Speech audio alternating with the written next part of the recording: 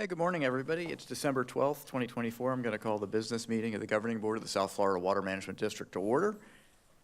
Mr. Butler, would you like to lead us in the Pledge of Allegiance? If you'd all stand and face the flag. I pledge allegiance to the flag of the United States of America and to the republic for which it stands, one nation, under God, indivisible, with liberty and justice for all.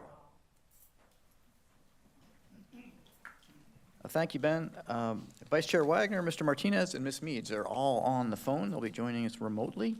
And happy holidays to everyone. You may have noticed the extra buzz out in the lobby this morning. The Employee Committee's annual silent auction is happening today. All proceeds are going to benefit the Animal Rescue Force of South Florida, and that's going to be in honor of Kristen Larson. She was an integral member of the district's Everglades and Estuaries Protection Bureau. She passed away earlier this year. Kristen co-founded the nonprofit, which takes in homeless dogs, cats, puppies, kittens, and shelters, finds them forever homes. There's some wonderful items to bid on today, and this is a great chance to do some holiday shopping. You can place your bid up until 2 o'clock. At that time, all bidding is going to cease. Raffle prizes will be drawn, and the winners will be notified to pay and to pick up their prizes. Board members, I'm going to ask you to make sure your microphones are on when you're talking. Members of the public on Zoom who wish to address the board, use the raise your hand feature. If members of the public are having any trouble and you need help, please go to our website, sfwmd.gov, and click on the Ask Us button at the top of the page, and staff will help you out. If you're using a phone and you'd like to comment, please press *9 to raise your hand and *6 to mute and unmute. And as a courtesy to others who wish to speak, members of the public are asked to comment only once on each topic. We'll take public comments first from those who are here in person and submitted a comment card, followed by those who raised their hands and who are on Zoom. Now we're going to move on to employee recognitions. Mr. Bartlett. Thank you, Mr. Chair. As you may recall, in October, we had a couple of hurricanes go by, and so we had a shortened board meeting and did not get to October employee recognition, so we're going to do October's and December today. So I'm happy to announce our October 2024 Employee of the Month is Greg Vasquez, Section Leader, Environmental Compliance and Enforcement Section. So, environmental resource permitting, critically important to the state, to the sustainability of our environment and all of our society is environmental resource permitting. And we've got thousands of environmental resource permits that we've issued over the years, but we're also responsible, these permits stay in perpetuity, and we're responsible for compliance with those permits. That's where Greg steps in. So he started with the district in 2017, and during this time, he has looked at the amount of permits we have, looked at the amount of folks we have to do compliance with those permits, and put forward efficiencies, put forward streamlined processes so we can do a more efficient way of compliance with these environmental resource permits. He's put together templates, basically, so that as we are interacting with permit holders, whether it's change of ownership, whether it's compliance issues or everything, we've got these templates ready to go so there's not, special crafting every communication. And as a result, it's much more streamlined, much more efficient, and our compliance has increased, right? So we have much higher compliance, particularly with general permits with that. But then on top of that, there's one example where Greg was instrumental. We had an enforcement issue down in Miami-Dade County where it was 93 acres of wetland impacts that needed to be dealt with. The issue with it wasn't all contiguous. It was spread out throughout Miami-Dade County at 33 different areas with different ownerships. It was one controlling entity, but different ownerships that had different time frames, different types of impacts, very complex. And Greg was the person behind the scenes, well, not always behind, but putting all the information together, make sure we had all the details because we had to negotiate a settlement to address the impacts and get that case settled, which was immensely complex. And we couldn't have done it. Honestly, we could not have done it, addressed these 93 acres without Greg's help. And so between the efficiencies he's brought to our compliance program and dealing with this incredibly complex enforcement case, that's why he's our October Employee of the Month. Congratulations, Greg.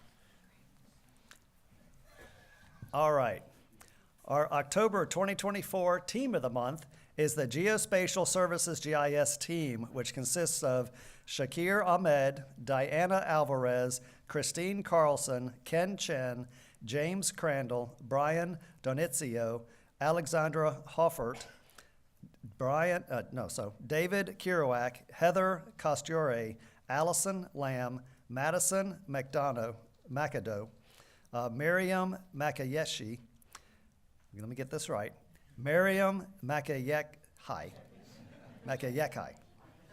She? What they said. Erica Moylan, Amy Peters, Madeline Rinka, Edwin Rios, Kurt Sorry, Tracy Streltzer, Lacry Ursu, and Libo Wu. GIS, you guys know it. We've talked about it many times, but that is how we do so much spatial work, temporal work here at the Water Management District, and this team is like a cornerstone of the analysis that we do. But it's not just folks at a computer making maps. Absolutely not. It is collecting data, collecting spatial data using drones, remote vehicles, all kinds of things, trying to get the information in a way, looking at old maps and georeferencing those old maps. There is a science, absolute science involved with this. And then it's complex. So there's also a part of it, which this team does extremely well, which is making it available to the public and accessible to the public in a way that the public can use it, right? And they've done yeoman's job at that. The reason they're getting this Special Achievement Award is because they got an award on behalf of the district. At the Environmental Systems Research Institute conference, they give out special awards, and they get out a special award to our team, Special Achievement. And there were one of 197 folks that could have gotten this award, and they got this award. And that's out of the hundreds of 100,000 plus users of these products. So this team got this award because they basically created a geospatial web mapping portal that our folks, that the public, anyone can use wherever they are, right? Because it's web-based. And it's got all the great data, and then they made it understandable and usable and very accessible for the public, for our staff, for anyone who needs to use it. And on top of all that, they reduced the license costs for our GIS enterprise. Love reducing costs. That's always good for us. And so there's many layers to this special achievement, efficiencies, accessibility, all you name it. It's just what we do with this geospatial group. Before they got this award, we were very proud of them already. But now we're very glad that other people are proud of them as well. Congratulations, Team of the Month, the GIS folks.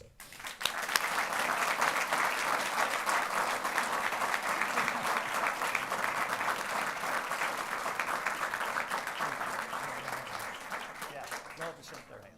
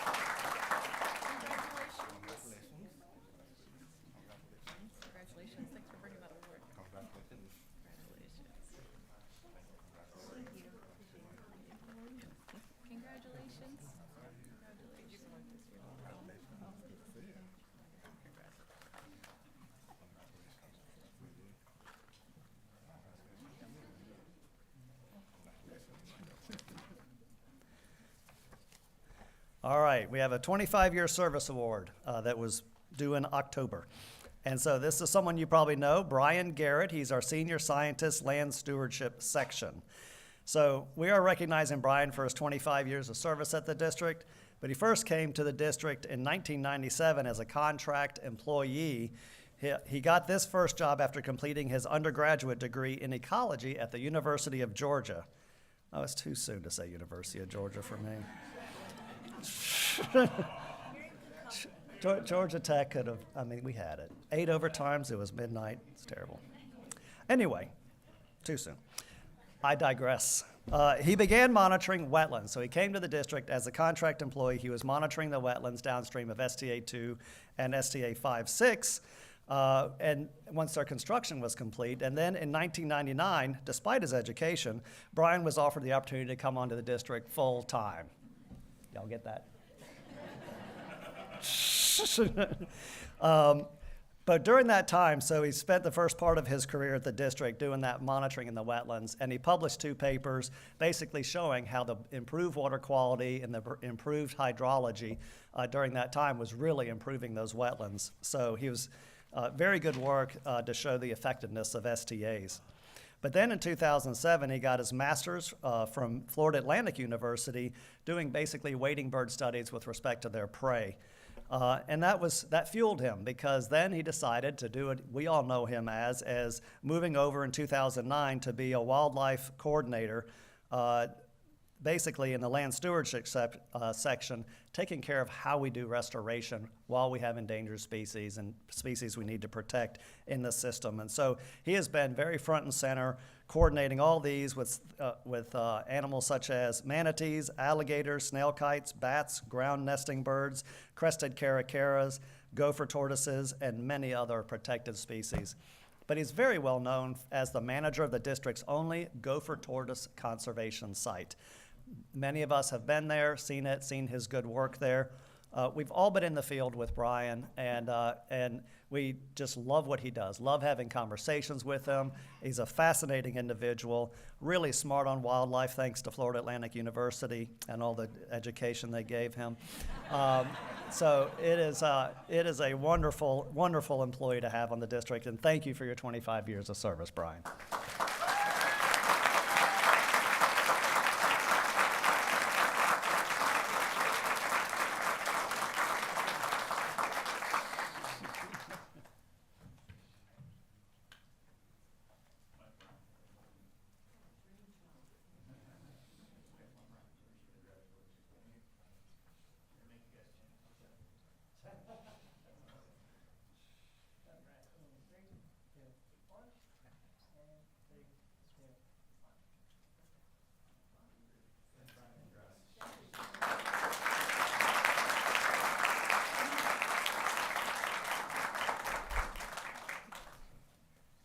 All right, let's move on to December. December 2024, Employee of the Month is Nicole Masters, the External Affairs Specialist in the Orlando Civic Center.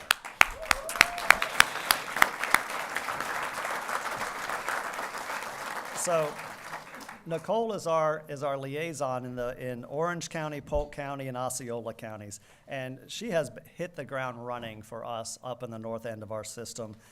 She has fostered incredible relationship with the local governments, with emergency managers, and key stakeholders, ensuring basically streamless communication and coordination. And if you know Nicole, you know she tackles all these responsibilities with relentless determination, making sure every detail is perfect while we're preparing for these things. She helped us with the board meeting up in Osceola County and the pre-board events. She's been helping us with the resiliency efforts as we're looking at flood control, taking flood observations, working with local governments to do that, flood protection level of service. She's been participating in the Central Florida Water Initiative, the regional planning councils up there, and really just fostering incredible relationships. Recently, we certainly had Hurricane Milton come through that area up there, and she was front and center with these local governments and their emergency operations centers, making sure they shared the information that we had, which was projections, what do we expect, those types of things, so they could make decisions. And she even spent the night in emergency operations center as it was going by, and it was an incredible resource to have up there in that area of the state during Milton. If you've heard anybody talk about Nicole, they all appreciate her, right? They all appreciate her in that area. And I know we do too. We can always turn to her to get things done. And we certainly did during Milton, and that's why she's our December Employee of the Month. Congratulations, Nicole.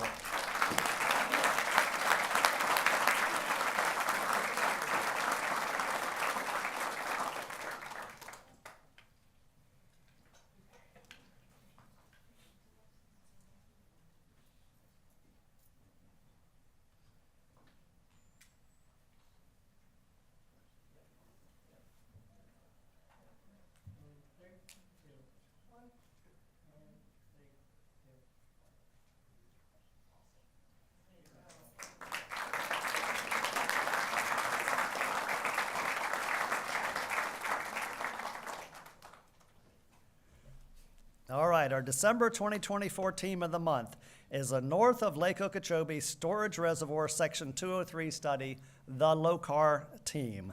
That is Holly Andriotta, Jennifer Barnes, Chad Brucka, Clay Brown, Elizabeth Caneja, Vicky Champion, Luis Colon Pinero, Derek Cox, Courtney Deal, Dora Dixon, Jack Ismalan, Tom James, Nimi Jayakumar, Paul Jones, Amanda Kahn, Phyllis Klarman, Jill Margolius, Anna Martinez, Robert Micalo, Raul Navoa, Mindy Parrott, Libby Pigman, Armando Ramirez, Lisette Sori, Natasha Warich, and Zach Welch.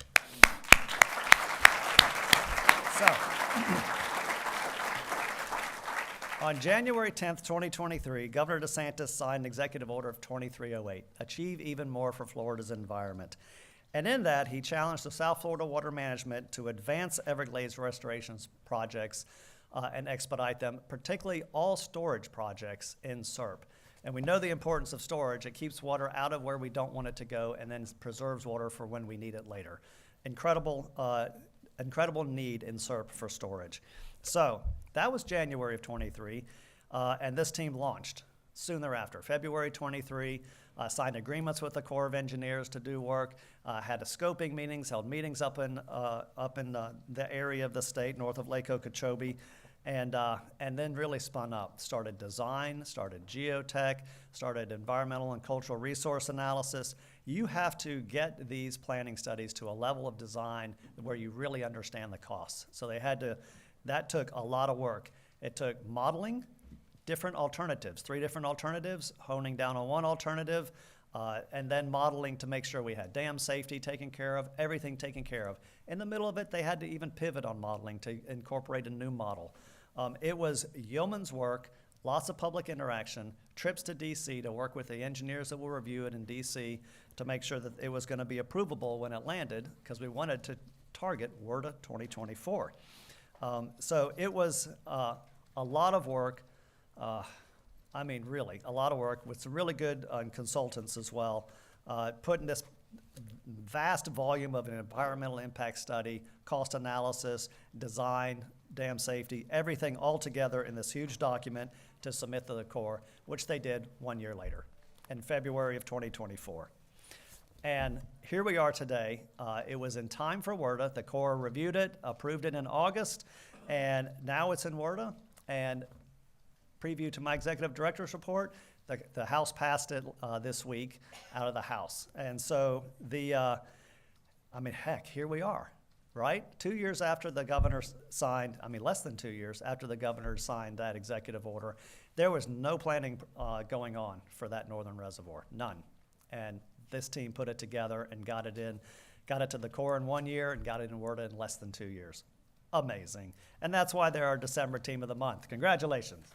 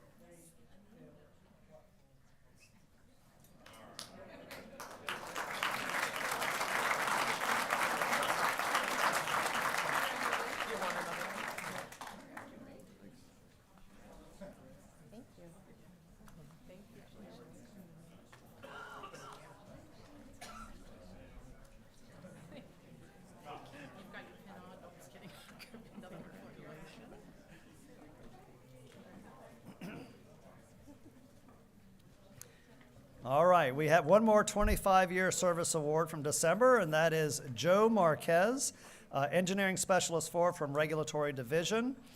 We are recognizing him for his 25 years of service.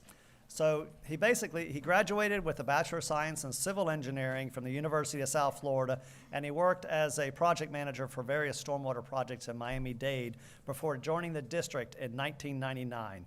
So from that point, he has been in our environmental resource permitting program ever since, and really focused on the engineering of our stormwater systems and the permitting of the stormwater systems. Not only the stormwater systems as they relate to the permittee and the project itself, but also how it interacts with our flood control system, because as we all know, we take flood control very seriously here in South Florida, and it's folks like Joe that really make sure that everything moves and works together with the engineering of the ERP permits. And so he has been there for his 25 years, making sure that we all stay current with the criteria, that we understand the engineering that's necessary, not only for the water quality, but also for the flood control, not only for the project itself, but also for neighboring folks as well. And so he has kept us up to date, kept us right with the current times with all the engineering necessary to permit good quality stormwater systems that work in South Florida, because we're different than the rest of the state, right? And so very, very happy that he's been doing that, and you can honestly see his work and the environmental permitting program work in play after Hurricane Ian. While we were flying over sites and flood-threatened areas, you could tell the difference between those that were permitted under ERP and those that predated ERP, and the threats to the stormwater systems therein. And since those kind of stressful situations, the stormwater program in the ERP permitting is on overdrive, right? We are making sure we do the right job, and it's with folks like Joe that really help us stay on track with making sure the stormwater systems work throughout these developments. So, Joe, thank you for all your help with this. Thank you for being such an engineering expert on stormwater, and thank you for your 25 years of service.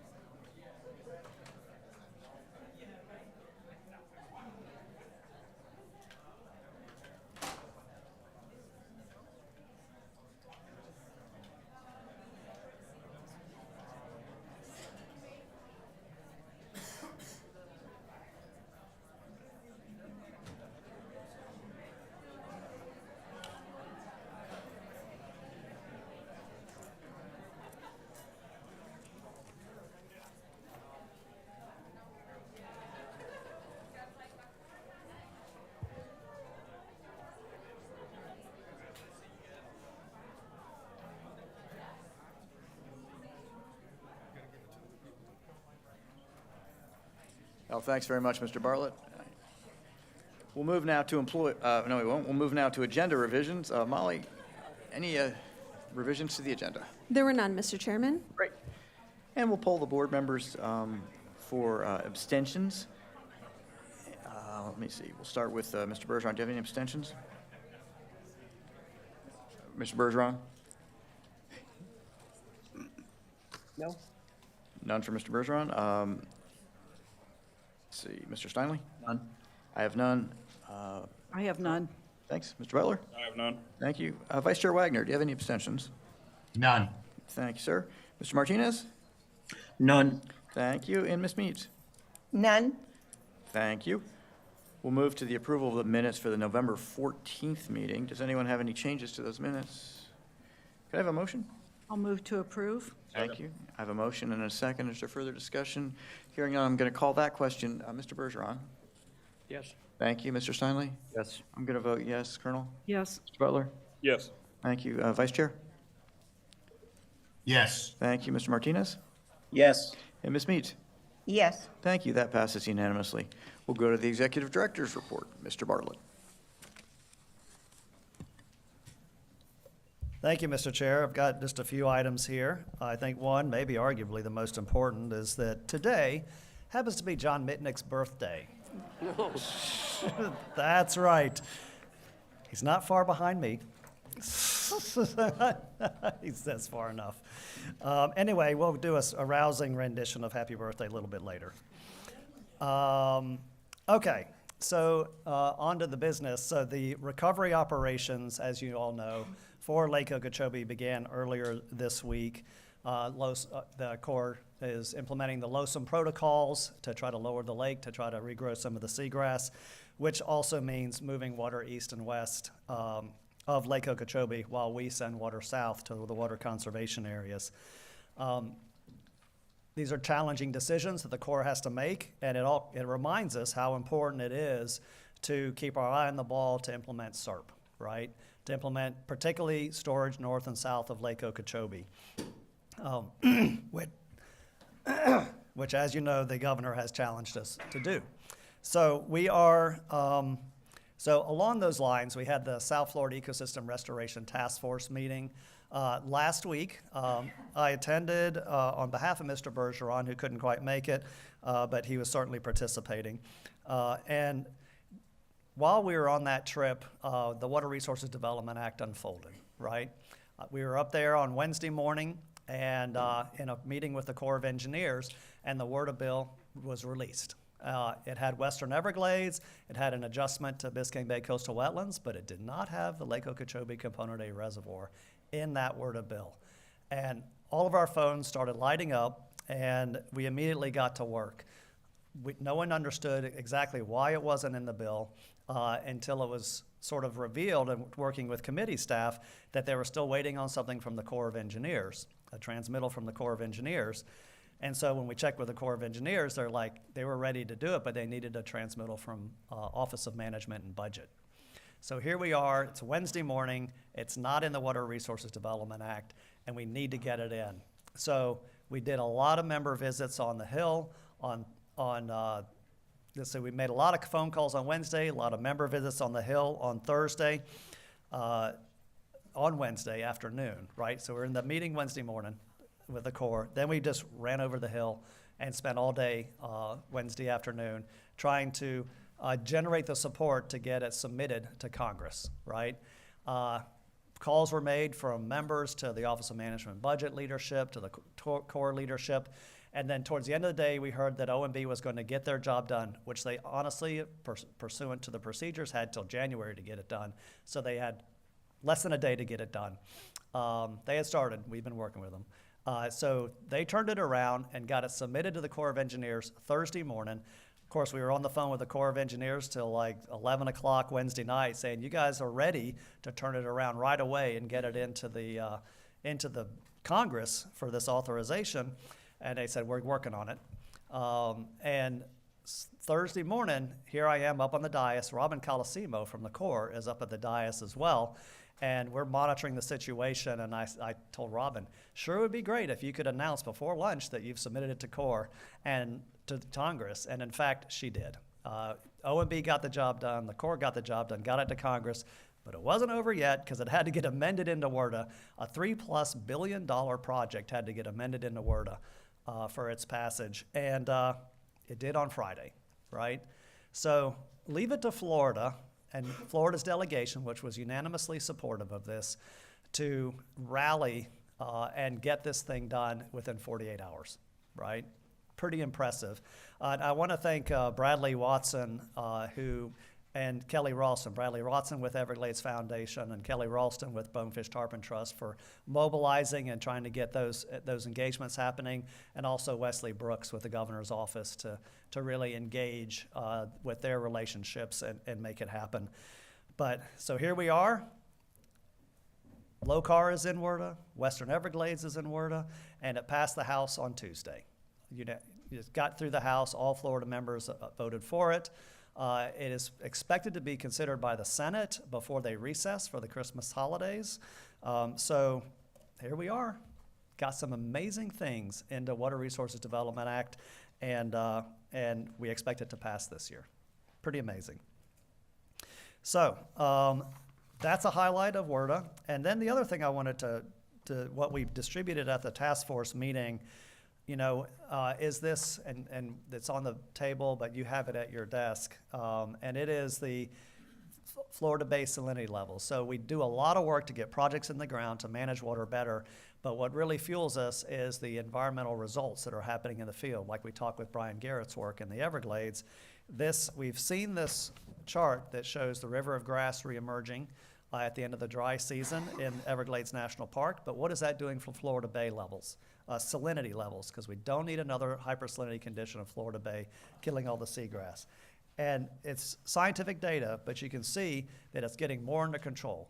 The red line shows the dry season before we started implementing those flows south, and after you can see the salinity levels coming under control. We're not there yet. We need an EAA reservoir and a completed Central Everglades plan to get more closer to the goal. And you can see how before and after those implementation of those flows, how salinity has become much more under control. So we're pushing out all the results we're seeing, and this was one thing we were happy to share with the task force. At the same time, we made the announcement about the agenda item on this board's meeting. So that's my brief executive director's report, Mr. Chair. Thank you very much. Anyone have any questions or comments? Other than great job, thanks. We'll go to general public comment now. If you're here to comment on a specific agenda item, we ask that you hold your comment until we reach that item on our agenda. This comment period is for general comments not related to agenda items. Public comments for consent agenda item is 11 on the agenda, and public comments for the discussion agenda items those are 23 and 24, and they'll be heard after each presentation. The public had an opportunity to provide written comments prior to this meeting, and we received 2 comments by email concerning discussion item 23. Board members were provided copies, and the written comments are included in the meeting packet posted on the district website. We'll go to general public comments now. Molly? Thank you, Mr. Chairman. We'll hear first from Newton Cook, followed by Gil Smart.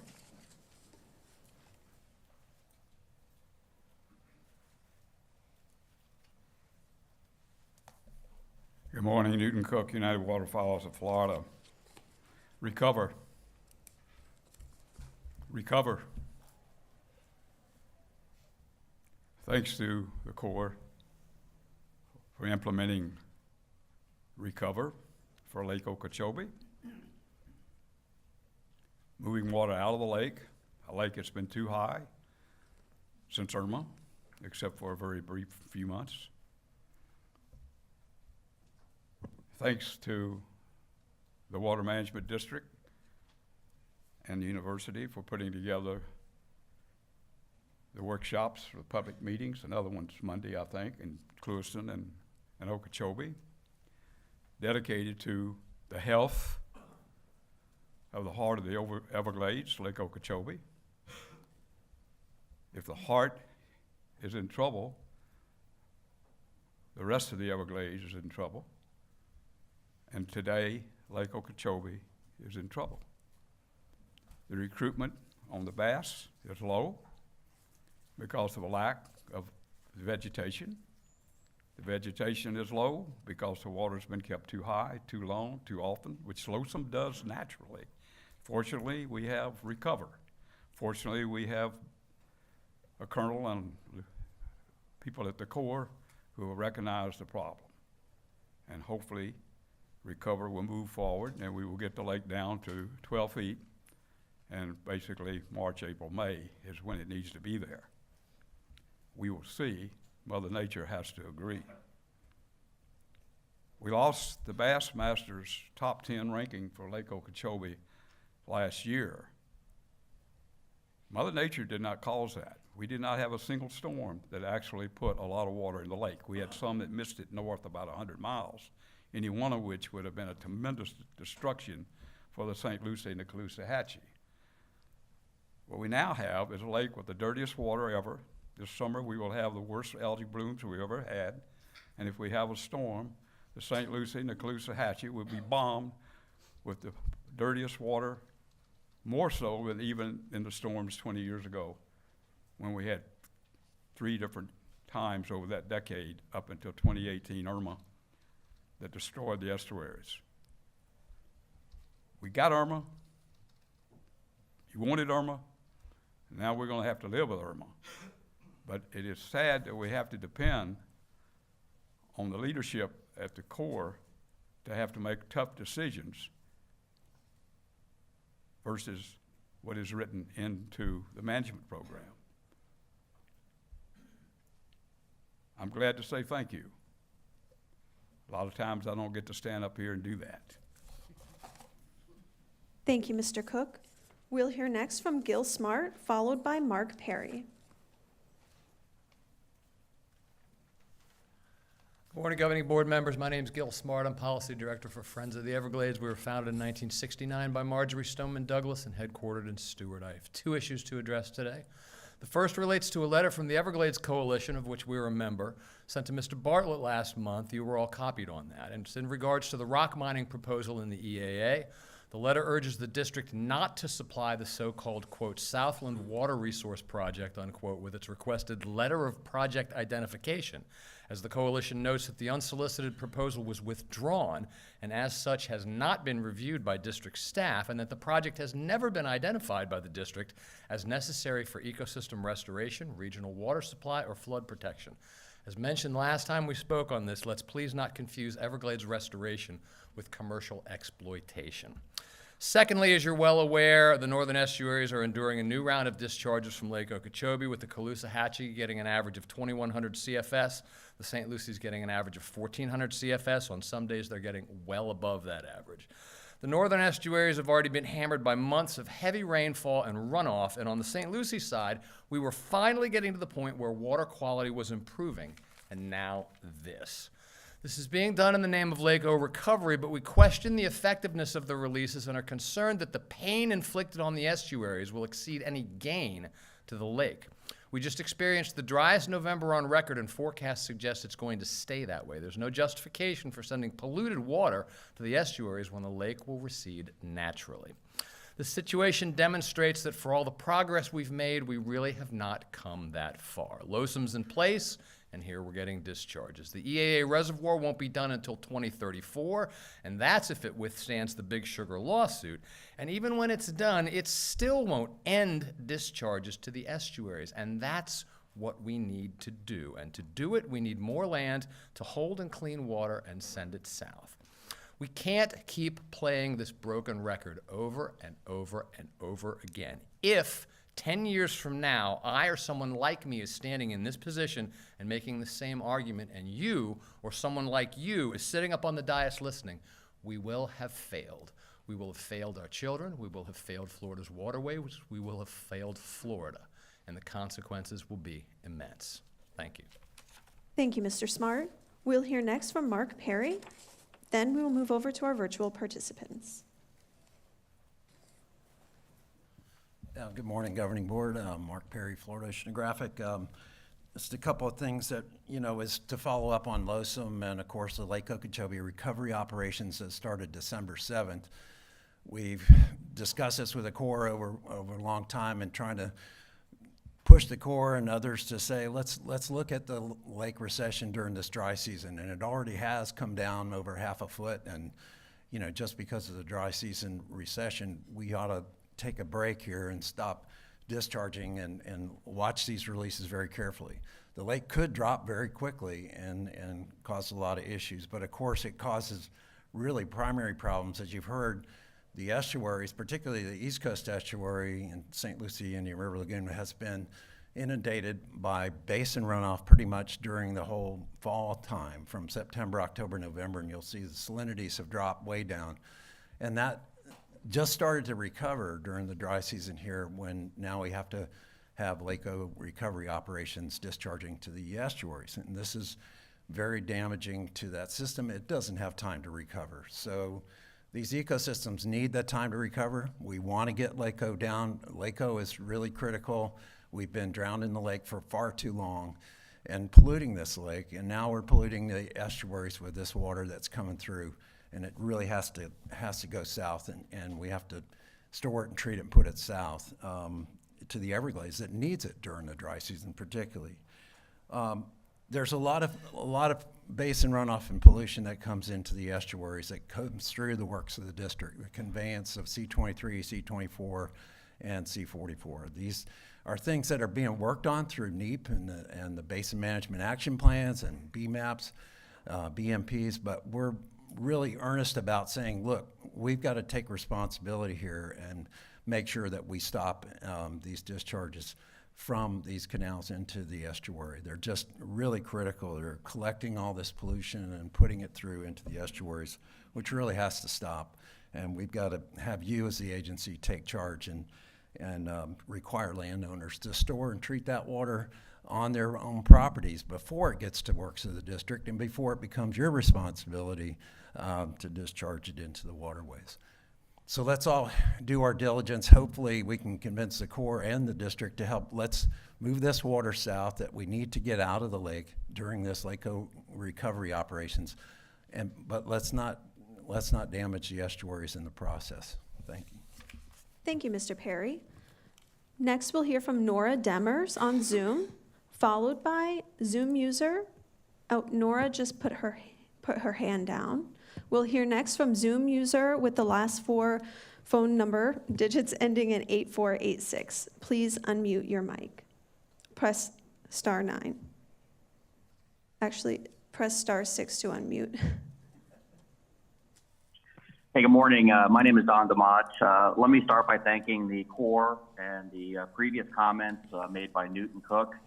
I consistently find Newton Cook's wisdom very influential, and I always appreciate his insight, so I think it should never be diminished, the thoughts that he had. He's just really spot on.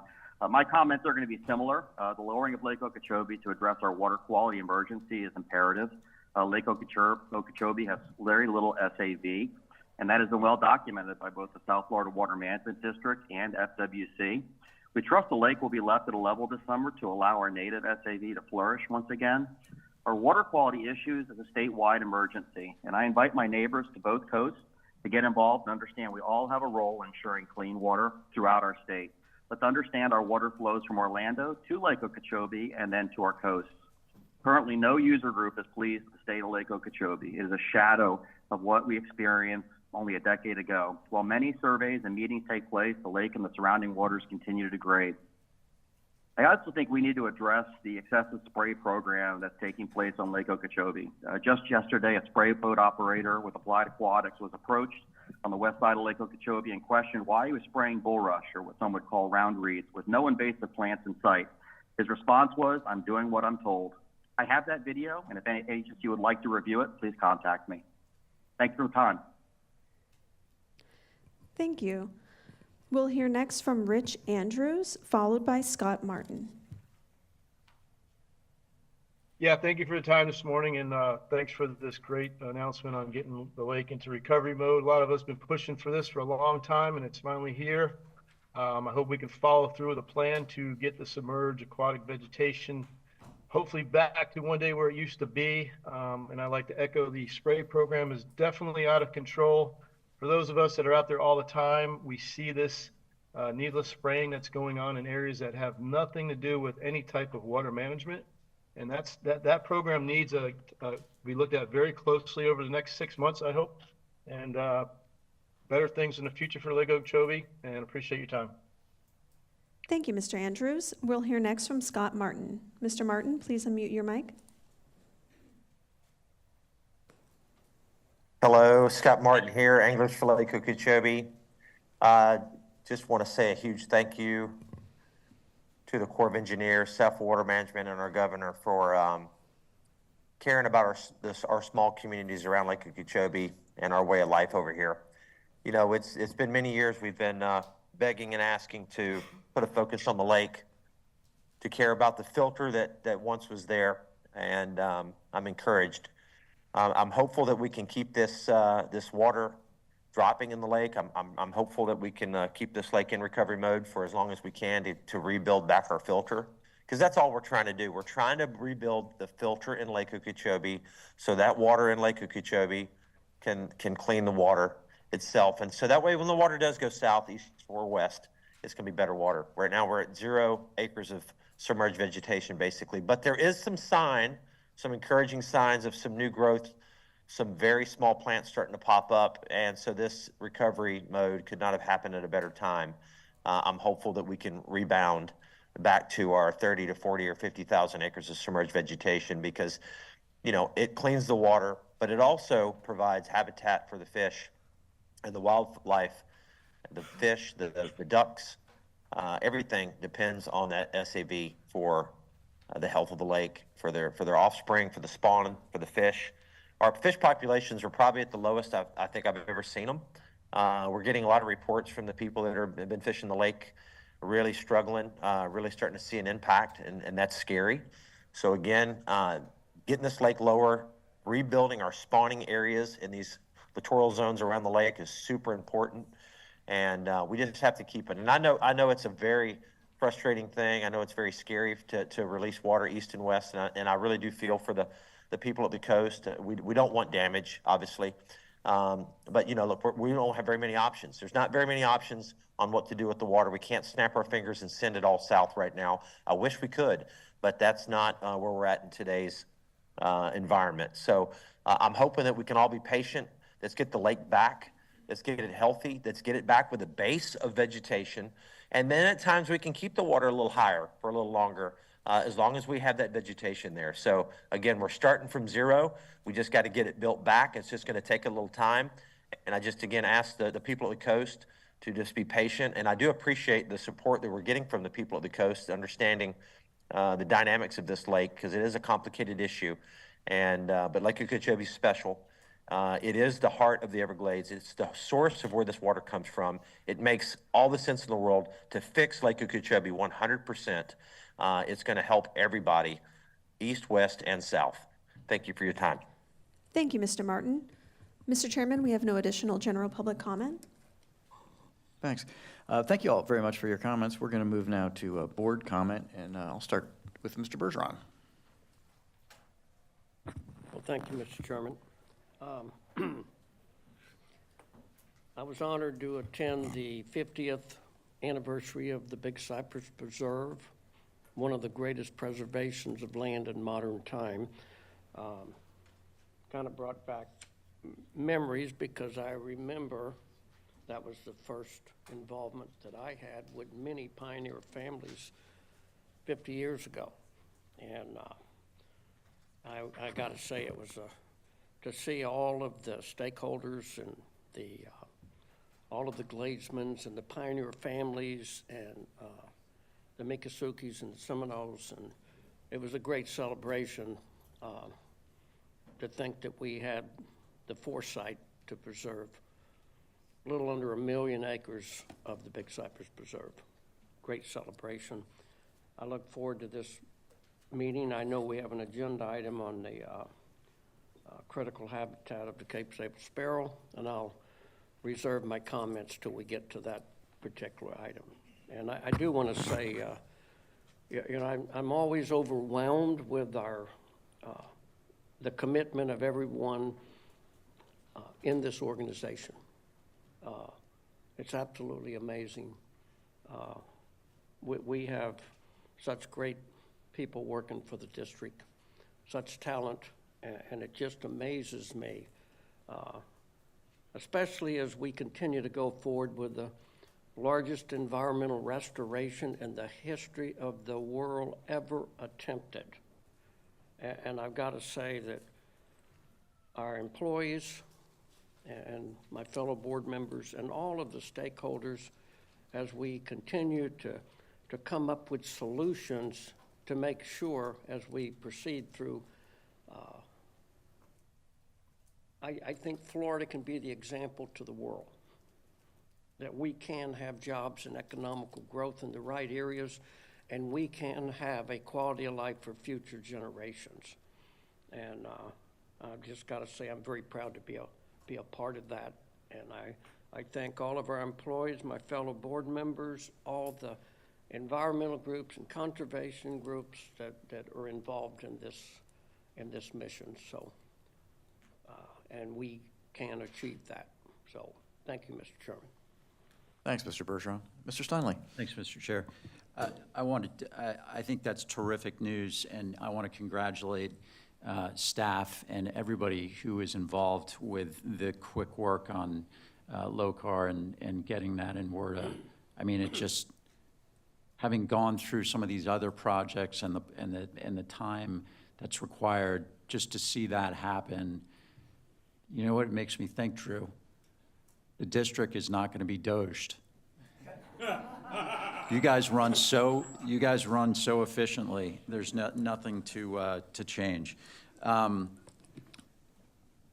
not surprised to hear the very different perspectives. I expected to hear this in terms of recovery. It just, enforces the fact that, stakeholders are legitimately emotional and concerned with what's in front of them, what's important to them, and where recovery is very important and meaningful to folks around the lake and to the broader ecosystem. It's also difficult for folks in the estuaries, the Caloosahatchee, the St. Lucie, including the Lake Worth Lagoon. So I'm just reminded there seems to be no solution that makes everybody happy. We're always in that situation. But as everybody continues to say and remind folks, the progress that we make on storage, on treatment, and having more capacity to do both of those things is just so important, because until that's done, we can't ever make everybody happy. There's always a balance. We've talked in past years a lot about the exotic spray control and herbicides, and I heard that come up a couple times today. I think we've audited that process pretty well. I'd like to talk with staff on how frequently that is audited, and perhaps in some of these public meetings we can have more input from folks who are on the lake to really track where this is occurring, that it's occurring in the correct places, in the appropriate places. I know we've greatly reduced our application of herbicide, but that doesn't really confirm to me that we're still applying it in the areas we need to apply it efficiently. So maybe we can follow up on that too. Thanks, Mr. Chair. Thank you, Mr. Steinle. Colonel Roman. Yes, thank you, Mr. Chair. I want to echo some of the remarks that were made by Mr. Bergeron and Mr. Steinle. I tuned into the South Florida Ecosystem Restoration Task Force session in Washington, D.C., and in listening to the discussion, I couldn't help but be proud of the efforts that Drew, under his leadership, and the entire team that traveled to Washington, both committed to and accomplished. I mean, that's amazing. The tax dollars that were spent on that trip were well worth it, because they got so much accomplished. It's one thing to go, on a short trip and talk and have a meeting and all that kind of stuff. But this team that we serve with at the district came away with results. And it started with his opening comments at the task force meeting, and it went through the behind-the-scenes work that took to get something like LOCAR and WERP and WRDA and move that on, and everything else that you accomplished. So hats off to you and the entire team that traveled, because it's not easy to go on a road, and it's not easy to go in the cold when you know that you're leaving warm sunshine behind. But talk about really working to get things done. I mean, my hat's off to you, because you certainly did accomplish that. And I appreciate it, and I'm sure the entire board appreciates what you've done, Drew. On the second comment that I have has to do with Lake Okeechobee. I spent about an hour or more with Zach Welsh, our scientist for Lake Okeechobee, going over the project that we refer to as the turbidity curtain. And as you know, I've been talking about Coot Bay and the southern part of the lake outside Clewiston, where we had our meeting last month. And the district has moved forward with the project that we refer to as the turbidity curtain. And this is a very complex issue. I mean, it is so complex to talk about that ecosystem in Lake Okeechobee, and then to compound it with the sheer scale of Lake Okeechobee. That creates its own challenges. And I wish there was an easy solution. Certainly, it's been 2 years now, and I've been talking with all of the stakeholders, you know, Dr. Gray from Audubon, Scott Martin, who knows the lake like the back of his hand, and we've been going over so many aspects of this challenge, and there are no easy solutions. But I am encouraged by some of the information that we're gaining from both our project with the turbidity curtain, and also, as you recall, I went out with FGCU, and Dr. Barry Rosen took a jug of water sample from that trip. And what FGCU had discovered was the particles in the water, you know, don't really settle very quickly. And so that puts a different aspect to turbidity than maybe we were thinking of before. So there's a lot to discover, and I'm looking forward to the report that FGCU, in fact, I talked to Dr. Greg Tolley a couple weeks ago, and I'm looking forward to their report. I believe they have a report due to the legislature, and I'm looking forward to seeing what they come up with as far as aspects of the lake that they can study. But this is so complex. I wish there was an easy solution, but there's not. And I think we'll find it if there is. But so far, there's nothing been easy about it. So I'm encouraged. Thank you, Mr. Chair. Well, thank you, Colonel. Mr. Butler. Thank you, Mr. Chair. Begin with, want to commend the district and our cooperating agencies for their second annual NEEP workshop that was held here in November, right? Yeah, held here in November. And yeah, that's right after our last board meeting. And reviewing some of the documents, I attended one of the Okeechobee BMAP sessions in Okeechobee, and reviewing some of those posters. It reminds me that we've still got work to do, but we're making progress. You know, we are, you know, unfortunately, who knows, we are maybe just a single hurricane flushing event away from having a 2017. Hopefully not, we don't know, but you can look at the data and say we are making progress on water quality. And it's good. We need to, again, it's constant improvement. We've got work to do. Last night, I pulled in the house about 6:30. It was already dark. I live out on the prairie, and kind of right in the middle of, you know, right next to the river, west side there of Kissimmee River. And so you can see everything. My uncle pulls up, and my uncle's kind of been a mentor to me when it comes to water. He grew up for the dredging of the C-38. He was there as a kid, remembers everything going. And we got talking about water last night, and we've been talking about some things. One of the things that I want to bring up is 65D headwaters. I've been talking with Mitnick and several others.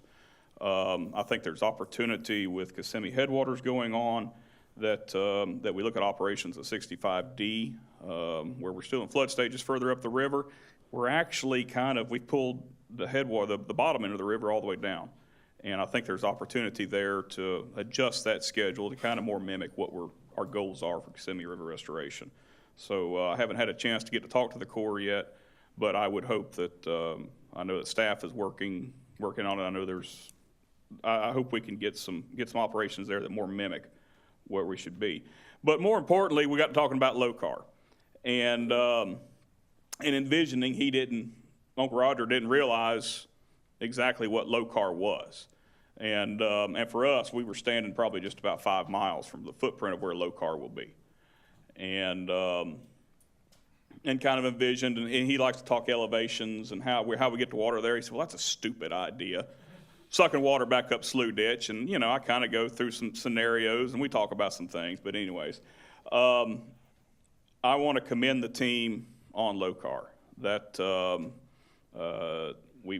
couple of my board members have said it, but start in January 2023 at EVCO. I remember at EVCO conference, Drew made the announcement.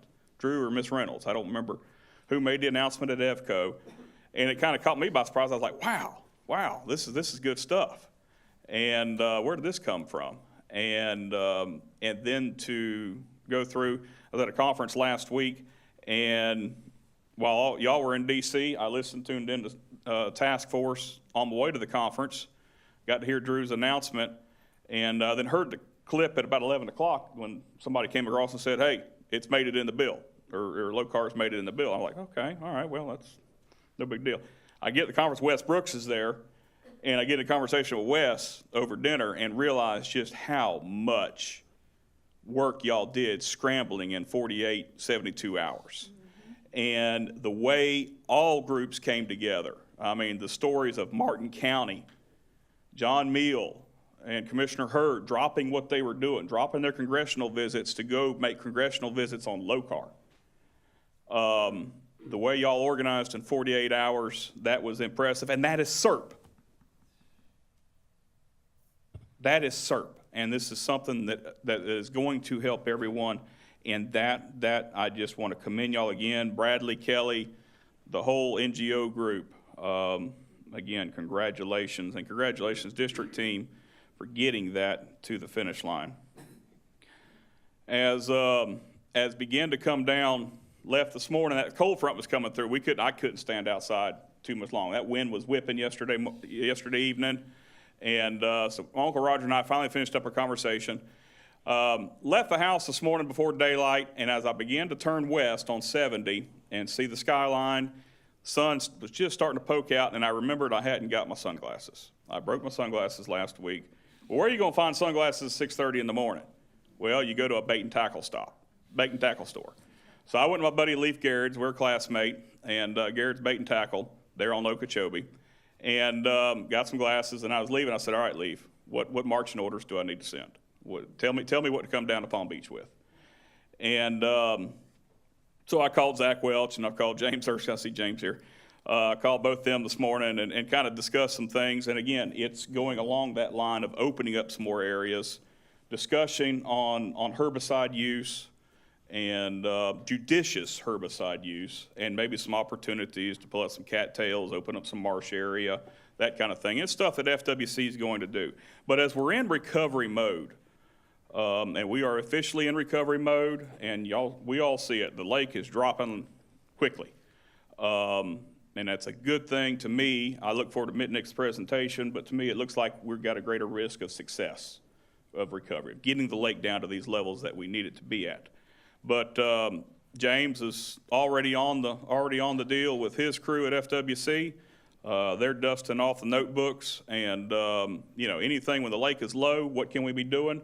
They're beginning to look at those efforts, and so I commend them. But I push our staff and everybody that let's get prepared. We've got a long time between December and January. We've got the holidays. We've got everything.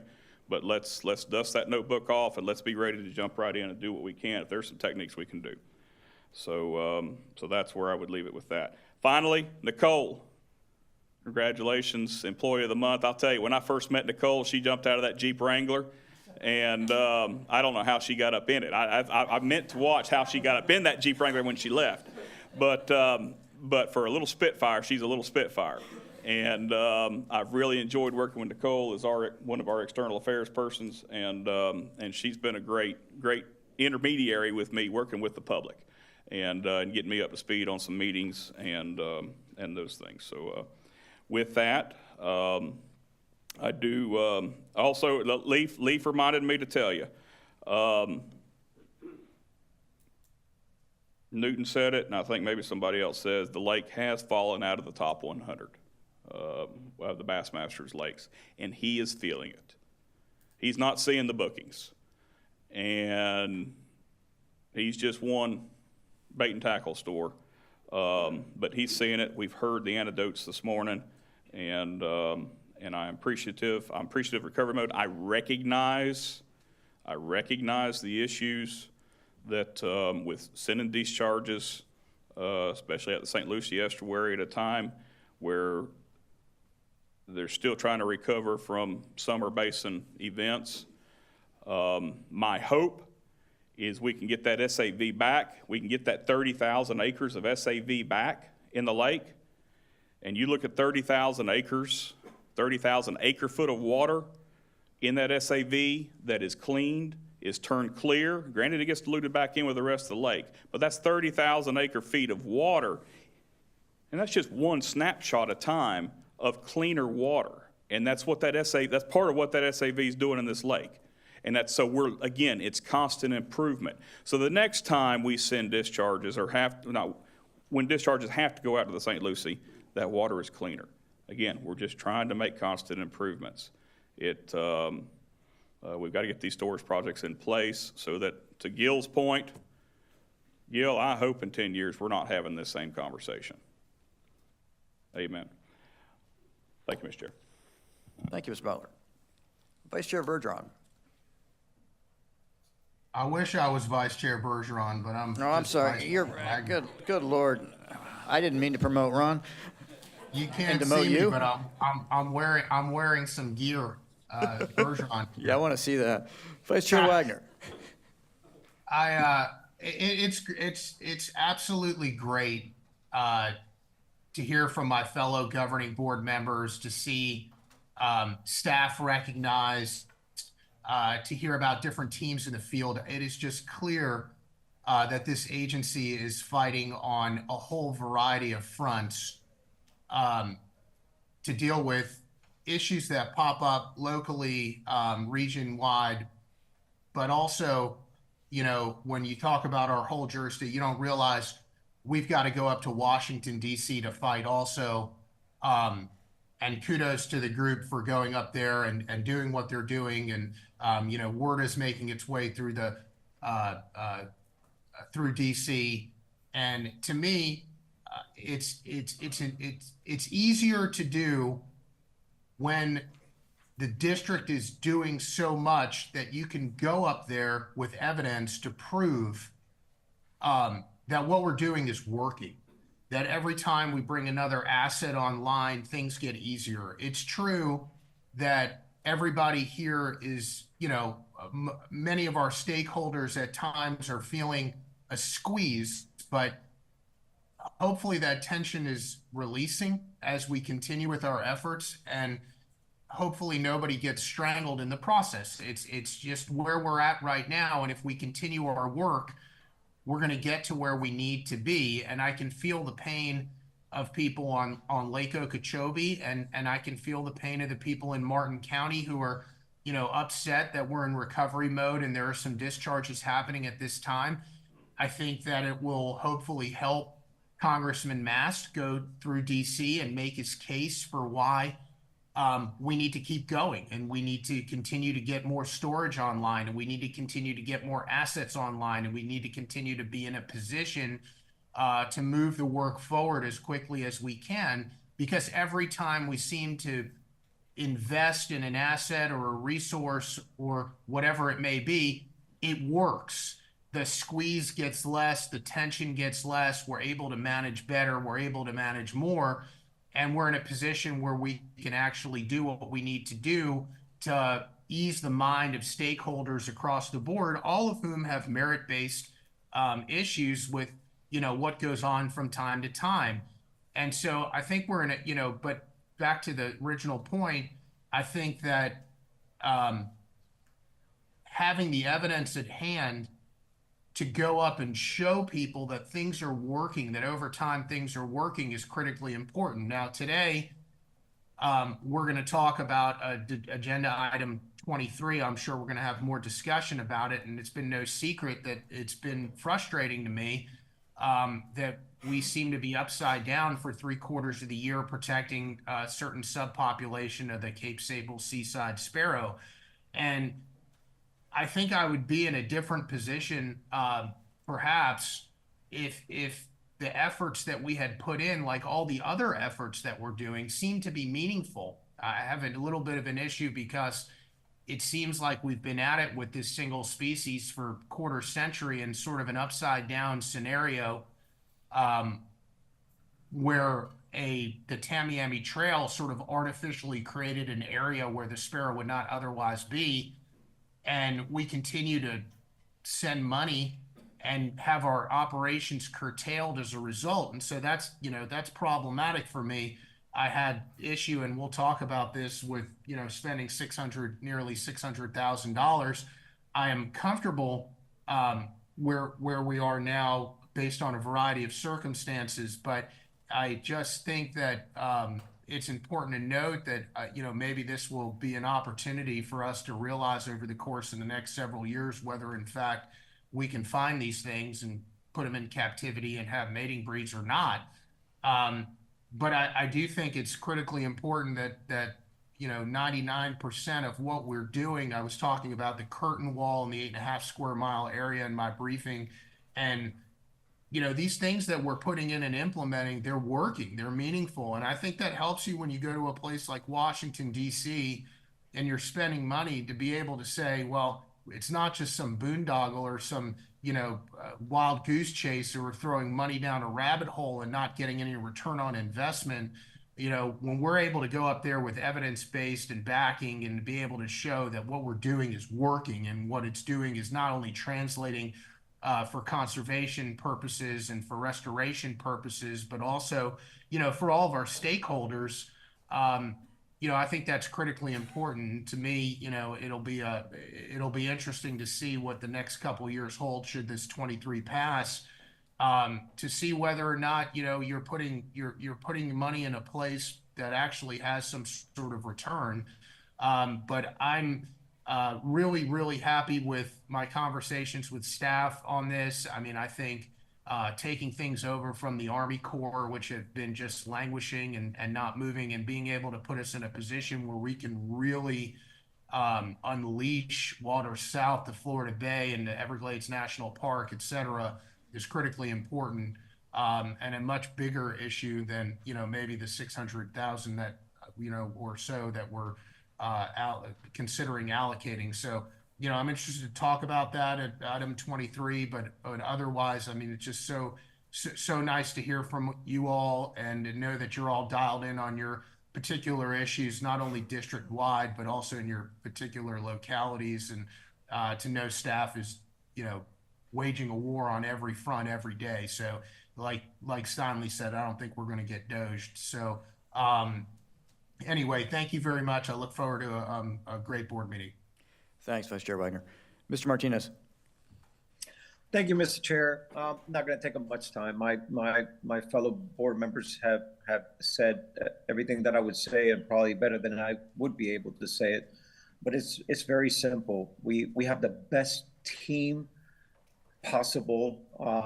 We have the staff that Drew and everybody in his management team have put together.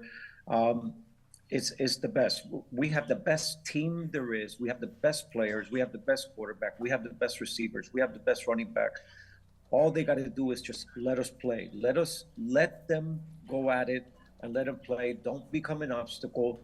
And we have to, and we will get this. We will get this resolved. And again, I'm not gonna go and repeat everything else that has been said. But I always have to compliment our staff is second to none, and the work that they do is unbelievable. Just let them keep at it. Thank you, Mr. Chair. Thank you, Mr. Martinez. Ms. Meads? Well, I certainly don't have anything to add to what the board said, Chairman. I do, of course, want to wish John Mitnick a happy birthday. John, we really care about you and think you're fabulous. Couldn't do it without you. And Chairman, I love your Christmas tie. And that's all I have to add. Everybody take a look at the chairman's tie. It's fabulous. I just turned bright red. Thank you. Like my tie. Yeah, going last is tough with this group. Y'all hit it out of the park with everything I wanted to say. I do want to just reiterate my congratulations and my appreciation and my awe of staff and what you've been able to get done this year and every year. I mean, when I think about it, we had a bunch of intractable problems, and they've been there for 20-odd years as we've dealt with SERP, and we're finally, the Gordian knot is becoming untied as we look at, whether it's the EAA, whether it's the 8.5 square mile area, whether it's this Cape Sable Seaside Sparrow, whether it's LOCAR, whether it's WERP, all this stuff was just too hard. And we're making progress. We're making huge progress. And to Vice Chair Wagner's point, when you make progress, that helps. It helps your story to show that that progress is going to make things better for all of South Florida. And that's something I'm just really proud to be associated with right now. I want to thank you all for a great year. I know it was a lot of hard work. Hurricanes are tough, and we ended up doing everything we did in spite of the fact we had a couple of tough hurricanes. And Drew, the video you sent around, I think right around Thanksgiving, of our GIS staff going up to the Big Bend area, I believe it was, to help out after one of the hurricanes, that was just, that moved me. I mean, that was just great. Seeing our staff being willing to drop everything they're doing to go up and help people who really needed it, it shows what we're made of. So I thank you for that. I thank you for the great year. 2025 is going to be a great year also. I wish you all a really Merry Christmas, Happy Hanukkah. I hope you have some quality time with your families and friends, and come back fully recharged for an incredible 2025. We'll move now to consent. And if any board members want to move any items on the consent agenda to discussion, let me know. If not, we'll go to public comment. Yes, Mr. Chairman, we have Mark Perry.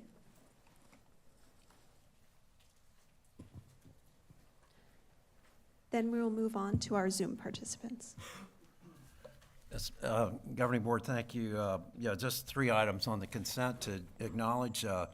Number 13, the acquisition in the Palmar area up in the Martin County section of the IRL South. That's a really small acquisition, but it's part of a larger acquisition of properties, about 90,000 acres, including Cypress Creek, Alapata, and Palmar, are really part of the IRL South that would really bring in, those natural land storage, which was designed into that. So we're thankful for that. Get going. Item 17, the STA 2. The improvements that need to be done there are outlined in the agenda that, that'll help to achieve the QBEL, which is coming up soon, that we're trying to make sure that we have our STAs and everything available to meet that QBEL requirement. And then lastly, item 20 is the contract to a Smithsonian Marine Station, which is really vital for studying the benthic infauna up in the estuary system there, to have a full understanding of what goes on within the benthos there. So appreciate you consenting and agreeing to those particular items. Thank you. Thank you, Mr. Perry. We'll hear next from Kelly Ralston on Zoom. Ms. Ralston, please unmute your mic. Good morning. Can you hear me okay? We hear you. Excellent. Well, good morning, and thank you for the opportunity to address the board. I want to echo Mark's comments on the specific items on the consent agenda, and also add Bonefish and Tarpon Trust appreciation for the district continuing to look for innovative and exciting ways to move Everglades restoration forward, particularly on item 16, Your continuing attention to ASR wells and how to make those work within the system is a really important part of finding that important storage that we need all around the Lake Okeechobee and in the system. So thank you so much. Thank you, Ms. Ralston. Mr. Chairman, that concludes our public comment on consent agenda. Thanks, and thank you for your comments. We'll go ahead and take a motion on consent. I'll go ahead, I'll second if you. Move to approve consent agenda. I'll second. Thanks. I have a motion and a second. I'm going to note that item 14 requires a 2/3 majority approval vote. Is there any further discussion? Hearing none, I'll call that question. Mr. Bergeron? Yes. Thanks. I'm going to vote yes. Colonel Roman? Yes. Mr. Butler? Yes. Vice Chair Wagner? Yes. Thank you. Mr. Martinez? Yes. Ms. Meads? Yes. Thanks. That passes unanimously. And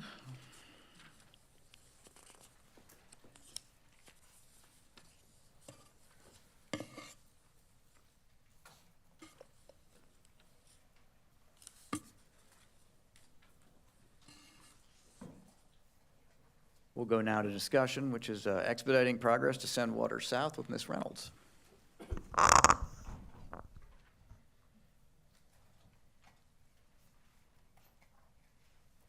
Good morning, Chairman, board members.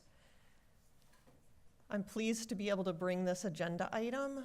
This item actually has two parts and two resolutions associated with it. And so the first part of this agenda item, we're going to talk about SEP and the 355 structure. And the second part of the agenda item, we're going to talk about the Cape Sable Seaside Sparrow. And so we'll get started and jump in. So as you know, in 2019, the governor directed us to expedite Everglades restoration, do more for Florida's environment. And so we put the pedal down and we started moving out on all kinds of work. In 2023, he doubled down and told us to do even more. And so that pedal that was already to the floor, he dropped the floor for us so that we could push even harder. And we've done just that. And with support from our partners and working with other agencies, we've really looked for every opportunity to move forward on Everglades restoration. And one of the ways that we've done that is really focusing on SEP, the Central Everglades Planning Project. This project was originally authorized in 2016, and we got started on it. And it involves 4 components: SEP South, SEP North, SEP EAA, and SEP New Water. And I'm going to talk a little bit about all 4 of those components about SEP. And SEP is the Central Everglades component of Everglades Restoration, CERP. So I'm going to try and stay away from alphabet soup as much as possible, but there's a lot of it in Everglades Restoration. And so I put this picture because I wanted to talk a little bit about the complexity of the Everglades and the complexity of getting all of this work done. Because when we bring things to you for your consideration, we're talking about a particular feature or a particular structure, and we don't often zoom back out and remind ourselves of what we're doing. But as water travels through the Everglades and it gets to Lake Okeechobee, it has to travel over 100 miles to then get to Florida Bay. And as Mr. Bergeron reminds us frequently, we've taken the Everglades and we've built half of it. And people live there now. And yet Florida Bay needs all that water from the original Everglades. And so how do we take the water that falls from the sky that Florida Bay needs and compress it into the Everglades and make sure that it can move south into Florida Bay and all of the variety of environments and wildlife that needs it along the way? We do that through storage and conveyance. And that's what SEP is all about. It's about being able to capture the water when it falls from the sky, clean it, move it, and keep it in the Everglades on its way to Florida Bay without harming the natural environment or the built environment. So what is this picture on the right?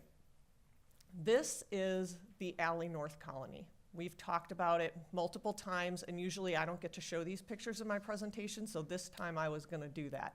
The rest of the presentation, you'll get lots of construction pictures. But this is a mile-long island of rookery. And so it's about a mile long, about a third of a mile wide. And these pictures were taken in 2023. And when these pictures were taken, the estimate was that there were about 30,000 nests. You can't see it in the smaller picture, in the larger picture, so that's why I provided the smaller picture, which is a close-up of the same area. And in 2023, we were estimating about 30,000 nests. But this colony, on a good nesting year, is hosting more than 60,000 nests, making it the largest colony in North America of wading birds. This is in the northern part of Water Conservation Area 3A.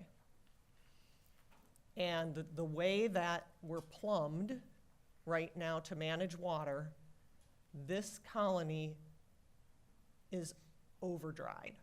It drains too quickly to the south, and then that water ends up stacking up in this south end of the system.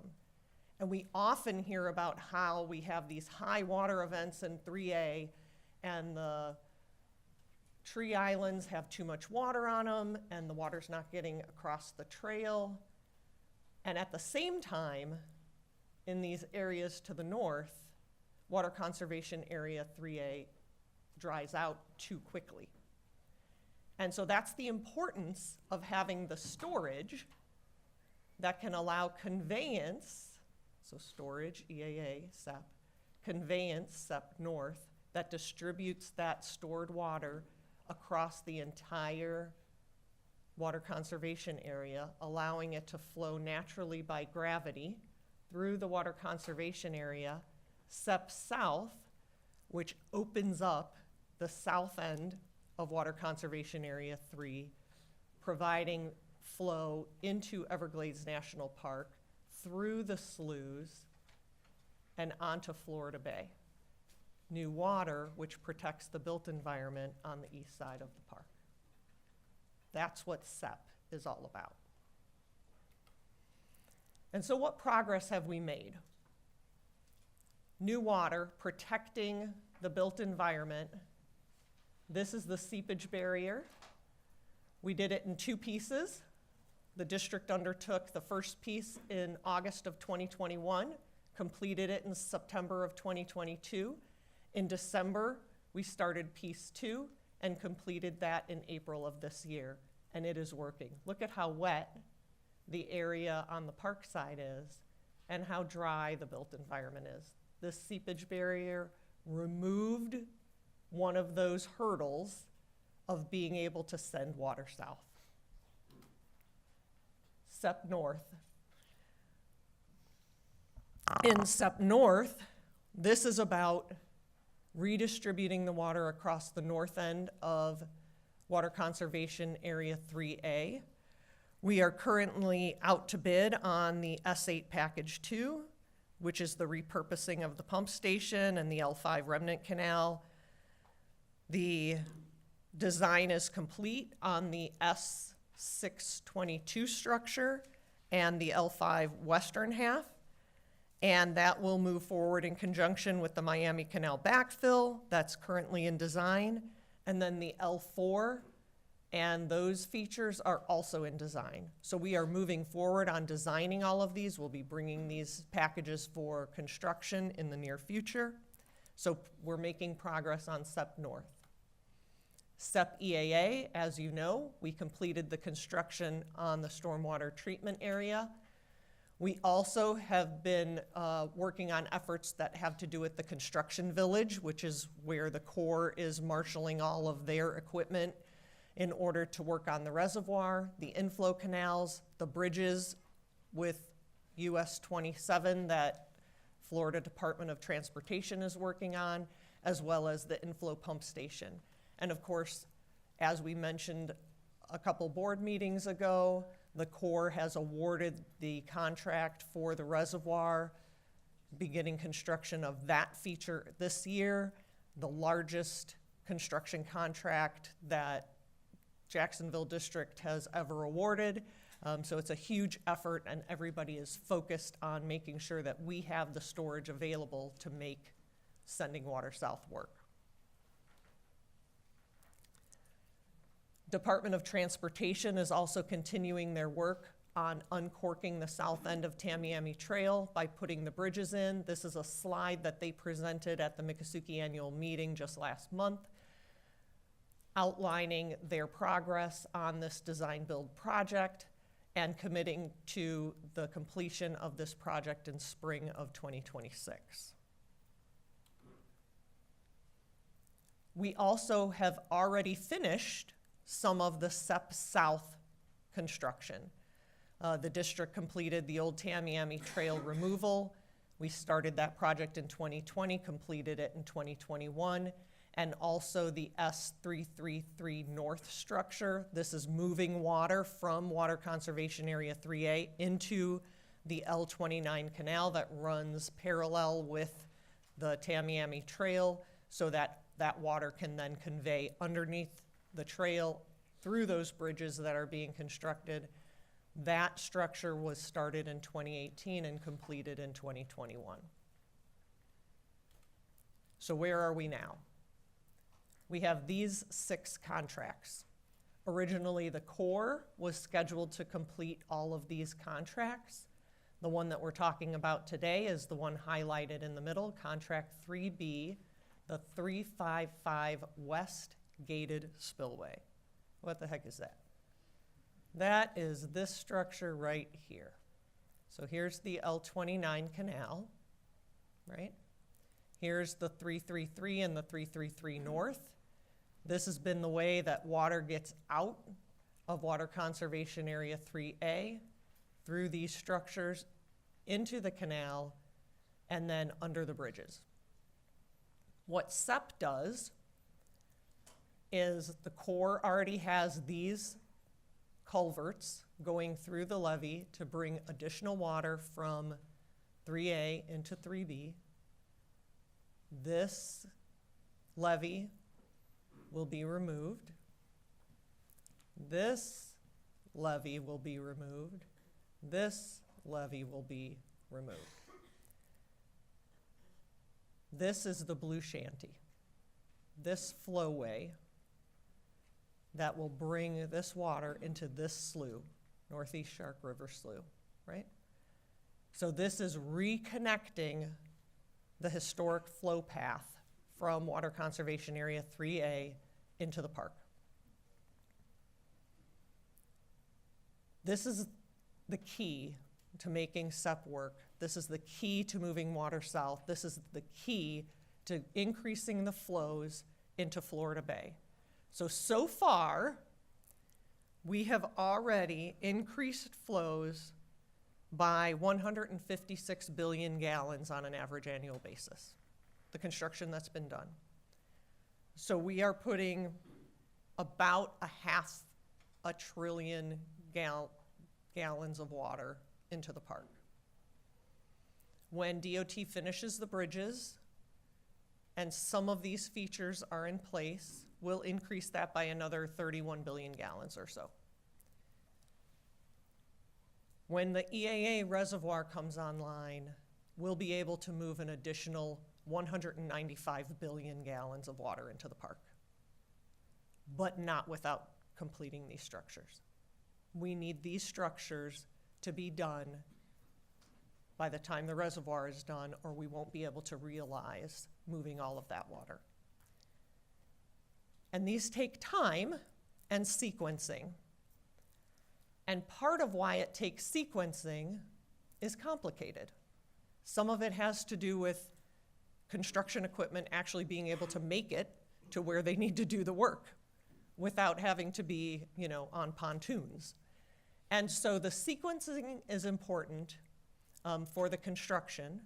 It's also important for the movement of water so that we don't have water stacking up in places where it doesn't belong any worse than it already is. But it's also important for some of the people who live in the Everglades. And so right here, so here's that 355 West structure. Right here is the Tiger Tail camp of the Miccosukee tribe. In order for them to be able to access their camp, they need this structure in place so then that they can get to their homes. Right now, they are using access points that will be congested by construction as the rest of these features are built and constructed and changed. And they won't be able to move down this levee when that levee is removed. So we have to get this structure in place to make sure that they can get to their homes. So we are looking at, we received the design for this structure from the Corps of Engineers. We're working through the permitting right now, as well as the agreements that are needed from the Corps in order to move forward. We need a partnership agreement amendment in order to take over this work from the Corps. So we are working closely with the Corps to get those pieces in place to make sure that we can receive credit for this structure. We are targeting award in late fiscal year 25. So that construction will start late calendar year 25. It's about 3 years of construction, so we anticipate construction being complete by FY 29.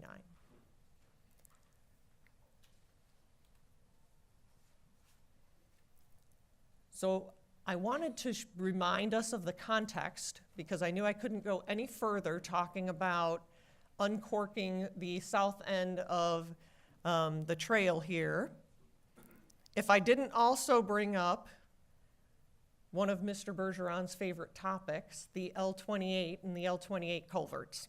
And so I have an update for you about that too, because part of connecting Water Conservation Area 3A to the rest of the Everglades includes moving the water south through the Blue Shanty, right here, SEP, but it also includes reconnecting the Western Everglades. And so the Western Everglades includes these 3 culverts that we currently have under construction. And so here's the current status of these culverts. We have them under construction, and I'm happy to show you some more recent construction photographs of this one is the 229C. The conduit, we talked quite a few times and brought several items to the board about getting the conduit started, right? We started there in the project. And then another view where you can see how important it is to connect these areas between Water Conservation Area 3A and the Big Cypress. But I would be remiss if I didn't also talk about the conveyance beyond those culverts. And so what do we need to be able to do in order to operate these culverts? We have to make sure that when you move water from this side to this side, it has somewhere to go, and that it doesn't get stacked up in areas around the Jetport, around 11 Mile Road, along Loop Road, or along Tamiami Trail. And so we have in design right now all of the additional culverts needed to convey this water. So there's 4 additional culverts here under US 41, 5 additional culverts along 11 Mile Road, and 5 additional culverts that are along Loop Road. Those are all under design right now. We've started receiving the preliminary design on those. We'll be receiving preliminary design between this month and April of next year. We'll complete the designs through the rest of 2025 and into 2026. And we anticipate coming to the board with award of all 3 of those packages in September of 2026. The US 41 structures are about a 3-year construction contract. The ones on Loop Road and 11 Mile Road are about 15 months of construction. And so as we are completing these, we'll be working on all of these structures, and we anticipate being able to operate these structures in accordance with the volumes that have been completed on the associated additional culverts necessary. And so we're going through how those interim operations will work as we are able to leverage additional benefits using the structures that are completed as we go through the construction timeline. I'm going to move to the Sparrow. So before I move to the Sparrow, keep in mind we have 2 resolutions at the end of the board agenda for you. One has to do with the 355 West structure that we just talked about. The second resolution has to do with the Cape Sable Seaside Sparrow. So just as we have been removing hurdles to moving water south, building the seepage barrier, working on deviations, working on operations, working on timing of structures, taking on additional work so that we can move forward and have sequencing and timing put in place. For decades, the Cape Sable Seaside Sparrow has been a challenge and a hurdle to moving water south, but an important part of restoration, right? Just like we have wading birds and snail kites and alligators and other species that are part of the Everglades, so is the Cape Sable Seaside Sparrow. And the only tool that we've had to help conserve the sparrow has been changing operations, regulating operations, throttling back on moving water south in order to protect and conserve the habitat that they've moved into that's in the park. What this item proposes is a bridge from having only that one tool to having additional tools to help the conservation of the sparrow, so that restoration isn't in conflict with conserving the sparrow. We can do both. And we can move forward with restoration work, moving water south, and conserving the sparrow. So why now? In the 2024 survey of the Cape Sable Seaside Sparrow population, the numbers are the lowest survey numbers on record. And so this top blue line, this is total numbers.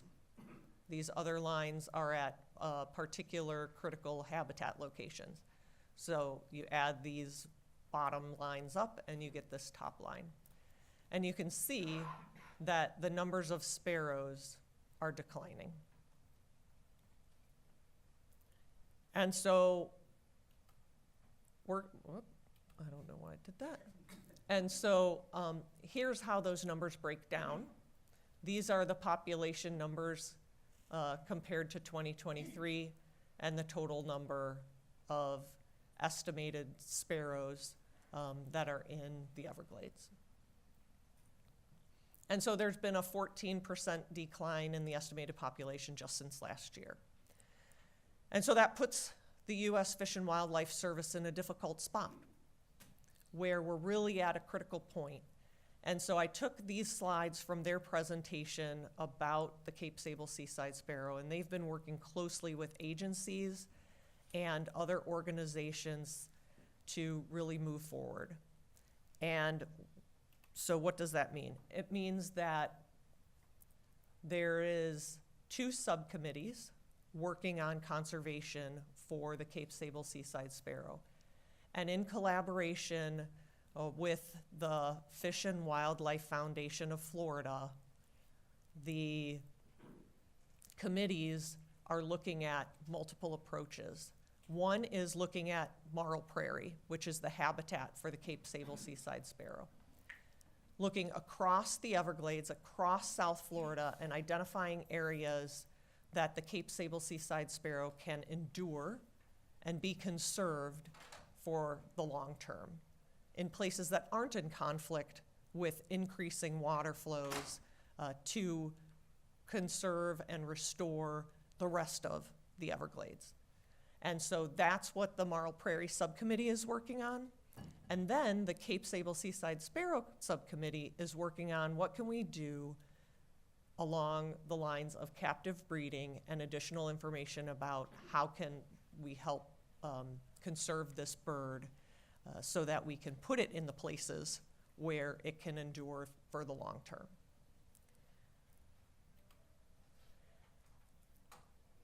And so this part of this plan, so this includes all of the activities, the Marl Prairie habitat efforts, and the conservation efforts about the bird in particular.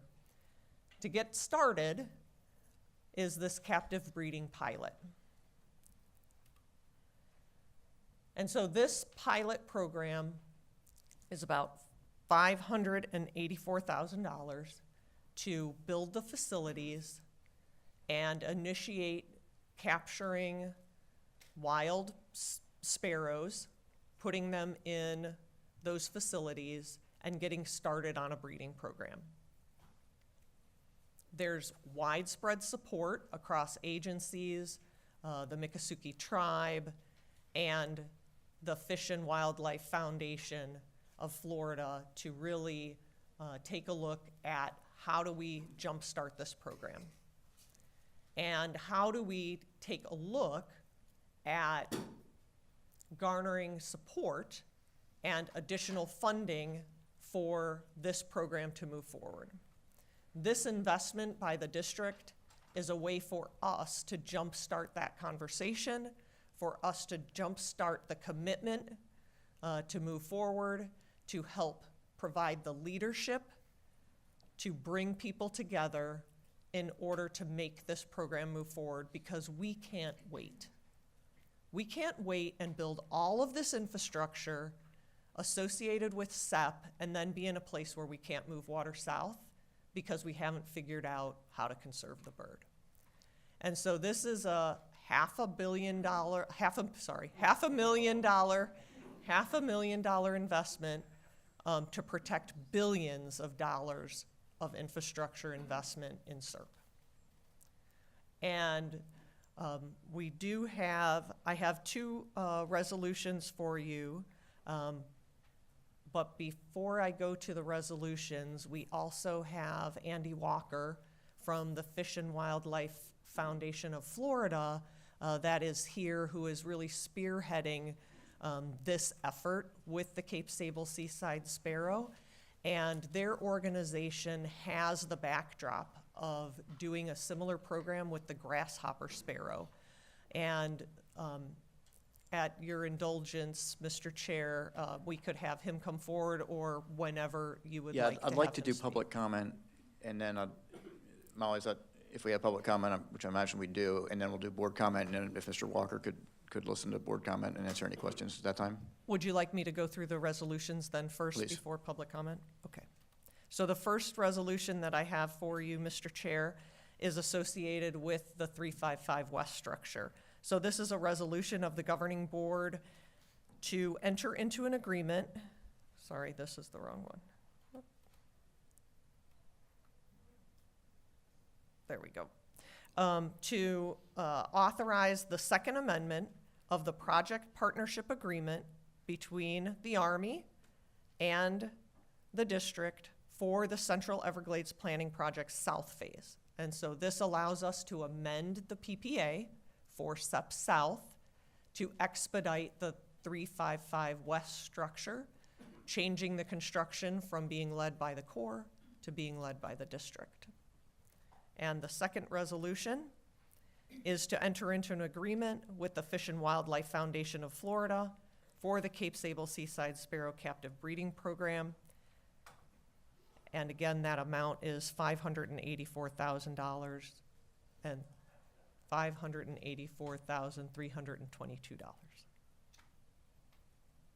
Thanks, Ms. Reynolds. We'll go to public comment now.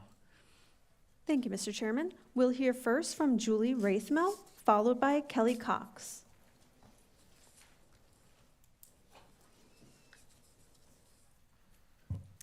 Thank you so much. I'm Julie Raithmel. I'm the Executive Director of Audubon, Florida. I know that you frequently hear more often from my talented staff, Kelly Cox, Caitlin Newcamp, Paul Gray, but I will admit that I selfishly wanted the opportunity to congratulate you guys on this proposal before you to rescue the Cape Sable seaside sparrow, quite frankly. As you know, Audubon is 2 months away from being 125 years old, and we've been around for a while. We were born out of the challenge to save the Everglades wading birds, and so it'll come as no surprise to you that we are greeting this proposal very enthusiastically. But I wasn't sure if you were necessarily familiar with some of the historical context that creates so much of that enthusiasm. In the same way that we think about ivory-billed woodpeckers and passenger pigeons and Carolina parakeets as species that we've lost and miss with regret, we also have the dusky seaside sparrow in Florida, and this was an analog to the Cape Sable seaside sparrow that lived on the Space Coast, and in the 70s, its numbers went into a nosedive as a result of everything from DDT to, quite frankly, drainage and habitat conversion. Unfortunately, at that time, the numbers of the birds got down as low as 5 remaining singing males, and they, at the last minute, tried to bring them in for captive breeding, crossbreeding with a closely related subspecies. But as you might imagine, it was frankly too late. And I don't know which is sadder, the idea of the last captive male dying in captivity, the last free-flying male singing every spring without an answer, and ultimately leaving or dying, or the fact that we live with the regret today that we waited too long. So today, now, 45 years later, we have the Cape Sable seaside sparrow, and we're seeing the numbers continuing to decline. The prognosis for both the bird and its habitat is grim without intervention. What's different this time is that we have kind of 4 assets that are working in our favor, and my staff will tell you that I'm a sober pragmatist, so I am rarely the first cheerleader out front, but I can tell you that I have reasons for great optimism because of these elements. The first is the partnership that you're embarking upon with White Oak. So White Oak has proven their husbandry skill and expertise, and they cut their teeth especially on the recent Florida grasshopper sparrow reintroduction that we partnered with them on, as well as the service and the Fish and Wildlife Commission over the last decade. That bird had even fewer individuals than we have right now of the Cape Sable seaside sparrows. The gang's all here. We have all of these agencies and partners that are around. And the third thing is that they're not just a farm team, these are the majors. Okay, these are folks that have hardened experience in Everglades restoration, making difficult things like this come to fruition. And then the final thing is that we've all lived through times of delay. But this governing board, this administration, this executive director have demonstrated time and again that we're in a time of action. And we know that there's a greater chance of success by acting soon and swiftly. And so with that context, I thank you all for your leadership, as always, and again today. Thank you. Thank you, Ms. Raithmel. We'll hear next from Kelly Cox, followed by Kevin Kniff. Great. Good morning, governing board members. Kelly Cox, Everglades Policy Director with Audubon, Florida. Good to see you all. I want to echo Julie's remarks on the seed funding for the Cape Sable seaside sparrow. This species is on the brink, and it's a race against time, but there is such a bright outlook thanks to your investment. So thank you for making it. We're really grateful for this leadership. And we're also grateful for the opportunity to leverage it against the federal appropriation cycle. So we'll be getting to work next cycle, and you can hold us to that. I also want to thank the district for taking the lead on the S355 West Gated Spillway project. Last week at the task force meeting, I made a cheesy sports analogy on this. When Director Bartlett made this important announcement, the district was open, the Corps passed the ball, and if that's not the definition of teamwork, I don't really know what is. That's how we play this game, and that's how the Everglades wins. So I really want to commend the work of this board, the work of the district and the staff to shift the leadership roles and responsibilities on this project. It's meaningful, it's important, it is a critical effort to alleviate high water levels in Miccosukee Water Conservation Area 3A. It's going to improve water conveyance capacity into Everglades National Park. These are things that we've been talking about. These are things the NGO community has been asking for, that the tribe has been asking for, and we are encouraged to see this action. So we appreciate this. There's a lot on the line. The Everglades Agricultural Area Reservoir Project is a historic milestone for Everglades restoration. It's going to enable us to move a lot of volume of water south, but we need to have that conveyance capacity ready. And this is a really key piece of that puzzle. It's key to success. So we are excited to see it moving along. And earlier today, we shared a letter with you all that you should have a copy of from some members of our NGO community voicing support, robust support for this project. The community's on board with this. We're excited to see it moving forward. And we want to, again, thank you for your leadership to shift these responsibilities. The world's largest ecosystem restoration project depends on it. And this type of teamwork is just super commendable, and we thank you. So kudos to the district. We appreciate all that you do, and we continue to stand ready to work alongside you. So thank you. Thank you, Ms. Cox. We'll hear next from Kevin Kniff, followed by Lisa Interlandi. Good morning, Governing Board. Good morning, all. It's nice to see you. My name is Kevin Kniff. I'm the Chief Sustainability Officer for the Miccosukee Tribe of Indians of Florida. I'm very happy to be here today in order to reiterate supportive comments for both resolutions that you are considering to pass here, as offered by Chairman Talbert Cypress. First, with the S-355 gated spillway, the district taking on this particular construction project, the tribe views very positively and is very supportive of, in order to provide the opportunity to alleviate some of the high water in Miccosukee Conservation Area 3A that has plagued the tribe for decades and which has led to widespread degradation and impacts to tree islands within the system, and has also impacted the endangered species and other important wildlife resources that the tribe has seen and documented tremendous decline in as a result of the constant high water throughout the Central Everglades. This particular project will be very important to help expedite the ability to flow more water through the conservation area across the Tamiami Trail into Everglades National Park. And while the tribe views this as a particularly important step to take here and now, while we are still working through some of the other components of Everglades restoration, the tribe, who is continuing to advocate and assert a holistic need for viewing this system on how to operate it in a way that is mimicking natural flow, this is an important step that we can take to alleviate some of the concerns here. With respect to the Cape Sable Seaside Sparrow, the operations that have been in place here for quite a while in order to try and preserve habitat that is a function of the Tamiami Trail and the improper ability to get that water across the trail has led, again, to other impacts on endangered species.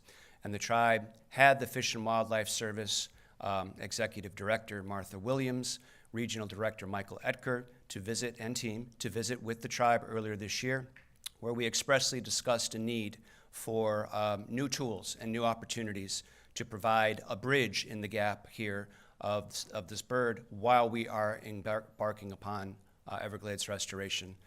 The service gave the commitment to the tribe that a captive breeding program would be one of those tools to put forward.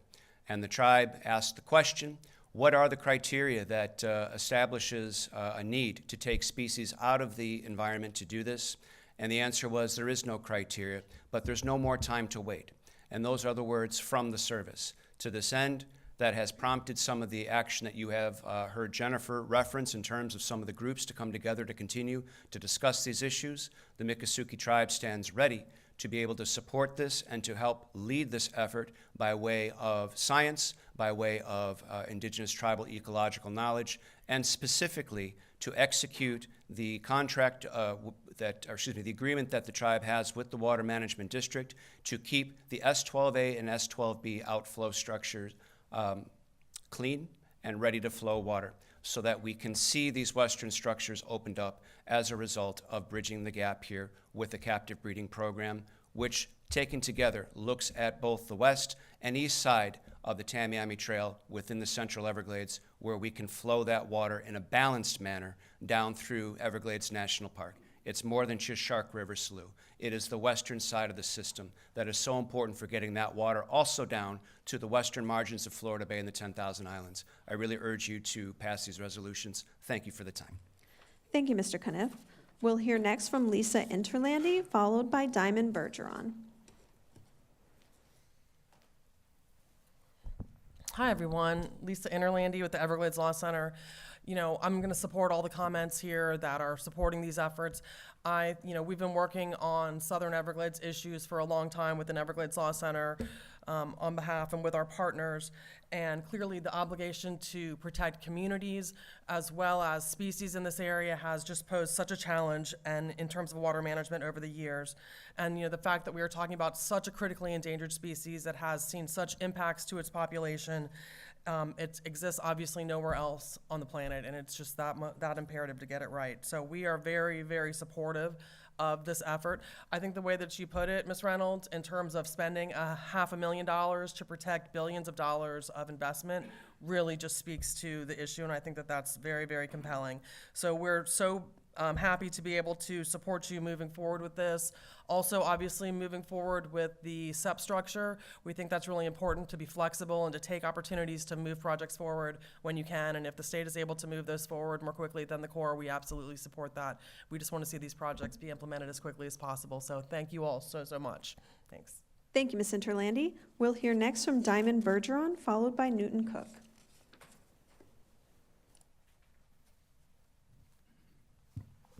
Good morning, everyone. This is the most excited I've ever been to make a public comment. Jennifer, that was a great presentation. My name is Diamond Bergeron. I'm speaking on behalf of the Bergeron Everglades Foundation and as a Gladeswoman. I am the 4th generation in my family to own and care for our camp in Miccosukee Water Conservation Area 3A. I want to thank you for allowing public input today and for the incredible progress the district has made in advancing Everglades restoration and sending water south.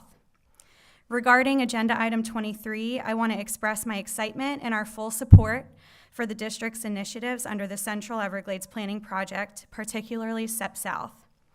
Expediting the construction of the 355 spillway by taking on its construction and focusing on the Blue Shanty flowway is monumental for restoring the natural sheet flow that is the lifeblood of this ecosystem. As someone who lives and breathes the Everglades, I can tell you firsthand how crucial it is to ensure water flows in a way that supports tree islands, all wildlife, and the delicate balance of this landscape. I also commend your partnership with the Fish and Wildlife Foundation of Florida to implement the Cape Sable Seaside Sparrow captive breeding program. This proactive approach demonstrates your commitment to balancing restoration with the preservation of critically endangered species. It's not just about fixing what's broken, it's about ensuring a thriving Everglades for generations to come. I think we're finally going to be walking and chewing gum at the same time. Thanks to you all. The investments you're making, both in infrastructure and conservation programs, give me hope. For Gladesmen, our camps are deeply tied to this land and its traditions. We've seen the challenges that flooding and imbalanced water flows can bring, devastating the Miccosukee tribe's lands, losing 90% of fur-bearing animals and 70% of tree islands. And we've also seen the promise of progress through initiatives like the SEP South projects. In closing, I want to thank you for your dedication to restoring the Everglades, and I urge you to continue pushing forward. The work you're doing today will secure the future of South Florida and the Cape Sable Seaside Sparrow. Thank you. Thank you, Ms. Bergeron. We'll hear next from Newton Cook, followed by Mark Perry.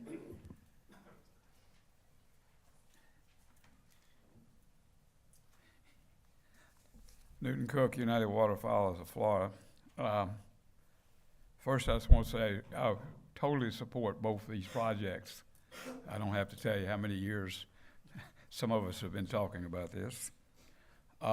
It's important that these subjects were put together as they're very much a part of each other. It's a water quality situation. And we can build it and they will come. The question we have here is we can build it and will the water actually get to go through it? And that's the tough nut to crack. If you don't move 18,500 CFS under the trail, through the park into Florida Bay during a rain event or storm event, you haven't accomplished anything. You're still stacking the water up to the north, all the way into the lake and all the way out the estuaries. So the proof will be when this is constructed and that storm comes, and we've got 18,000 to 30,000 CFS coming down the system, as we had with Irma, 30,000. Will that water also be flowing under the Tamiami Trail and towards Florida Bay? The day we accomplish that is the day we accomplish Everglades restoration, and the day we quit spending all these billions of dollars building ponds to hold the water that should be going to Florida Bay. Thank you. Thank you, Mr. Cook. We'll hear next from Mark Perry, followed by Matt DePaulis. Thank you, Governing Board. Mark Perry. Both of these issues obviously are real critical to Everglades and Everglades restoration. Obviously, maintaining biodiversity in the Everglades is key to the health of the Everglades, and particularly when it deals with endangered or threatened species and how we can preserve those particular animals and plants on the habitats that provide. The conveyance and storage, treatment, and conveyance of system is well described, and I appreciate the presentation that Jen Reynolds made is such a critical kind of understanding of where all this infrastructure is and what it really means to how we move water around the system. And I also like to acknowledge the fact that, and Kelly Cox made a great analogy, and I watched the task force meeting as well, about the Corps was open, the district passed the ball, and score was made. So I think this is a super direction for the district to take on this project and to expedite the 355. I want to emphasize too that we lost a lot of storage and treatment and conveyance when we basically decided many years ago to convert 700,000 acres of Everglades south of the lake into an Everglades agricultural area. That kind of loss of that storage, treatment, and conveyance of water slowly moving through the river grass has now caused us a lot of issue to how to deal with it south of there, and how to deal with getting the water right, getting it to the Everglades when they need it, and getting it in clean enough to get it to there. So I say what we need to do is obviously build more infrastructure, operate infrastructure correctly, but also we need to look at our capacities that we currently have and how we can work with those partners in the EAA to say, let's store and treat that water before it runs off into the works of the district and into the conveyance that has to happen to get that water movement south, particularly from the lake. So again, I applaud this. I think this is a great move, and it's super timely, and I think it's going to really benefit both of these issues. Thank you. Thank you, Mr. Perry. We'll hear next from Matt DePaulis, followed by those on Zoom with raised hands. Good morning, Board. Matt DePaulis, the Environmental Policy Director for the Sanibel Captiva Conservation Foundation. I'd like to start off by just echoing Chair Goss's sentiment that it's really difficult to follow a bunch of people who've made great salient points on the same topic you're about to talk about. But I am also up here to provide SCCF support for the matter before the board. I think both of these projects are great individually, fantastic in concert, and they're exactly the type of projects that we need to be moving forward to continue this momentum that we've got with Everglades restoration. And more than anything, I think the projects themselves are amazing. I think being able to get this conveyance ready to go for when that EAA reservoir is finally finished is quintessential to us finishing these on time and staying on track. But the way they're being approached in this particular manner, to show the teamwork necessary between all parties involved and the willingness to step in when what could be seen as a stumbling block is now turned into an opportunity to be able to stay on track, keep that momentum going, get this spillway done so we're ready and we're not going to see that slippage that everyone's afraid of when we have these massive projects. Speaking of the Cape Sable Seaside Sparrow, I think it's great that we're approaching this in such a manner that we can really invigorate this population in a way that we haven't been talking about before. I think it's amazing that we're working towards protecting this beautiful bird just for the sake of that animal as well.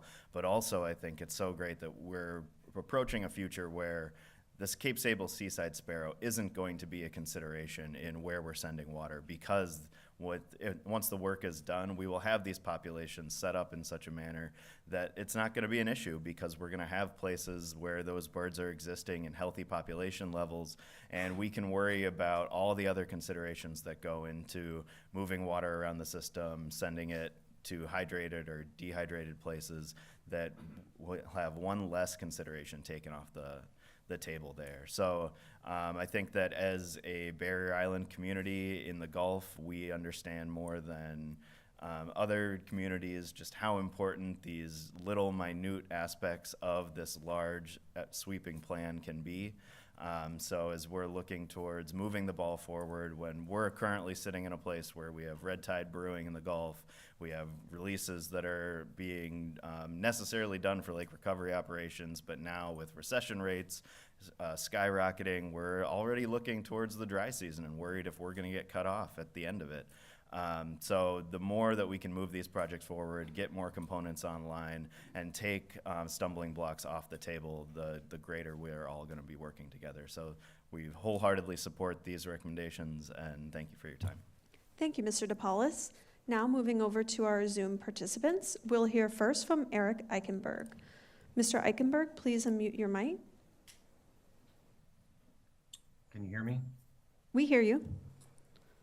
Good morning. Mr. Chairman, governing board members, pardon my virtual participation, but I'm dealing with a cold. I'll be brief in support of the resolutions before you. As you know, 24 years ago yesterday, Republicans and Democrats, federal and state officials stood behind President Clinton as he signed into law the comprehensive Everglades restoration plan. The backbone of SERP is the state-federal partnership. Today, we see another example of that through the expedited construction of the S355 structure, a crucial piece of infrastructure that will send water south under the Tamiami Trail bridges to the Blue Shanty Flowway. As Jennifer noted earlier, Governor DeSantis called for these types of opportunities in his 2023 executive order, achieving even more for Florida's environment, and we support the district for taking over the construction of this project and moving up the completion date. I want to thank Drew for his leadership on this issue. The sooner we can see Central Everglades projects and features built and operational, the better it will be in sending water south to Florida Bay. We also commend the district for its support of the Cape Sable Seaside Sparrow Conservation Breeding Program, an important species in the Everglades. Finally, congratulations to the board, to Drew, to the district staff on another successful year. The work continues, but it's important to step back and recognize the momentum we are experiencing. On behalf of the Everglades Foundation, we thank each of you for your service and personal commitment to this vital mission of restoring America's Everglades, a national treasure right here in our own backyard. I wish you all a Merry Christmas, a Happy Hanukkah, and especially a happy birthday to John Mitnick. Thank you. Thank you, Mr. Eichenberg. We'll hear next from Marisa Carozzo, followed by Chris Whitman. Ms. Carozzo, please unmute your mic. Good morning. Sound check? Yes, we hear you. Wonderful. Good morning, everyone. Governing Board, I'm Marissa Carozzo, and I'm speaking today on behalf of the National Parks Conservation Association. I'm really pleased to add NPCA's appreciation to the many that have already spoken to the district for once again stepping up to lead efforts that will allow more clean water to flow south into Everglades National Park and Florida Bay. And these two efforts are outlined in the two resolutions before you for consideration. We have all collectively been talking about how expediting and properly sequencing SEP South components is really critical to ensure there is infrastructure in place to flow more water into the park. And Jennifer Reynolds really illustrated that very effectively in the presentation earlier. So we greatly appreciate the district's ongoing leadership to find solutions to accelerate the project timelines and implement efficiencies with the long-standing partnership with the Army Corps by taking on the construction for the S355 spillway. For the Cape Sable Seaside Sparrow, we support the plan to move toward establishment of a conservation breeding program that would allow the species to survive, with the goal of seeing them flourish in a restored ecosystem with the full implementation of the Comprehensive Everglades Restoration Plan. Seed funding from the district will not only help jumpstart essential conservation for this critical endangered species, but also provide tangible steps toward resolving a longstanding conflict that has been at the heart of efforts to send water south for decades. So advancing this program in partnership with the Miccosukee Tribe, with the Park Service, the U.S. Fish and Wildlife Service, and all the other partners in this effort shows leadership, stewardship, and an investment in success by finding innovative solutions. So NPCA supports both resolutions, and we look forward to continued restoration progress. Thank you for the opportunity to comment.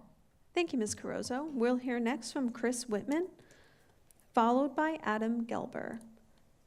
Captain Whitman, please unmute your mic. Good morning, everybody. How you doing? You hear me okay? Yes, thank you. First, I'd like to start by saying happy birthday to John. Hope you have a great day and get to enjoy the evening with your family. Happy to hear about the consideration to take over this project from the Corps. We have talked about the importance of sending water south from the very beginning of Captains for Clean Water, and we believe that that is, the greatest thing that will benefit our system as a whole, our state, our ecosystems, from Lake Okeechobee to Florida Bay and along the coast. And we think that these projects must be done as quickly as possible. The faster we get into recovery, the faster our ecosystems can recover. This team, the governing board, and the staff at the district have a proven track record of being able to expedite projects quickly, whether you're looking at the curtain wall or the EAA STA. And so we're very supportive of the capability of this agency to get this project done quickly, expedite the timeline, and be one step closer to getting clean water flowing back to Florida Bay the way Mother Nature intended it to. So with that, I'd just like to voice Captains for Clean Water support of you taking this over, and hope that everybody has a great Christmas, a good holiday, and you're able to spend some time out in the resource that all of you are working so hard to restore and protect. Thank you. Thank you, Captain Whitman. We'll hear next from Adam Gelber, followed by Nora Demers. Hello, everyone. Sound check? We hear you.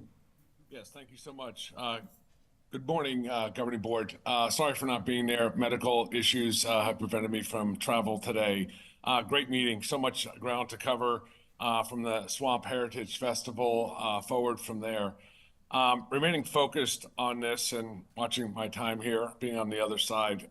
First and foremost, to be clear, fully support both of these items, as well as thanking the governor, your all service, the entire district team, all of the others that have leaned in from the state to support this. Not to mention U.S. Fish and Wildlife Service commitment to staying at the table and assisting with this work effort in the park. And it really has been a complete community, lift here.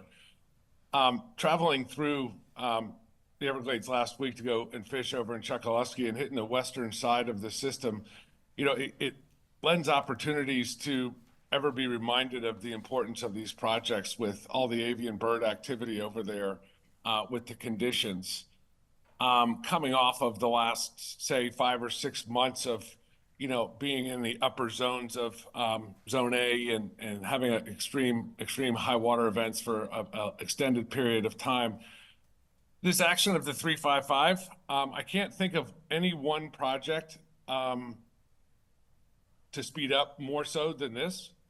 And this is a great step, knowing that there has to be other steps forward. This ensures, you know, ensures the completion of construction timeline, a surety, right? It's always part of the questions here about when things get done. You all are taking the initiative or potential with this proposal to speed that up and guarantee that it will be completed 3 years in advance of the current schedule. It ensures incremental benefits. When we look at the entire system here, it's the amount of loss of ecosystem services while we get to the benefits of projects. And this will lend to some modicum reduction in that loss of resources and natural features. I think also it speaks to goal 3 to myself, right? Goal 3 of the benefits of the built and natural environment.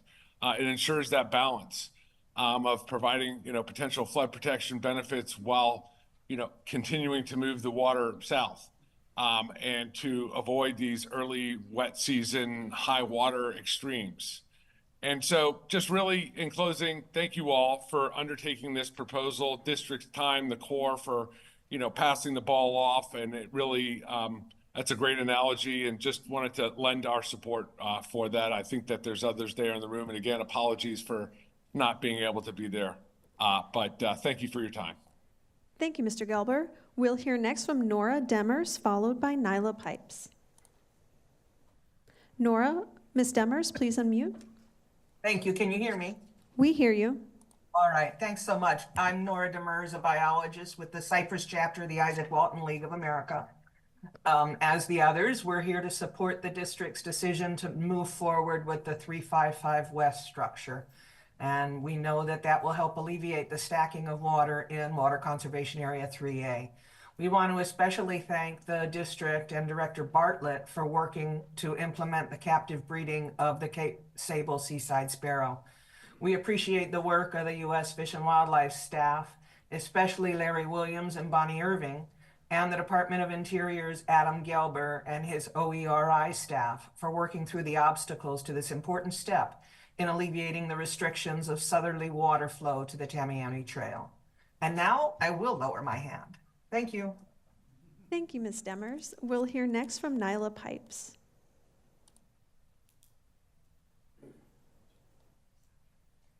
Sound check? We hear you. Great. Nyla Pipes, One Florida Foundation, adding our voice to the chorus of voices before us, supporting both of these resolutions. I think that Ms. Jennifer Reynolds said it best when she said, we can't wait. I've spent the last decade plus telling everybody what I'm seeing as far as death, quite frankly, of our Everglades, while we continue to try to push these massive projects uphill. And, you know, it is very nice to be seeing results, seeing action, and seeing some of the things that many of us who spend time in the environment, have been advocating for coming to fruition. The captive breeding program with the Cape Sable seaside sparrow, I know that the Gladesmen and many others have been pushing for much, much longer than I've been involved in this conversation. And, you know, unfortunately, some of the people who have been pushing for these things for many decades are no longer with us.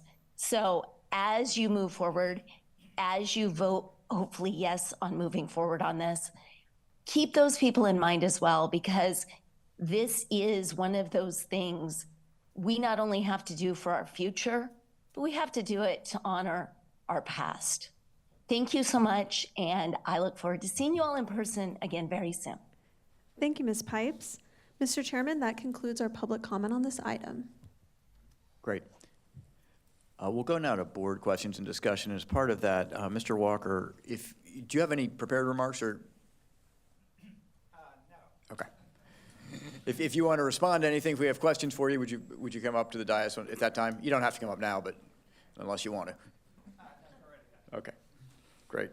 I'm assuming my board members have some questions? No? No? All right. I do. I know. Mr. Bergeron. Well, let me go back to 1915, and I'll make it quick, Mr. Chairman. When we started across the Tamiami Trail and compartmentalized the system and cut off the natural flow of up to 2.5 million acre feet of water that's part of SEP, to reestablish that and rehydrate Everglades National Park and Florida Bay and the 10,000 islands and Biscayne Bay. And as we completed that in 1928, the park has suffered from not having the proper hydrology, and seagrass in 2015, 50,000 acres of seagrass died. And also we drowned over 5,000 fur-bearing animals in the Central Everglades. So as we're moving forward here to decompartmentalize the trail and equalize waters, the flow of water up to 2.5 million acre feet. Our science shows 60% on the east side of Shark River Slough. That's why it's so important that the Blue Shanty is accelerated to accomplish that, and 40% on the western side of Shark River Slough that delivers water to Florida Bay and Lossman Slough to the 10,000 islands. So that's 1 million acre feet on the west side, 1.5 million on the east side. And I'm getting so excited about this because this benefits the global system. It benefits the northern Everglades, Lake Okeechobee, the Heart, the Caloosahatchee, the St. Lucie, the Indian River Lagoon, because when we establish that up to 2.5 million acre feet under SERP, that water's not going into our estuaries in the Gulf and the Atlantic. It's not, the Central Everglades is not a reservoir. And seagrass in Florida Bay, we have delivering the right amount of water to rehydrate Everglades National Park. This step allows us to get the benefit, along with the Blue Shanty, that I hope all of our stakeholders, and I thank all of them for being so involved. You make such a difference, along with our federal partners and all of our state FWC and DEP and South Florida Water Management. This will be the biggest step when we're moving that water to Florida Bay that will benefit the whole global system. We're sitting there with over 3 miles of bridges. The road will be completed March of 26 to where we can elevate the L29. We're getting to a threshold of getting benefits of projects we built 10, 15 years ago. It's so exciting when we see that water under bridges we built 10 years ago. Getting very close, and that's a lot of hard work by all the stakeholders, by all the environmental groups and the conservation groups and our federal partners, the day we accomplish that. Now, if we follow, in 2007, and I want to compliment U.S. Fish and Wildlife for this study. It's a federal registry document of U.S. Fish and Wildlife. It anticipated, and actually Zone A, Units 1 and 2 were deleted out of critical habitat because it conflicted with the natural flow of water under Everglades restoration. But it also said that restoration would benefit the Cape Sable sparrow overall. It would be a benefit. So what we're talking about today, to allow that 40% of 2.5 million acre feet, which is 1 million acre feet, to flow naturally by gravity, along with the 3 additional culverts that we're putting in the L28 to allow water to flow under the trail, west of the L28, under a loop road and onto the 10,000 islands. You know, when we start letting water flow by gravity, based upon our science, it'll be the greatest achievement of all the projects we built over the past 20 years. So I really appreciate working with U.S. Fish and Wildlife. We all care about every species, but understand there's 70 endangered species are on both sides of the Tamiami Trail, from the Florida panther, and I think by moving forward with this 355 structure, and also moving forward with the captive breeding and being able to move the water on the western side on a condition base rather than a time certain closure that has the cumulative backup impacting the central and drowning the Miccosukes and the tree islands and putting more water out our rivers into our estuaries. This is a true benefit for the whole global system. I apologize for talking so much, Mr. Chairman, but I just think this is a great day, and I look forward to working with all the stakeholders and U.S. Fish and Wildlife, our federal partners, together. You know, I've been in this arena a long time, all the way back to 1973 with the establishment of the Big Cypress Preserve in 1974. Kind of telling my age, but that was a great preservation of, the greatest preservation in modern time. How blessed are we to have that vision back then. And today we have the Big Cypress for future generations. So I'm just very excited that we're moving in this direction. I look forward to working with U.S. Fish and Wildlife and move water south and not east and west. Quit drowning the central and quit seagrass dying in Florida Bay. So it's a great day for the Everglades. Thank you. Well, thanks, Mr. Bergeron. It is a great day, and I want to thank you because you brought this to our attention on our very first day, and I think you've reiterated it every meeting since, and we're finally making some progress. So thank you for your patience. Colonel. Thank you very much, Mr. Chair, and thank you, Mr. Bergeron, for your years of hard work on this. I first of all want to start by saying that I fully support both of the resolutions. And I want to thank Jennifer Reynolds for laying out the context by which these resolutions fit in our overall objective of restoring the Everglades. 6 years ago, almost 6 years ago, the governing board began work together, and we set out here to move more water south. And a couple of things that we talked about was let's remove the obstacles. What do we need to do to move the water south? And we have to keep in mind that we have to sequence what we do so we're not having something sit idle, wasting away, right? Waiting for the other parts to fit together in order to work to achieve the objective. And a couple of things related to these resolutions are removing the obstacles, more obstacles, and getting the right projects done in time so that we can sequence them in an effective way to move more water south. And I'm very proud to be a part of this board because we've been laser focused on that with our staff's professional support since day one.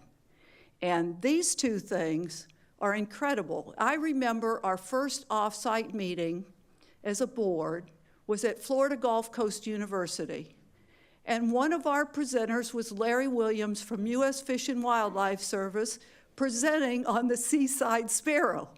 And we were a young board, and we were new at this, so we thought if Larry would come and tell us about the seaside sparrow, we'd be able to solve the problem and get those gates open and move that water south.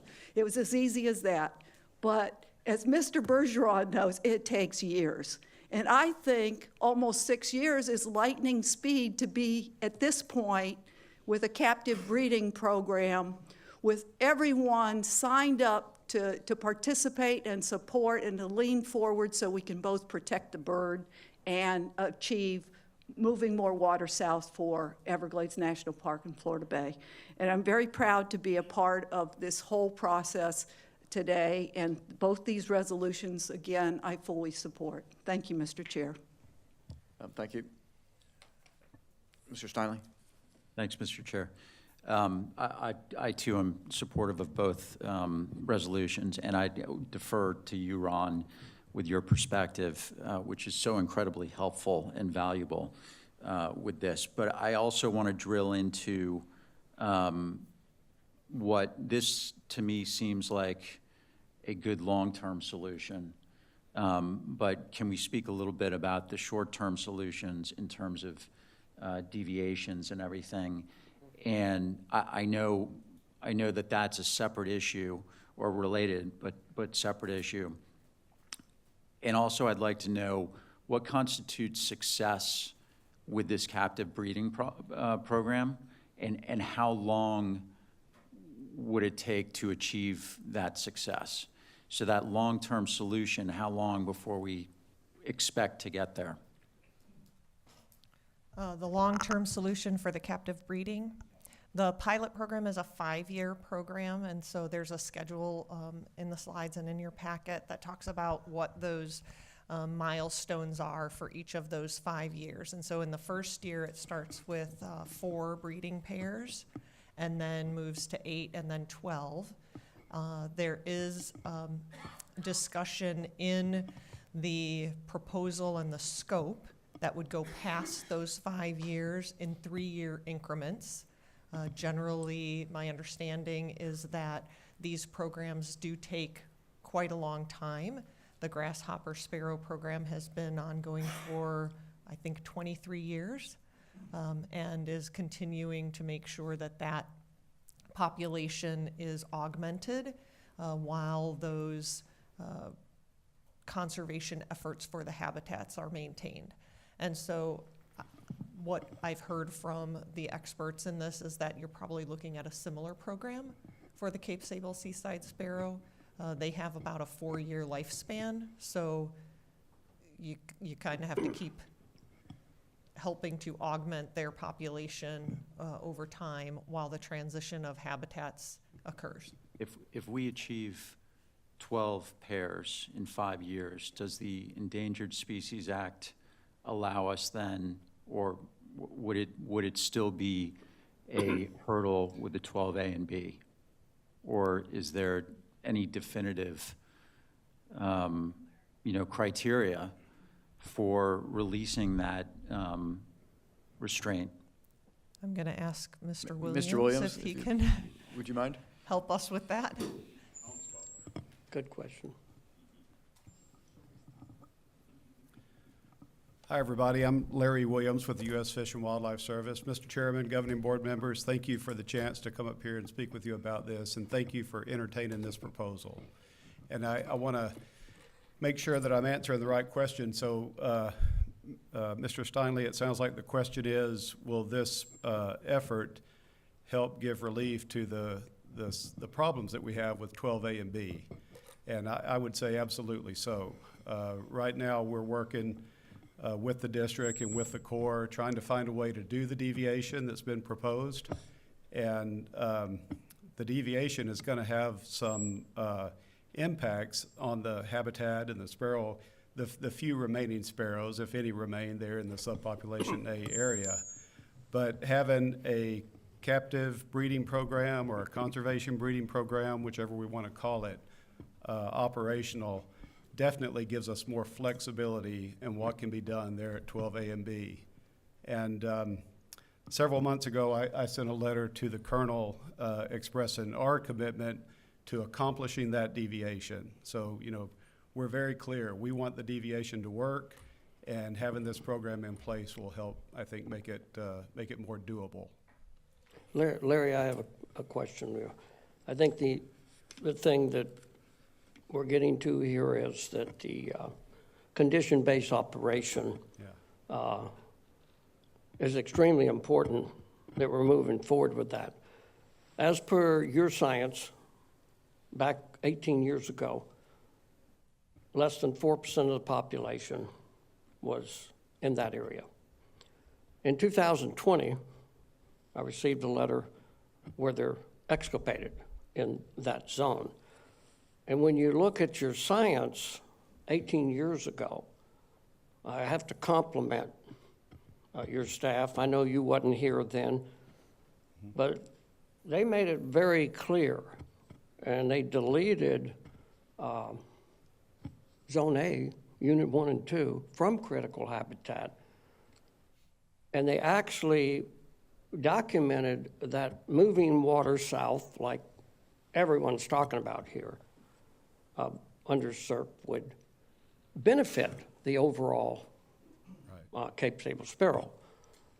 So we don't want to, we want to get the water moving south. The 40% of up to 2.5 million acre feet under modified water delivery on the western side, rehydrate the western side of Shark River Slough, rehydrate Lossman Slough to the 10,000 islands, and stop the cumulative backup into the central Everglades, which are affecting the tree islands and drowning the Miccosukes and public land as well. It's critical. So I think our question is, how can we start operating, and how soon, on the S12A and B, the 343A and B, to allow up to, and we did a chart, our staff went back 20 years. We never exceeded the 1 million acre feet, except for 2 years, 2005, Wilma, 100-year act of God, 2017, Irma, 100-year act of God. Other than that, in the past 20 years, we've never exceeded the 1 million acre feet that's in SERP to deliver to Florida Bay. So I think our question here is, we want to, how fast can you work with the Corps to make sure we can start operating the 1 million acre feet that flowed on that western side? Furthermore, this done such a great job on this. Mm-hmm. They even recognize that even the Marl Prairies, prior to pre-drainage, was sawgrass, and that different plant communities will adjust to the natural flow. Same way on the north side. We'll quit drowning all the wildlife. In 1994, every myrtle bush for 60 miles because of high water died. Somehow they grew back. It's amazing. But I think the question is, how fast can we move forward to be able to allow, by gravity, the natural flow of 40% on the western side under the condition-based operation that we've been talking about for a long time, and minimize all these impacts, and stop the seagrass from dying in Florida Bay, and stop drowning the Miccosukes in our public land on the north side. There's as many endangered species on both sides of the road. You can remember in 2017, I sent you a video of a panther that was trapped on Hackberry Island. That's an endangered species. So I think the question is, how fast can we move forward to operate on a condition base rather than a time certain base to stop the cumulative backup, quit sending it out our rivers, look at this global system and all of our endangered species, critical. The infrastructure is there. So what kind of timeline are we looking at for being able to continue to move forward on what we've talked about?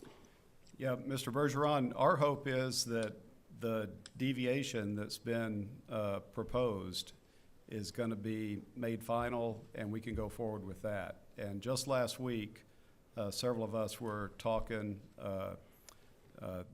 Drew and other senior members of the staff here, along with the colonel and senior people from the Corps, and we were talking about the need to make a decision on the deviation this January. So next month, we need to make a decision on whether we can do that deviation.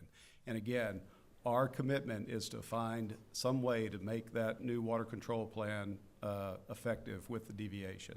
So I hope on that time frame we're able to do this. You know, that would move us to the conditions-based operations that we've been talking about. For sure, there's other benefits that'll come, you know, 4 and 5 years from now when more of the features get built. But our hope is to do this soon. Well, I look forward to seeing you in January then. Yeah. And thank you for your hard work. And you know, I just have to compliment the hard work that was done in 2007, 18 years ago, that anticipated what we're talking about today. And I'm excited that we can move forward with the captive breeding. We care about all 70 endangered species, and I'm excited that we can move water and not continue to drown the Central Everglades and seagrass down in Florida Bay. I'm very excited about all this, and I look forward to working with you. Yep. Thanks, Thank you, Mr. Mr. Williams. Bergeron. Appreciate it. Thank you. I have a question for you, Mr. Reynolds. By moving the 355 forward, how much time are we saving? Or how So- much further are we moving it forward? Yep. Right now, the current IDS, the Corps was not able to begin that construction until 2027, and we'll be able to begin it in 2025. Great. So years. Thanks. And that's particularly important because of that sequencing, right? Right. So what that would do is it would potentially delay additional contracts to then not be able to move forward ahead of that completion time of that contract, thereby pushing out the other elements of SEP South beyond the completion of the EAA reservoir. And is that on the ledger? Is this one? Will we get cost share? Yeah, we'll get cost share, Yes. and that'll just be put forward. Correct. But not for the Sparrow, I'm assuming. Correct. Okay. Got it. Does anyone else have questions or comments? Can someone make a motion for the first I'll resolution? make a motion. I'll second it. Thanks. I have a motion and a second for 2024-1211. Is there further discussion? Hearing none. Mr. Bergeron? Yes. Thanks, Mr. Steinle. Yes. I'm going to vote yes. Colonel Roman? Yes. Thank you. Mr. Butler? Yes. Thanks. Vice Chair Wagner? Yes. Thank I you. want to thank you, Larry, for being here. Let me finish up the vote here, Mr. Bergeron. Right direction. Mr. Martinez? Yes. Thanks. Mr. Meads? Ms. Meads? Yes. Thank you. That passes unanimously. Now, Mr. Bergeron, you have something you want to say? You have something else you want to say? I just want to say this is a great day for the Everglades. And I really got to say that if we follow the hard work that U.S. Fish and Wildlife has done in this report 18 years ago, that anticipated what we're talking about today, and they did a very extensive, even to the point that pointing out where there's Marl Prairie, pre-drainage, there was sawgrass. And there will be changes in the park based upon reestablishing the proper hydration to the park. There'll be things changing because it hasn't had the proper hydration in 100 years. And so I'm just very excited for the global system, because the day we're not looking at the global system and what benefits the northern, the lake, the heart, the rivers, and all these massive discharges, that natural flow of 2.5 million acre feet moving south is not going out our rivers in quantities greater than natural, killing our estuaries and seagrass, and having seagrass dying in Florida Bay from lack of water. This is a huge step, and it's all about we together, all our federal partners and our state partners and all of our stakeholders. This is a huge step, and I can't say how excited I am. I do want to say that there's a few things on the trail. We need to work with the Park Service to make sure the airboat tours have elevated their docks and they're prepared for the L-29 to be raised up to 9.7 very shortly once the road is raised. And that's helping us accomplish that 2.5 million acre feet, 60% on the east side, 40% on the west side. And when we do that, the most irreversible damage to the environment and to the wildlife and all the plant communities, the biggest step we've made in 25 years is when that 2.5 million acre feet is flowing and water is equalized. So we're heading in the right direction. We are, and I'm assuming you want to make the motion on the second part of this, the second resolution, which is, I'll make the motion. thank you. I'll second it. I have a motion and a second. Is there further discussion? Hearing none. I'm going to call that question on 2024-1212. Mr. Bergeron? Yes. Thank you. Mr. Steinle? Yes. I'm going to vote yes. Colonel Roman? Yes. Mr. Butler? Yes. Vice Chair Wagner? Yes. Thank you. Mr. Martinez? Ms. Meads? Yes. Thank you. Mr. Martinez? Yes. Thank you, Charlie. That passes unanimously. Congratulations. Thank you very much, Ms. Reynolds.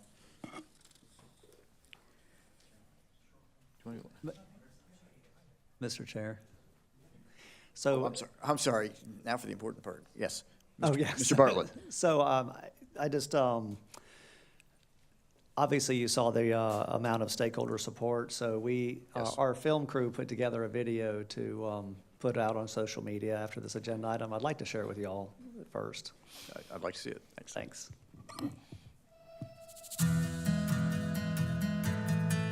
You've probably heard the phrase sending water south many times, but what does it actually mean and why is it important? Sending water south means restoring the natural flow of water from Lake Okeechobee to the Everglades and into Florida Bay. It's about reconnecting the historical flow of water essential to the entire South Florida ecosystem, and it's about creating benefits to the ecology of 4 major areas: the Everglades, Florida Bay, the northern coastal estuaries, and Lake Okeechobee. Everglades restoration ensures more natural flows into and through the Everglades. And with key projects like the EAA Reservoir and uncorking Tamiami Trail, water managers will have more flexibility to store, clean, and send water south from Lake Okeechobee to the Everglades, particularly during the dry season when it's needed the most. As the South Florida Water Management District works to implement the largest ecosystem restoration effort on Earth, we remain laser-focused on adding infrastructure to send more clean water south. 2 major announcements were made at the annual South Florida Ecosystem Restoration Task Force meeting in Washington, D.C., and these new actions double down on the state's commitment to do just that. The first announcement is a proposal to take over construction to expedite a critical feature of SEP South, the S355 West structure. This structure paves the way for the Blue Shanty Flowway. This means that sheet flow through the Central Everglades will be restored to Shark River Slough. The district will be able to begin actual construction of this project in 2025 and have the project completed years earlier than currently planned. The district knows how important this is to the tribal members who call the Miccosukee Water Conservation Area 3A home, how important it is to Gladesmen who are passionate about the Central Everglades, and how important it is to Florida Bay, which cannot sustain another massive seagrass die-off. The second announcement is a new captive breeding program for the Cape Sable seaside sparrow. This endangered bird is the subject of great debate regarding moving water into Everglades National Park, and it needs our help to bridge the years between now and full restoration. While the district continues to make historic progress with Everglades restoration, we will work to preserve the sparrow through this new captive breeding program.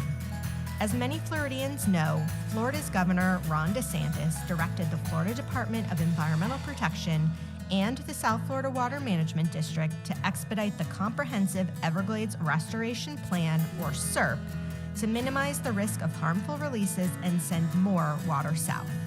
Under that direction, the districts and our partners have celebrated 75 ribbon cuttings, groundbreakings, and major milestones for South Florida's ecosystem over the last 5 years. Here's a look at some of our most recent successes to help send water south.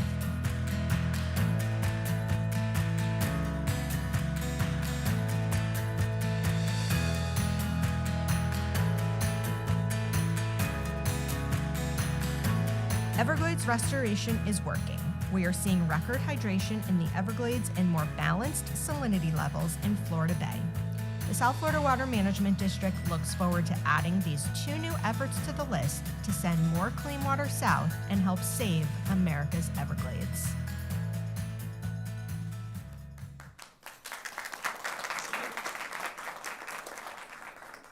Yeah, that was very well done. Thank you for putting that together. That pretty much sums up the last couple of years.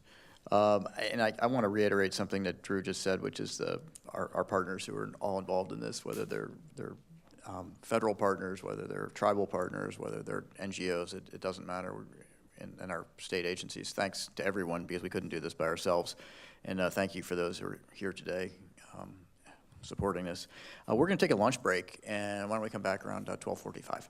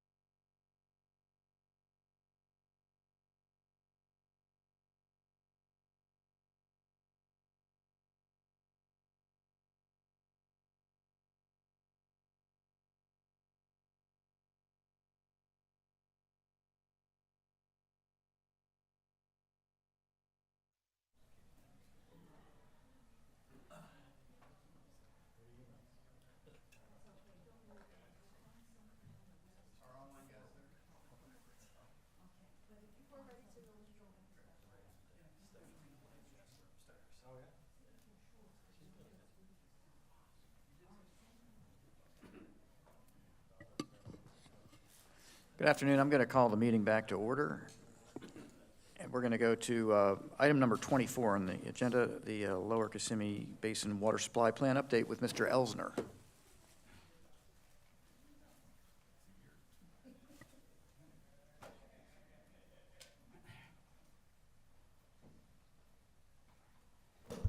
All right, good afternoon. That's a tough agenda item to follow, the one right before lunch break.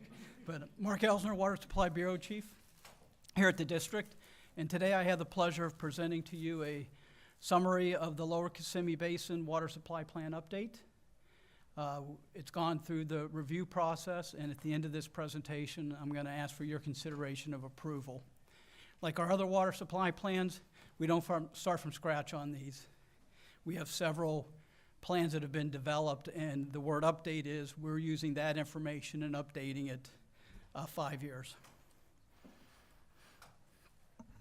Okay, before we get into the specific plan, we've covered this before, but for others that may not be familiar, our plans are a proactive approach towards water supply. They provide a roadmap on how we're going to meet the future needs, in this case through 2045, and identifies the strategies and sources and how we're going to meet those needs. The plans do not authorize consumptive use. They don't adopt minimum flows and levels, rules, or address water quality. The map on the right shows our planning area. You've seen this before, and this is number 4 out of 5 in the way of our water supply plan updates for this round. The next year, we'll be bringing to you the Central Florida Water Initiative Plan, which encompasses our Upper Kissimmee Basin. As you know, public participation is really important to make sure these plans address the needs of the region, and we look at every opportunity to get that feedback and that input. Here's a list of the things that we do. Governing board meetings like today, we held 2 stakeholder workshops. We posted draft chapters early, and were able to get comments and incorporate those into the document. We also had a public review and comment period for a month, and those comments were received, and adjustments to the plan were made where appropriate. Our planning area consists of portions of Okeechobee, Highlands, and Glades counties. It also includes the Seminole Tribe of Florida's Brighton Reservation and the Miccosukee Cherry Ranch. The area has several significant environmental features, the Kissimmee River, Lake Istapoga, and not part of this plan, but water from Lake Okeechobee does meet some of the needs in this region. But you may recall that the lake is formally incorporated into the Lower East Coast Water Supply Plan, which you approved in September. The majority of the use here is agriculture.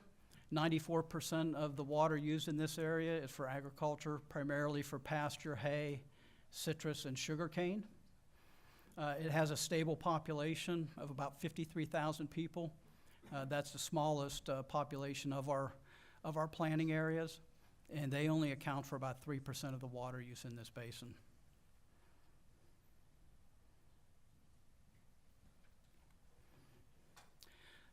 Demands. In the upper left-hand corner is the population using information from the University of Florida Bureau of Economic and Business Research, BEBR. We've projected population to increase by about 5,000 people through 2045, and this is permanent people. They do have a large seasonal population that hangs out by the lake, but that's accounted for in per capita use.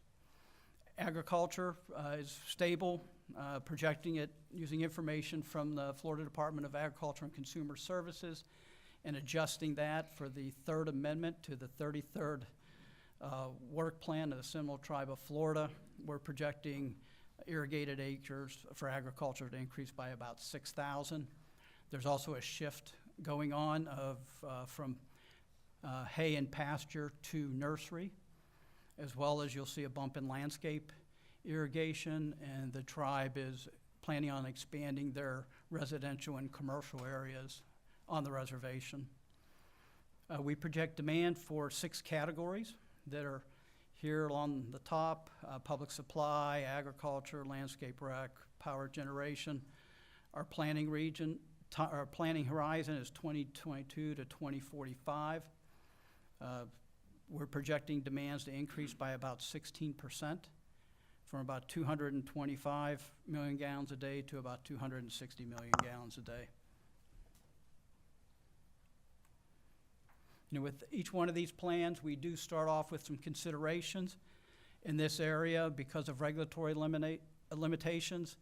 Surface water availability is minimal because of restricted allocation areas and water reservations. We have to consider the Seminole Tribe of Florida Brighton Reservation's water rights.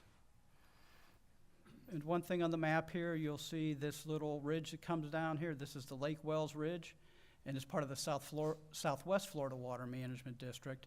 And they have MFLs established for these water bodies. So we coordinate with them in development of this plan and look at impacts on both sides, or look at withdrawals on both sides to make sure we don't impact those MFL water bodies. Groundwater doesn't recognize political boundaries. And then really not addressed in this plan, but as a consideration, is impact of potential changes in weather patterns on agricultural. Since it's really irrigation-based and climate-based, you know, changes in weather patterns could impact what those demands will be. You've seen this before. Here's our palette of water source options to meet those needs. I'll give the conclusion now, but we've concluded that this area can rely on traditional water sources such as fresh groundwater and surface water to meet their needs.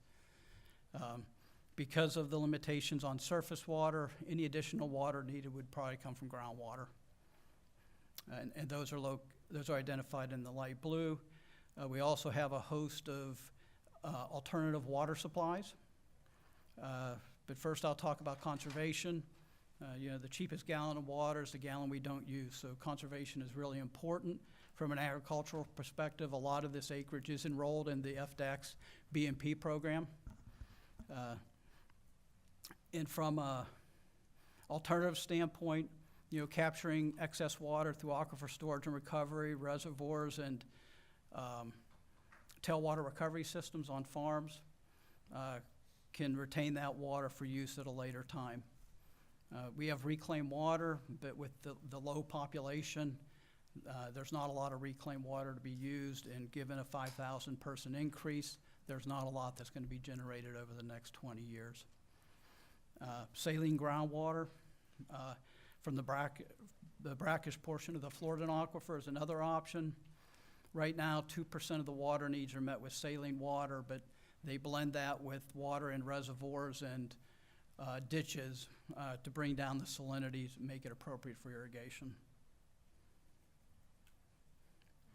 All right, so from a groundwater standpoint, we have the superficial aquifer system, shallow, 100 feet deep, not very productive, and primarily used for small uses like domestic use, cattle watering, and things like that. For larger uses, they tap the Floridan aquifer, which is right below this green. And this is the same Floridan aquifer we have down here, but one thing you could see is this is a cross-section cutting the peninsula from Lake Toho to Lake Okeechobee. And you can see the Floridan aquifer is going down as you go north to south. And this area is a transition area for the Floridan aquifer, the upper Floridan aquifer, in that it's fresh to the north and it's transitioning brackish as you go through the lake. You know, so it's site specific on when you drill if you're going to hit some salty or something fresh. And the map on the right shows the colored wells and whether they're superficial or Floridan aquifer. The pink is the Floridan aquifer and the blue is the superficial.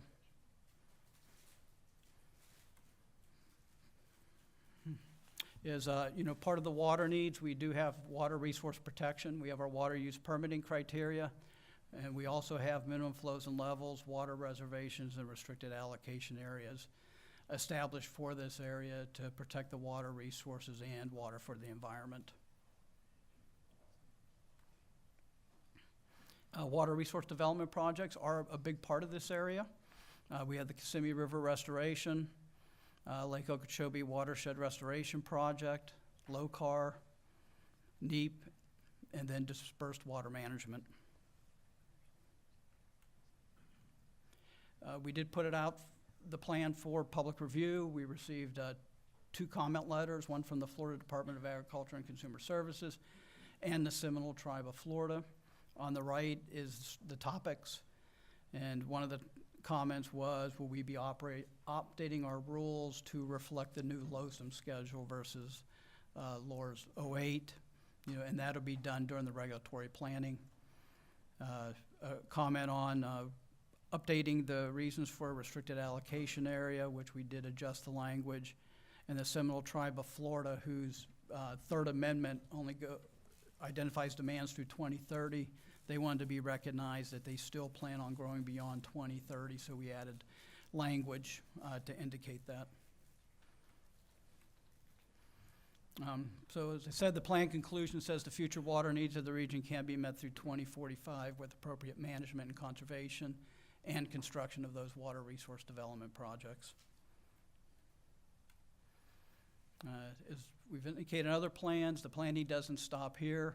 Once you approve the plan, then it triggers a local planning linkage that they then have 18 months to update their water facilities work plan.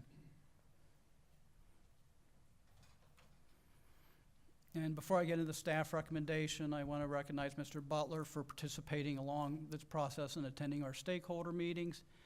And there's a number of staff in the district that support these because they touch all parts of the district.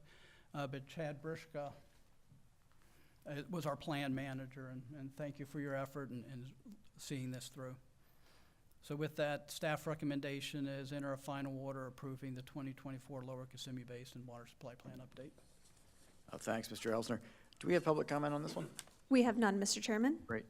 I've got one question. And I'm just wondering how hard, since this is so heavily agriculture, does that make it harder or easier because you're pretty much really weather dependent on this?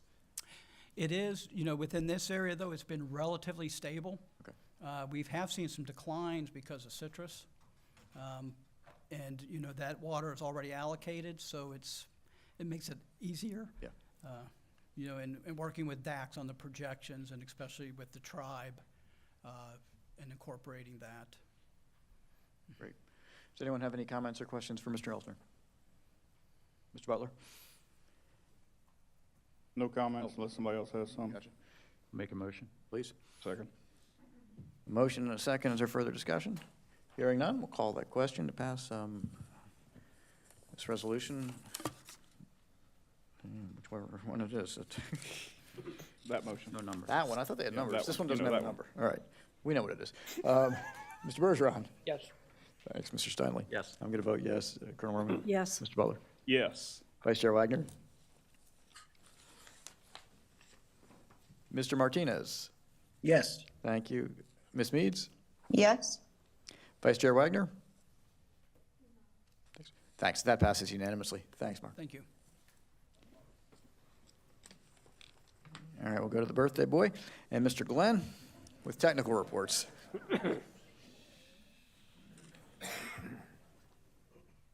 All right, thank you, Mr. Chair. First, I'll start off by thanking everyone for the birthday wishes. I appreciate it. There's nowhere else I'd rather be than a board meeting on my birthday. You're right, who am I kidding? I'll just lean on Mr. Glenn to carry the presentation today. All right, so rainfall, there isn't any. You can see there in the month of December so far, we haven't gotten any rainfall. November has been well below average.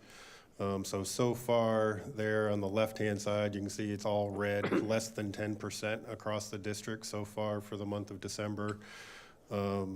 So far this dry season over there on the right-hand side, although the legend says less than 65% for all of the red areas, when you look at the actual numbers there, the highest one I believe is about 43%, which Mr. Butler will probably tell you that's not true, but it's right in there in the lower Kissimmee. So it's been pretty dry, which is somewhat of a relief from the wet season that we just came out of. So looking at how the upper chain of lakes have fared, starting up in the top right-hand corner, you can see we're just right there at the winter pool, been tracking very nicely. Even though the lack of rainfall here at the top, we've been able to maintain that winter pool. Similar story down in Westlake, maintaining the winter pool right there. The difference that you'll see over here on the left-hand side is for Lake Kissimmee. You can see that precipitous drop down through the schedule in Lake Kissimmee. And Lawrence will talk here in a minute about how the conditions are along the river. But as I mentioned last month, this is the new Kissimmee implementation schedule for headwaters, increment 1. So as we start falling down through these different schedule lines, there will be gradual flow reductions to the river. But keep in mind, going back over here to the right-hand side, all this water come January 1st is going to start transitioning down and start replenishing that pool of water in the KCH group to then continue to feed the river. So although that line on Kissimmee is dropping relatively quickly right there, you would anticipate that it'll start to sort of not completely level off, but its slope will change, its trajectory will change as that water from the north starts transitioning down once again after January 1st. So looking at Lake Istapoga, similar stories, just maintaining its winter pool. Eventually it'll start dropping much deeper into the dry season as we start coming down, preparing for those wet season rains. So Mr. Glenn, how's the river faring with the drier conditions? Thanks, John.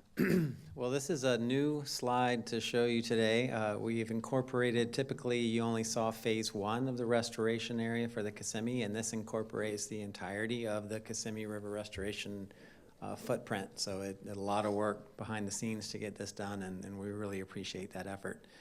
So what you see is, compared to last month, it's the same discharge that's coming down, but we are seeing a drying of the floodplain. There hasn't been rainfall to help keep the floodplain inundated under that discharge. But as you look inside the river itself, the bottom graphic shows what dissolved oxygen levels are. Colder water holds a lot more oxygen than hotter water, so we're well above the threshold of concern for any organism in the water column that requires oxygen. And then on the top graph is where you see how long of a inundation duration has occurred. 1400 is that dotted line that really begins that bank full overflow of water onto the floodplain. And we've seen with that little intermittent kind of burp in the middle, we have inundations since about mid-September. So it's a pretty good duration. But as we go through, we did keep the floodplain a little drier this year artificially because we wanted to complete S69 weir construction down at the bottom. So looking at how water has moved around in the northern part of the system, you can see there about 1.4, a little over 1.4 million acre feet have come into Lake Okeechobee so far this water year, going back to May 1st. Right now, there's only about a little less than 1,500 cubic feet per second coming into Lake Okeechobee. Contrast that with about 4,600 cubic feet per second is leaving Lake Okeechobee, so almost 3 times more is leaving the lake than is coming into the lake right now, and that's not even counting evaporation or any of those other processes that go on within the lake. So over on the west coast, just shy of 1.4 million acre feet of water have been moved to the Caloosahatchee estuary, with just less than 270,000 acre feet having originated back in Lake Okeechobee. With recovery operations, you'll notice over on the east coast that lake water delivered to the St. Lucie estuary has now started to increase. So we've got just shy of 11,000 acre feet with those recovery operations have originated in Lake Okeechobee that's being delivered to the St. Lucie estuary. But in total, with the C-44 basin runoff, thousand acre feet have come from the S80 structure. In addition to that, another 240,000 acre feet from C23-24 canals, and just over 100,000 acre feet coming out C25 going to the Indian River Lagoon. So as you talked about, you've heard it in public comments. The board had a couple comments on recovery operations at the beginning of the meeting. So it's a pulse, 2,100 cubic feet per second going to the west, 1,400 cubic feet going to the east, but that's a combined from C44, 23, 24. All of those combined inflows being the 1,400 cubic feet per second. As its nature that it's a pulse, it ramps up and then it declines. And that's one of the things that our district scientists work with the Corps of Engineers, inclusive of public input and stakeholder comments that we do every week, is what is the shape of that pulse.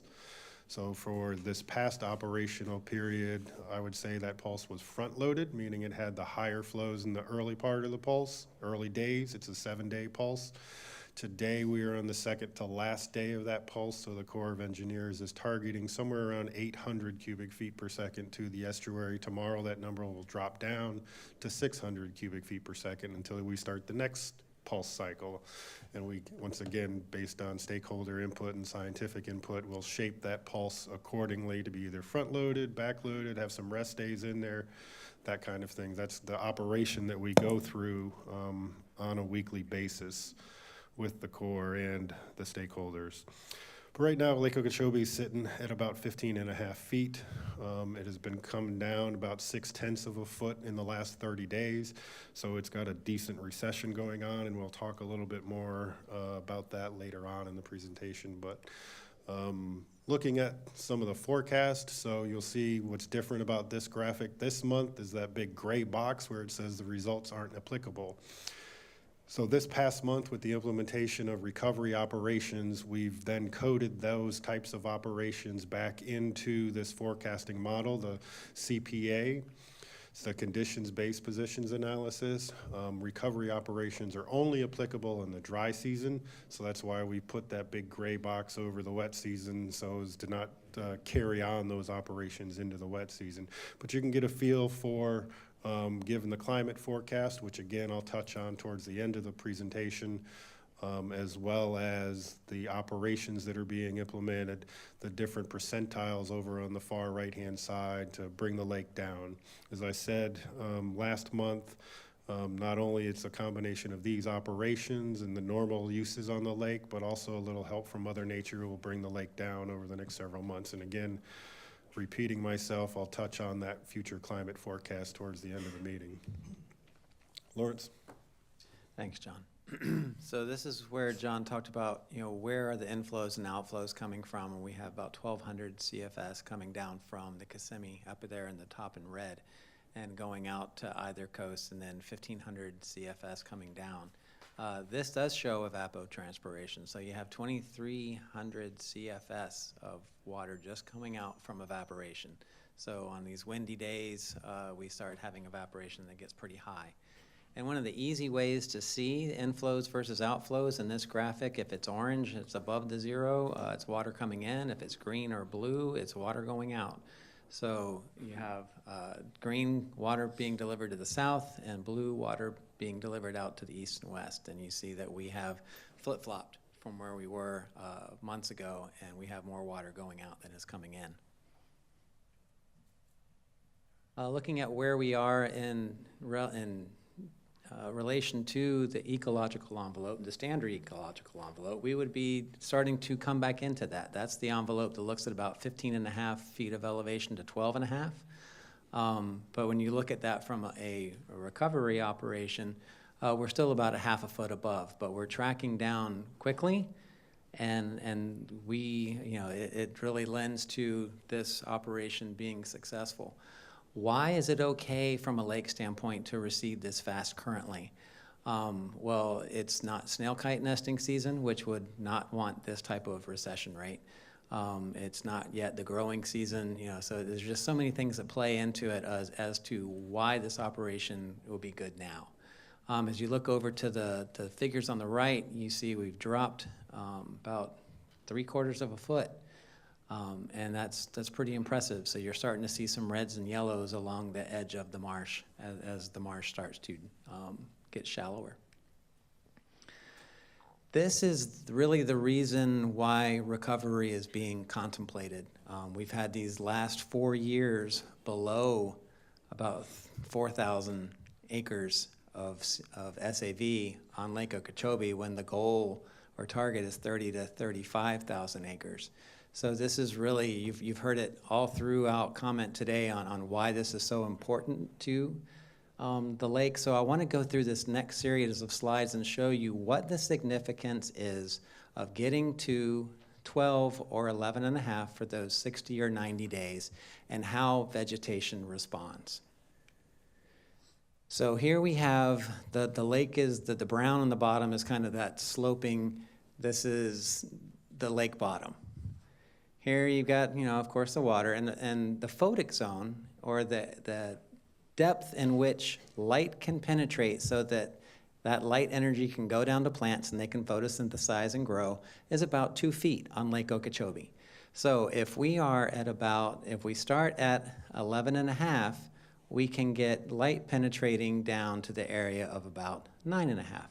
And those plants are going to start growing, and they'll grow from 11 and a half down to 9 and a half because that's as deep as water, as light can penetrate. And then that upper part of the marsh is dried out. So if we're going to go through kind of a time series here, and you're going to see what the vegetation does and how it responds. So when you get up to 12, and it's taken a little bit of time because you want to have a slow ascension rate, then you have those plants that had started to colonize and grow. They can keep up with the increase in depth. So you get this area that is nice, it's growing to the surface, it's staying where it needs to stay. These down here, they're not in the best of the photic zone, but they're able to kind of hang on. And then if you go up even another foot and you do it in an ascension rate that is beneficial, then you'll see that those plants can continue growing along with the increase in water depth. And that can go up to 14, it can go up to 15, it can go up to 16. And what that does is it creates this resilient community. This community now has the ability to go up and down with the changes in stage, and they're established. So what we don't have now is an established community that can take care of itself. And why we need to get lower is to create that ability to have this resilient SAV community that's so important to the ecology of the lake from so many different aspects. And that's really the basis of why we want to go through recovery. Because if you were to start at 13, you get minimal growth and you only have that little bit of area that is now covered, and that's not a lot of acreage. So if we look at how we do our transect monitoring, if we were looking at that kind of pie wedge, the 8 is the deeper part out here on the end of these transects, and the 12 is along the edge of the bulrush fringe. So if we take and we put our monitoring on top of that, and then you show what is the difference in coverage, in acreage, this is very general, between starting at 11 and a half to 12 or 13, you're going to have concentric circles. Just take that diagram that I had going up slope, and this is the coverage that you could get if you started at 11 and a half. If you started at 12, you would just take out that 9.5 in the middle. If you start at 13, you only get half of that. So that's why it's so significant to get down to 11 and a half or 12, because you're trying to create the greatest amount of coverage possible under that growing season. So that's really, I wanted to provide you the basis of why we're trying to get down to 11 and a half or 12 feet. Yeah, I wanted to show. Lawrence, can Yes, I ma'am. ask you a question while Certainly. we're still on this? What is the growing season for SAV? When is it most active? This is going to be the summer months. It starts to kick up April, May, but it's really going in earnest, and it follows here, I'll show you. It follows the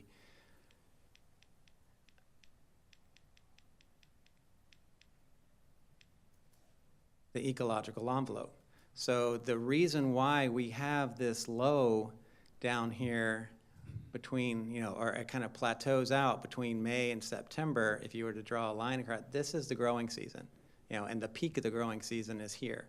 So that's why we want to get that low down here in June. And if you're going to have, 60 days, you have that there. If you get to it in May, you can have 90 up to 120 days. So it's those periods between really the greatest, I'm going to say May to September. Well, what you're sharing with us this afternoon, if I'm following you, we could control this based upon your little diagrams with the little plants growing and sprouting and being able to survive and thrive in deeper water. We can actually manipulate this to get the most growth from our SAV. It's a yes and a no. It's an economy of scale. We can help somewhat if we were to go out and plant. That's something that definitely you could do if that's what you're leading to. But the lake is quite large. But that's where we're looking at those different studies. Like you talked to Zach Welch for a while about what we're doing with turbidity. There's definitely things you can do to help. And any little bit of help that we could do. So we do have what we call the Lake Okeechobee Low Water Management Plan, and it goes through and it outlines what are the different projects we can do to help the ecology inside the lake when we hit a certain lake stage and for a period of time. And if we're there, what actions can we make? So that's something that we're dusting off now in preparation for this upcoming dry season to see what are the different activities that we can go, what are the permits that are required to get it done so that we're nimble once we start hitting these trigger elevations. But it's not just a trigger elevation, it's a trigger elevation in a time too, because some of them require trucks on the marsh bed, and you have to wait for that to dry and to consolidate. But that's something that we have developed, and that we're dusting off right now to make sure we're nimble and ready to go. Well, that's very encouraging. I'll look forward to seeing what you come up with. That's great. Thank you. I have a question, Why? Yes, sir. So is 15 feet, anything above 15 feet, is that when you lose the 2 foot, you get greater than 2 feet and you lose the sunlight? Is that? So yeah, if we talk about where we are in this diagram, this is great. Okay, so the marsh edge, this marsh edge is at about 12 feet. The levee is at 15. So if we have put water out all the way to the levee, we're at 15 feet, and this has 3 feet of water on it. So the photic zone is 2 feet. So when you're at 15, you don't have the ability to grow SAV where SAV is needed. So you need below 15. So you need 14, you're on the fringe of it, but you're only doing that very little edge.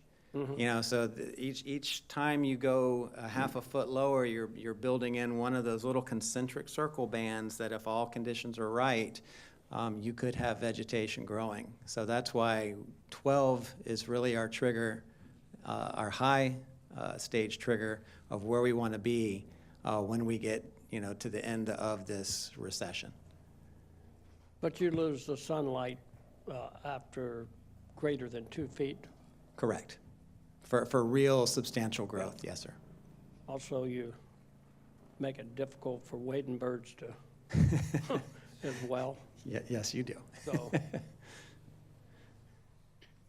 If I could jump in real quick, one of the things when I visited with Leaf this morning, the bait and tackle store, he said, Ben, if you had that SAV and you had some marshes open and it was clearing that water, that 2 foot you talk about could be 3 foot with clearer water. Correct. With improved water quality. And he said, man, you can take that lake to 18 foot and we still be okay. That's an anecdote. That Lawrence, that's not gospel, I know.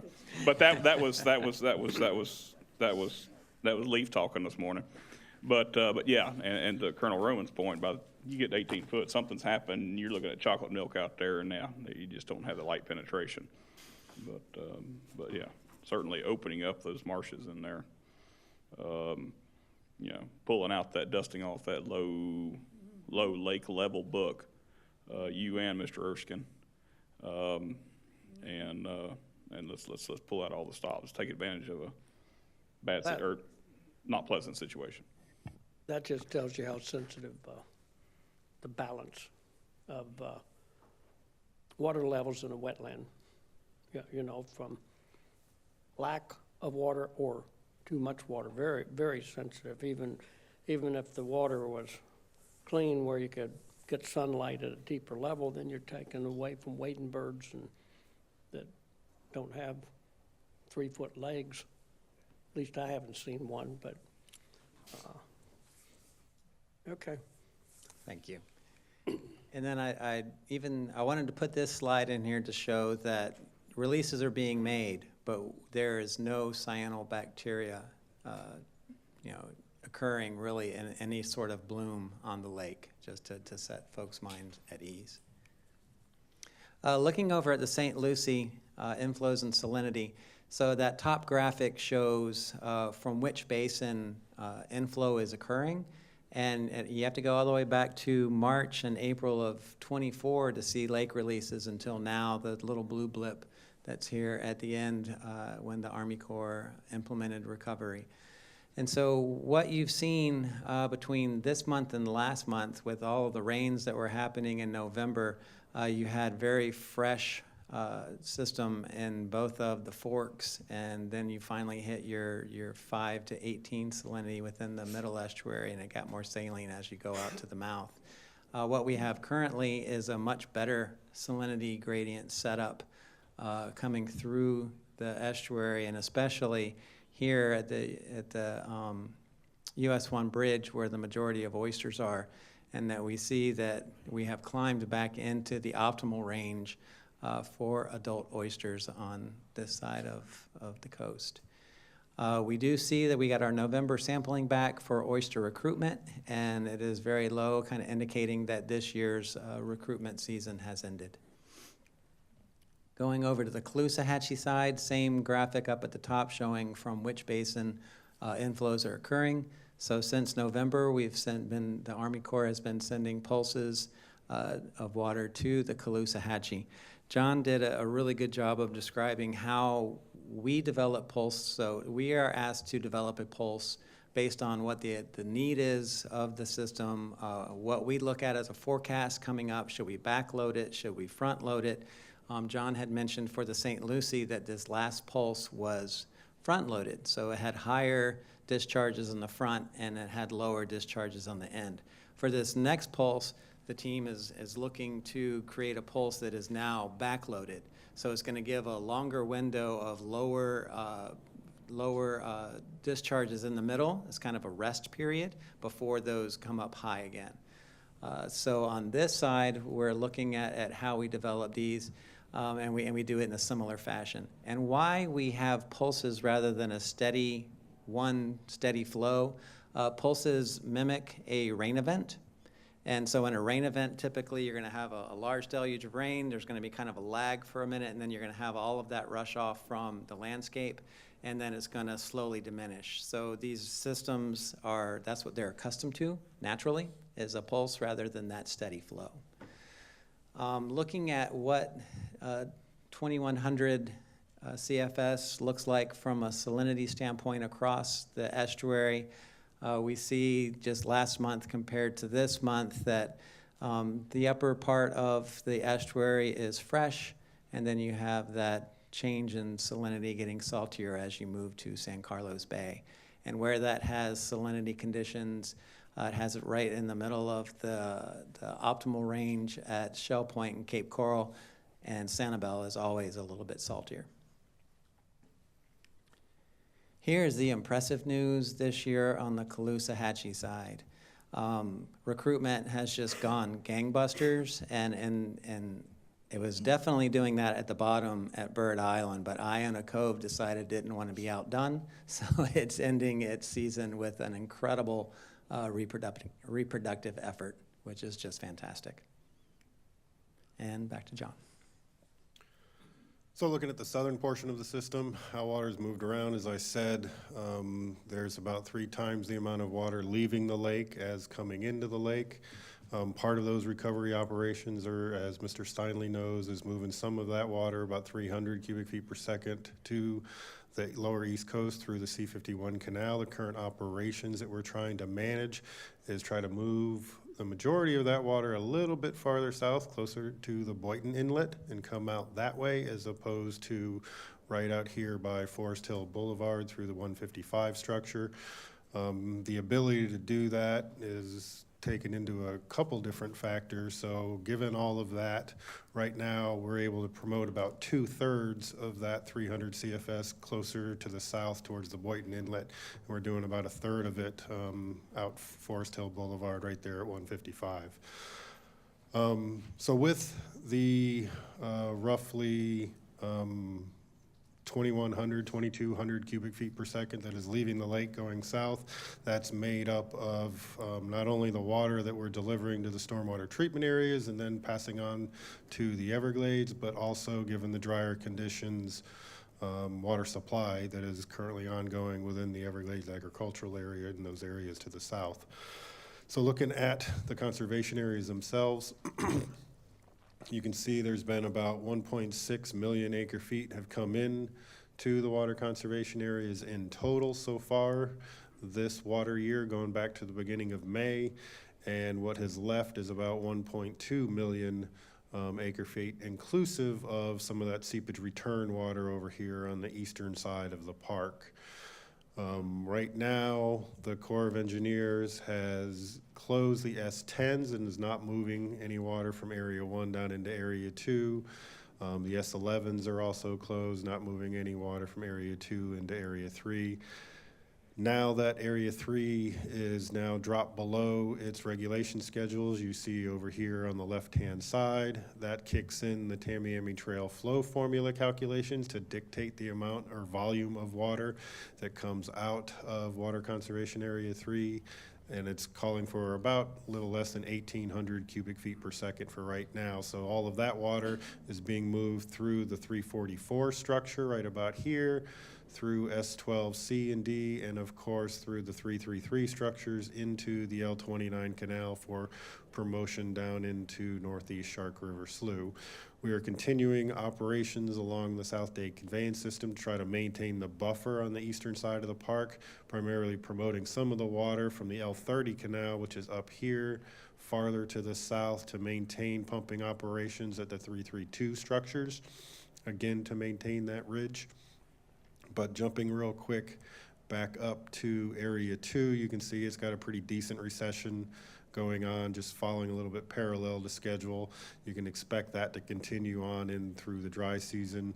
Area 1 there at the top right-hand side is below its schedule, a little bit lower than probably the refuge would like for it to be this time of year, but we are using some of that water that we're moving south from the lake to pass through STAs 1 East and 1 West and into the refuge to sort of help with those conditions in the refuge.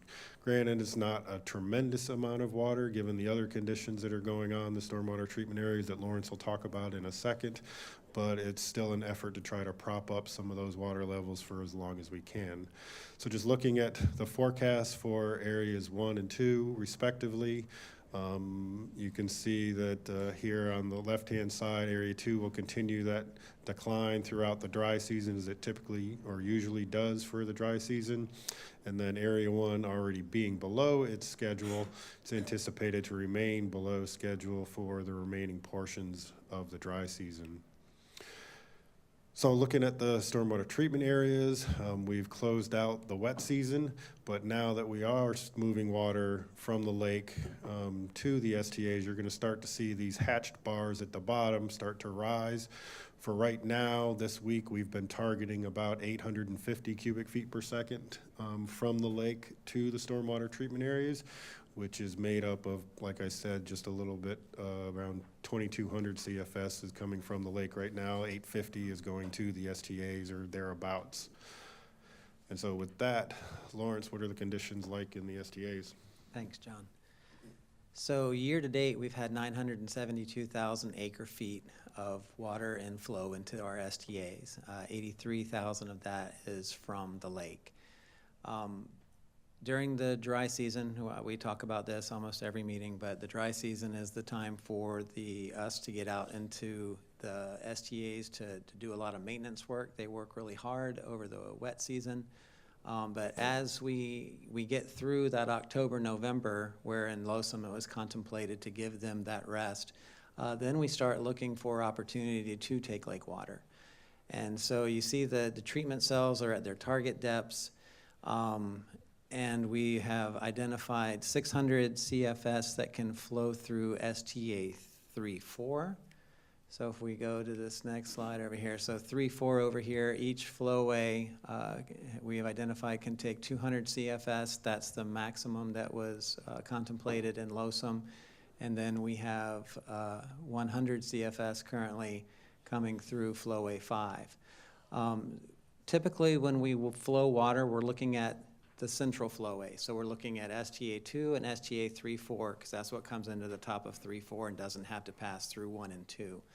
The reason why you don't see, or we don't have additional capacity in STA 2 is if you look at this table down here, anywhere you see FAV control, floating aquatic vegetation, I've talked to you about it before. We have one species, nuisance species in particular, cristata, which is not a plant that we want in the STAs. It is not beneficial for phosphorus uptake. It actually is detrimental, and it is a very tough plant to get rid of once it's established.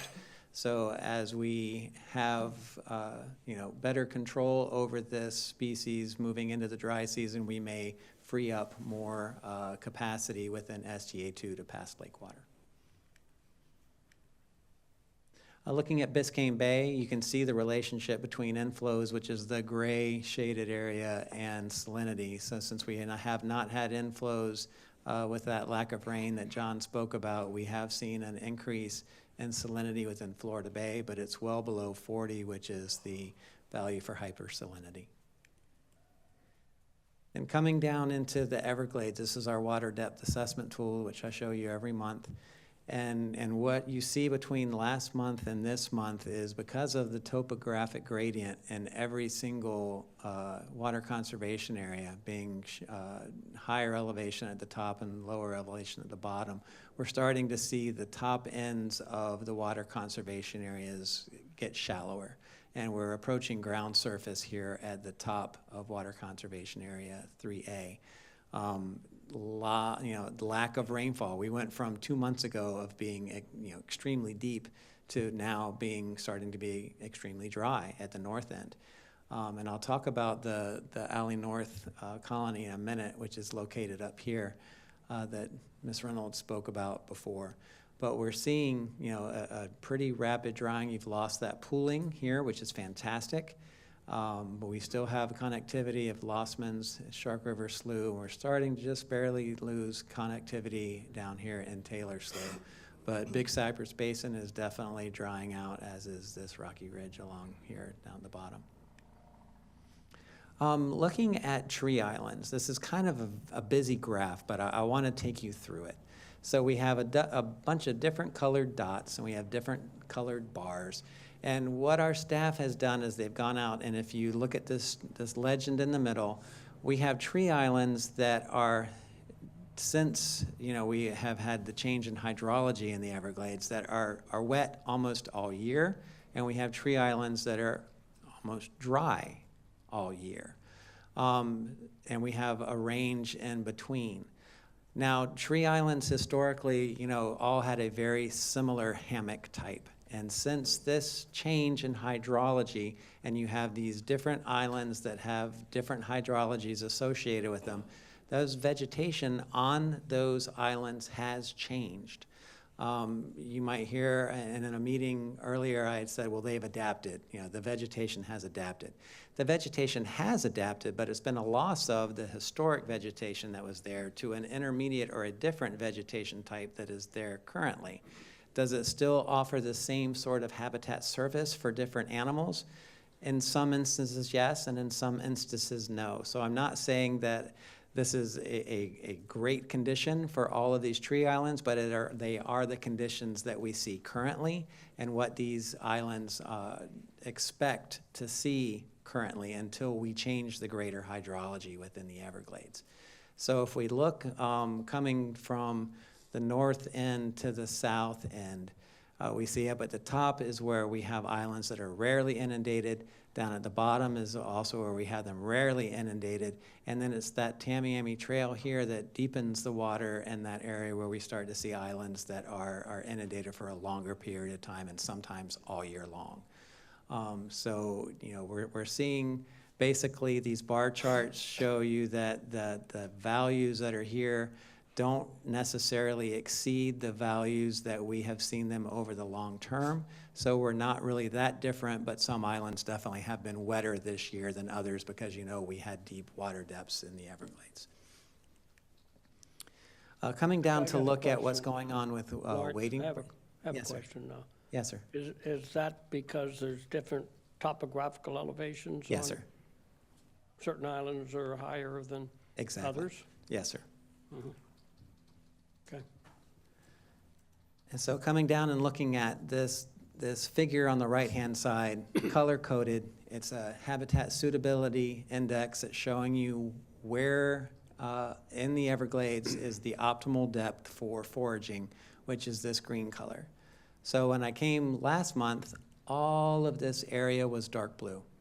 And I said, through time, that dark blue is going to start kind of receding, and you're going to start getting that green along the fringe, and it's going to move in, and that's when the birds go from the southern end of the system down here, where the foraging has been fantastic, and they start looking north to say, hey, can I go forage throughout the entirety of the Everglades?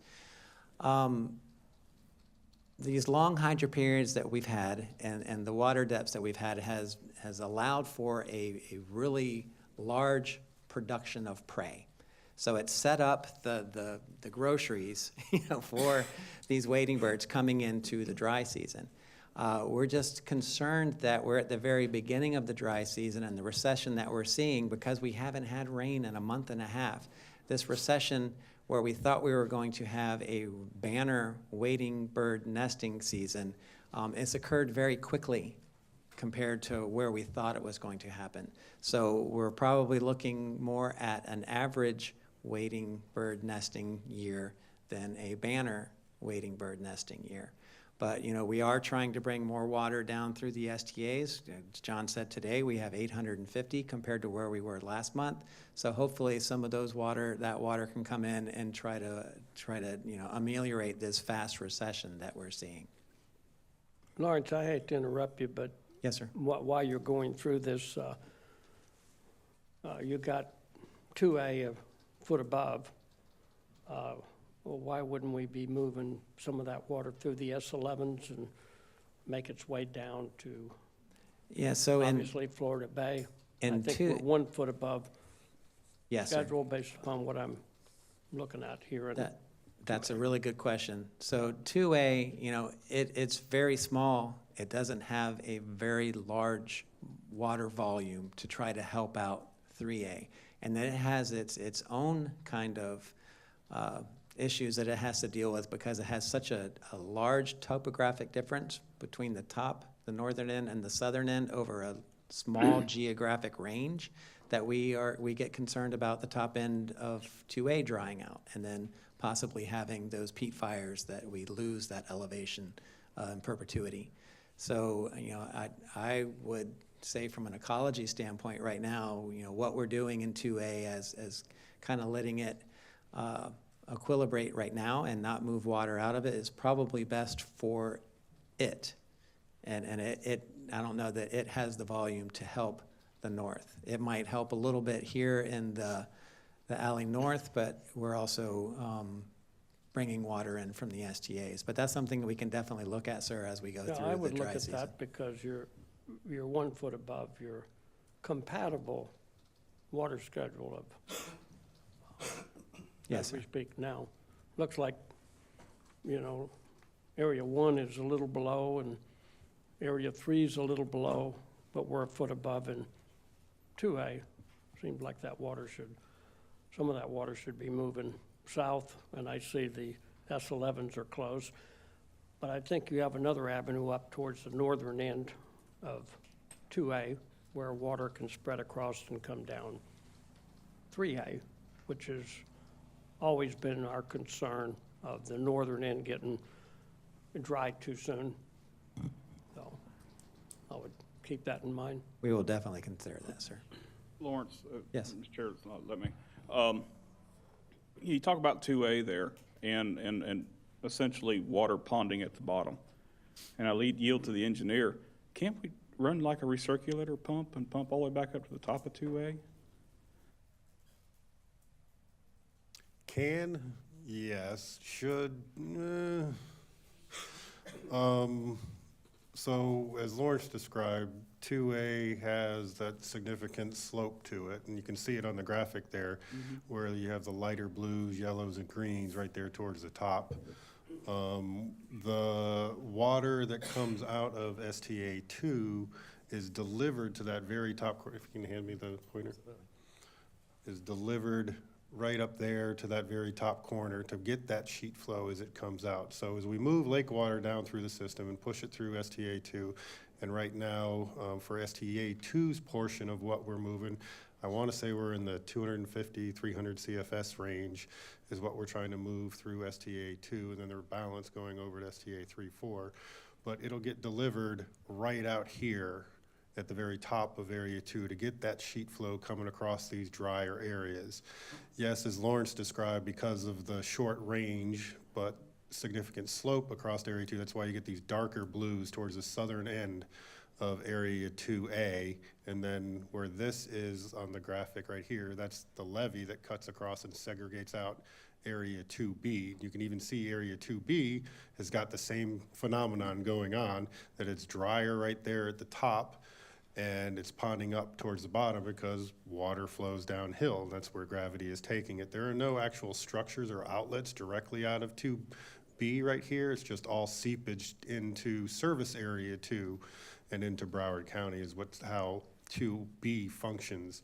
But the idea of putting in some sort of engineered system to recirculate water through the conservation Area 2A back up to the top, I think the overall objective in the long run is more towards the Central Everglades planning project that Jennifer described earlier in the day, is get that water moving down through the central flowway into STA 2, coming out the top, flowing through Area 2, and then traversing along with the water that comes out of Area 3-4 and the A2 STA into the northeast portion of Area 3, so it can have the same phenomena coming down through the Central Everglades.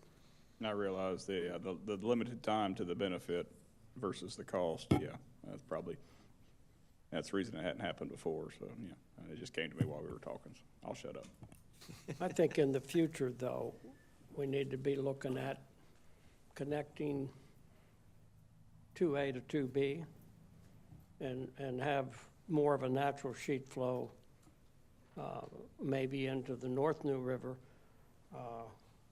following the path of the bridge and sloughs, and that water can connect, because apparently 2B is isolated where no water can get out of there apparently, which is quite unnatural.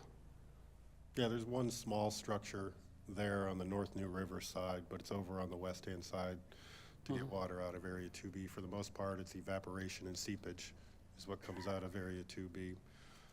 That would allow the water to flow from the northern boundary of 2A into 2B, and following the natural ridge and sloughs, and when you get to a certain depth, it goes into the North New River and can go west or can go east, depending on whatever's compatible for that water to continue to move south. More importantly, to your comments on the health of Area 2A, as we move past the combined operations plan, which covers the operations of 3A and 2A right now, we are revisiting the 2A schedule in that process. So you may have heard of the SEP 1.0 operations plan. They are looking at improved operations for Area 2A to be more compatible with those depths as well as the ecology. Well, I'd like to get a briefing on that as you work on it, and thank you for coming the other day and you did a presentation. I'd like to stay in that loop if I can, and will do. Appreciate it. Coming down and looking at the Alley North, that Jennifer showed the great picture of today. I mean, up to 60,000 nesting pairs can be there. It's just a pretty tremendous rookery. So what we like to see is when we get to about October 15, we like to be at 11.5 or above, so we can have a recession that's nice and slow as we get down to March 15, down to 9.5. Reason being is if we have a stage, and if we look at the data, nesting occurs and is initiated when we're at that 9.5 or above, and we don't get nesting when it's below 9.5. And the reason is because the system is too dry around it. Alley North is a really interesting colony in that it's not a tree island that grows up, it's actually a depression in the landscape, which is kind of neat. But that means if it's wet, oftentimes the area around it, if it's not high enough in depth and wetness in that little depression, that the rest of the area is dry. So the parents can't go fly out and find that food for their young. So what we're seeing right now is a recession rate that is definitely steeper than we think is best for this colony, is coming down at a recession like this that will have us at 9.5 in about mid-January rather than March 15. And I'll end with Florida-based salinity. What we're looking at in these graphs, is the interquartile range is that what I refer to as the blue brick road, and that's where we've been trying to maintain. The gold dashed line on the bottom is the historic salinity, which is more of a target. We do see with declining water depths, these are depths, the blue is in Shark River, or is up here at the Taylor Slough Bridge. So we're starting to see that decline in water level, so that means that we're not getting as much water going into the bay. We are starting to see an increase in salinity both in the eastern bay and the western bay, and central bay and the western bay, but we're still within that interquartile range currently. But we are at the beginning of the dry season. So this is something we will, kind of keep our eye on.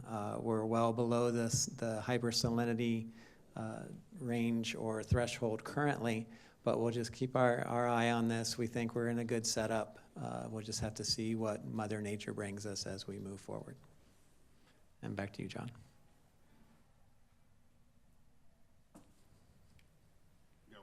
Oh, one more. All right, well, we did have a blue-green algae bloom that was occurring in the Central Bay. It had started really more in earnest after the hurricanes came by.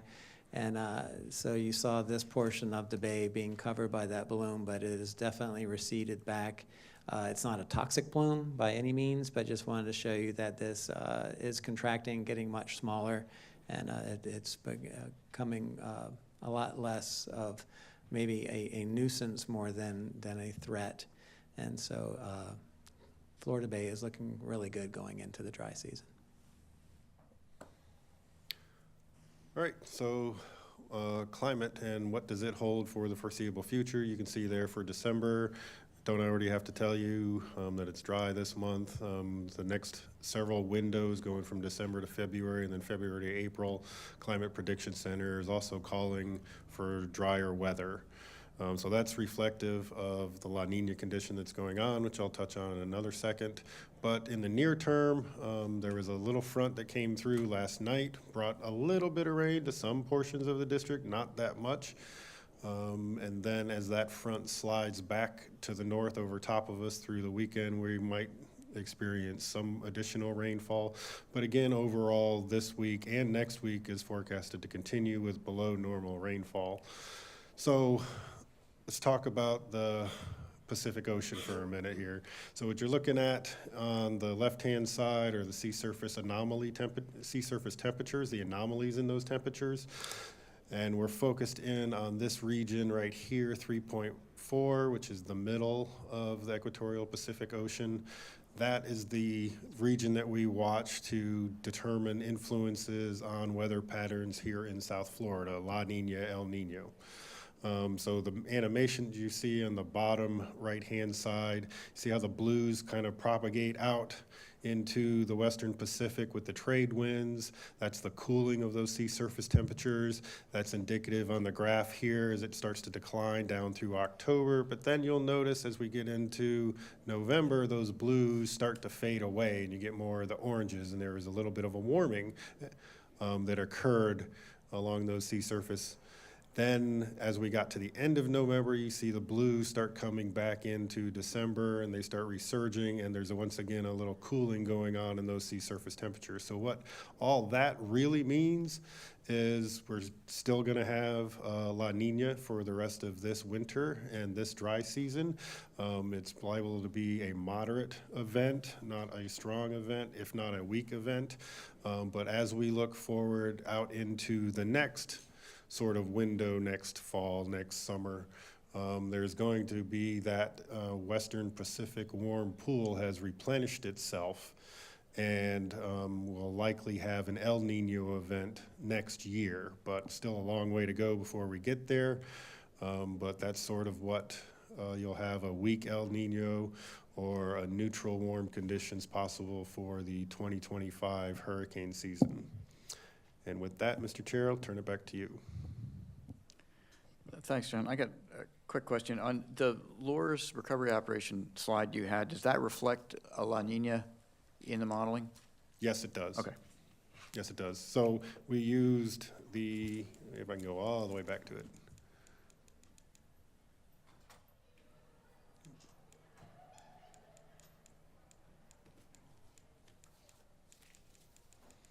So many slides, Lawrence. Sorry.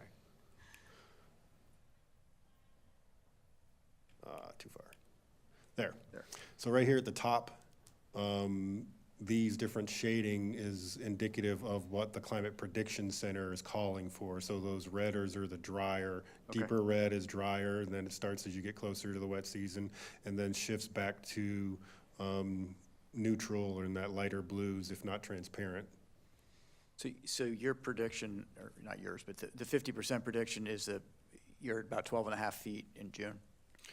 Correct. The way you would interpret this is there is a 50% chance or probability that given what we know today, you're likely to be at or below 12 and a half in June 1st.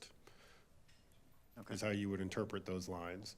And then if we get deeper into the dry season and we're able to move more water south than what we had envisioned in this modeling and in this analysis, then those lines will shift farther to the south. Or if it's drier than what they're calling for right now, because we look at it every single month, then those lines will start shifting down, and that 50% probability line will get closer and closer to 12, 11 and a half, et cetera. For recovery operations, you said you were going to reevaluate, I think, in January. Do you have a target that makes you come out of recovery operations, or is that I would not describe it as a hard and fast target. Okay. No, it's not like if you don't get this, then you're done. No, it is an amalgamation of a number of different factors, this being one of them, what the Climate Prediction Center is, whether or not, as Lawrence touched on, what the algae season looks like. All of that stuff comes together, and it is a judgment management call done by the commander in Jacksonville on whether or not to continue. Okay, thanks. I got one question for Lawrence on 28. Make you go through all your slides again. Mr. Chair, before he's already gone. Yeah. I had 4 and 5, but go ahead. I think this is a quick one. Just a quick question on the incoming for stormwater treatment error 5.6, that 236 number up there. Do you expect that to come down with the opening of the flow equalization basin? We do, okay. Absolutely, because STA 3.4 in its performance, it has the A1 FEB that's associated with it, and oftentimes A1 FEB is almost meeting QBO. So these numbers, if you remember at the beginning of the wet season, we had the really large rain event.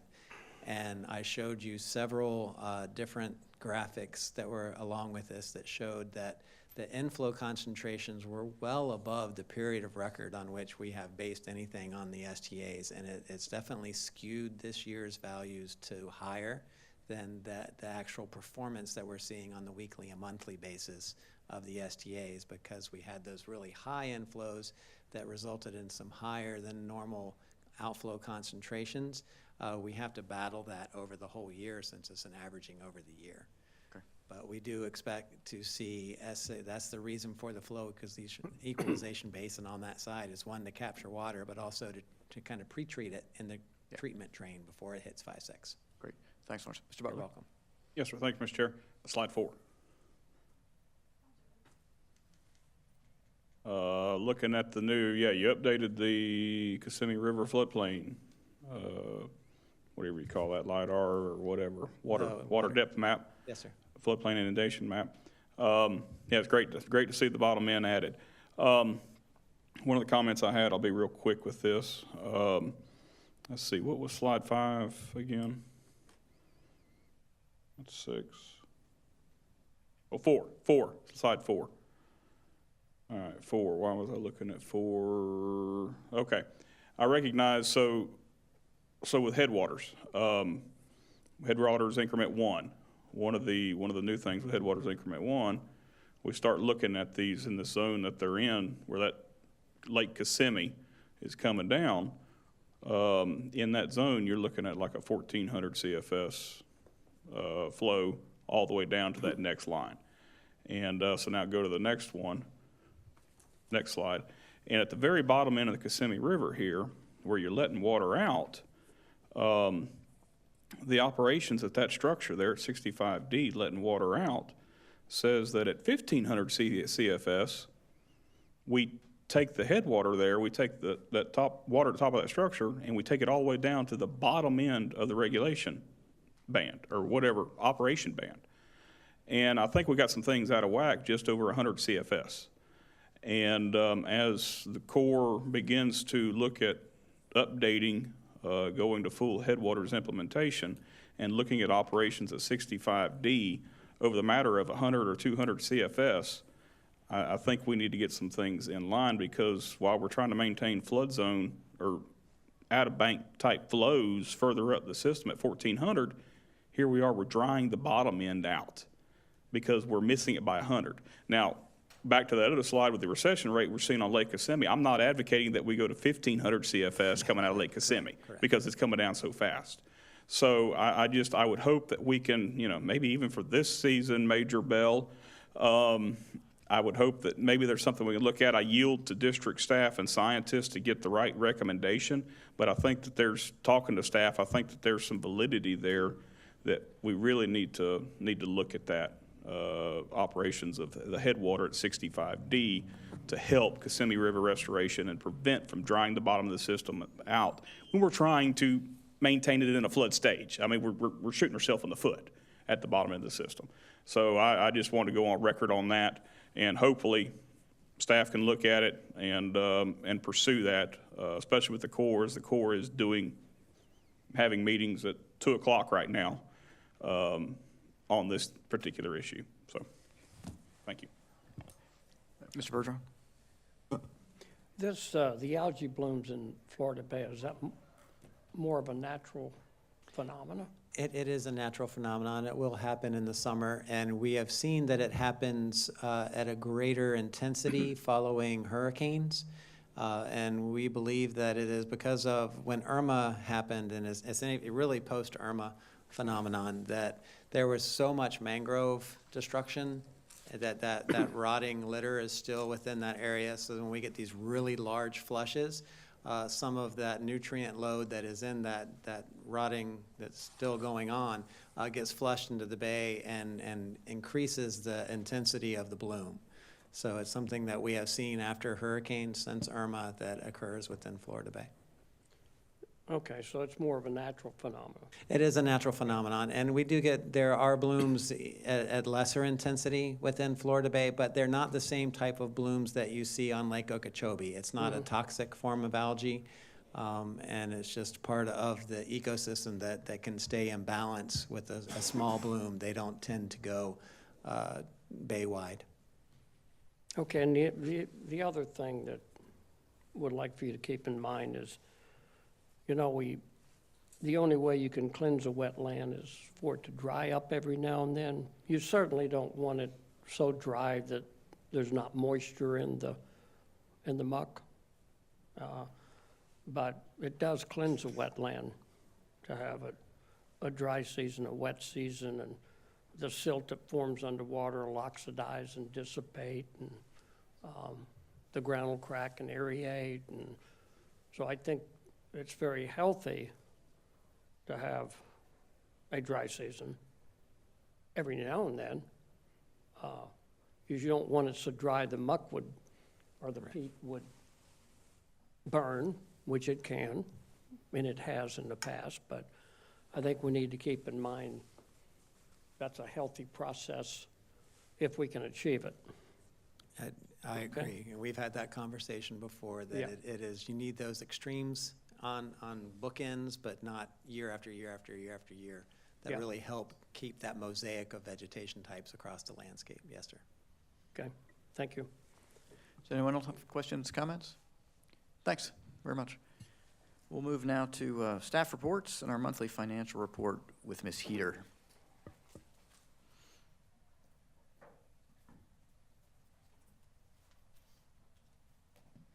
Good afternoon. The monthly financial report that I'm reporting on today, and that's in your packet, is for the first month, October, of your new fiscal year 25. So revenues, we are on trend for the tax revenue and the other revenues, other than the intergovernmental, is showing that it's a little lower than this time last year. Since in the month of November, we did collect at over $64 million. So you'll see that shoot up, and then we'll be, pretty much back on trend. So through the month of October, we collected $6.7 million of recurring revenues. Expenditures, $128 million was received on. So that's rather large, for the month of October, but it's skewed because the accruals have not been posted yet.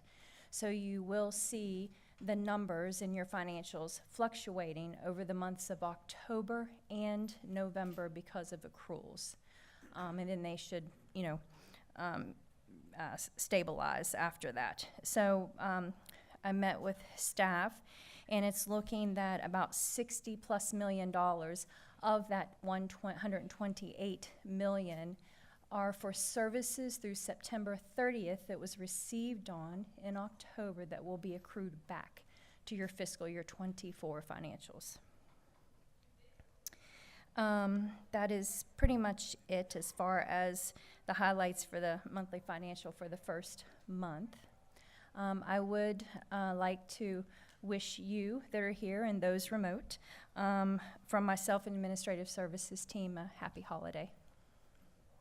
Thank you very much, Ms. Heater. Does anyone have any comments or questions? I have something, Mr. Chair. Colonel? Ms. Heater, I wanted to thank you for the excellent work you and your whole team did on the strategic plan in your section. We had the strategic plan on our consent agenda today, and I know the board members will have a chance to look at the hard copy that we were provided in our packet. But overall, the effort for the strategic plan was excellent, and I want to recognize that. But in particular, your section and the review of your goals and priorities was noted. So I wanted to thank you for the excellent work. Thank you. Thanks, Colonel. Thank you. We'll move now to general public comment. Is there any? We have none, Mr. Chairman. We have none. Oh, We have one. Mark Perry. Nobody back there Yeah, I can't let up on a public comment. So, as you heard, the lake is, there's a lot of evapotranspiration coming off the lake. The lake's dropping pretty quick, and thousands of acre feet a day. And you've got the top of the Water Conservation Area 3A is drying out, as Lawrence kind of pointed out, and we need to get that water south. During the periodic science call, which is now on Tuesday, was called the local engagement call, with the core and the district area. The district indicated they can begin to put more water south, actually, which will be helpful not only for Water Conservation Area 3A to get that rehydrated and push that water, but also perhaps alleviate some of the up to 1,400 St. Lucie or up to 2,100 at Caloosahatchee to give these estuaries a break. You know, Lawrence showed about the St. Lucie estuary, the salinity is tracking up to a better range, but prior to that, from August through almost mid-November, it was really down low, almost at 0 at times, way below 10. So it just started to track back up, but if you continue the graph, you'd see it start to drop down even from this Saturday, December 7th, when they started the Lake Okeechobee Recovery Plan. So the pulse releases are good, and we know that because we mimic a storm event, but it's not natural to do one right after the other, after the other, after the other. So it's not going to give the estuaries a break like after a natural storm event would occur. So I really, really encourage us to take a look week to week, as the Corps and the district are agreeing to do, hopefully, to, you know, slow down on those releases to the estuaries, particularly speed up on the releases to the south to rehydrate Everglades during this dry season, which is critical, and let that happen. I think that, you know, it's looking at that capacity, increasing that storage capacity south. And I know the STAs have to do recovery. I know those kind of things happen, but that 972,000 acre feet out of that 889,000 acre feet is from basin runoff. Again, if we can get the basin and the people in the basin to be able to store and treat the water there before it gets into works of the district, we'd be better off and have more capacity. We can increase our capacity for using the STAs and using that conveyance and things to go south from the lake. So again, thanks for having a good meeting today, and a lot of good stuff happening today. Just continue to diligent. You got a great staff, great people, great effort here. So let's keep it going. Thanks. Thank you, Mr. Perry. Mr. Chairman, that concludes the public comment. Great. Thanks, Mark. Mr. Bergeron, you have any final comments? Oh, I always got something to say. Can't help myself.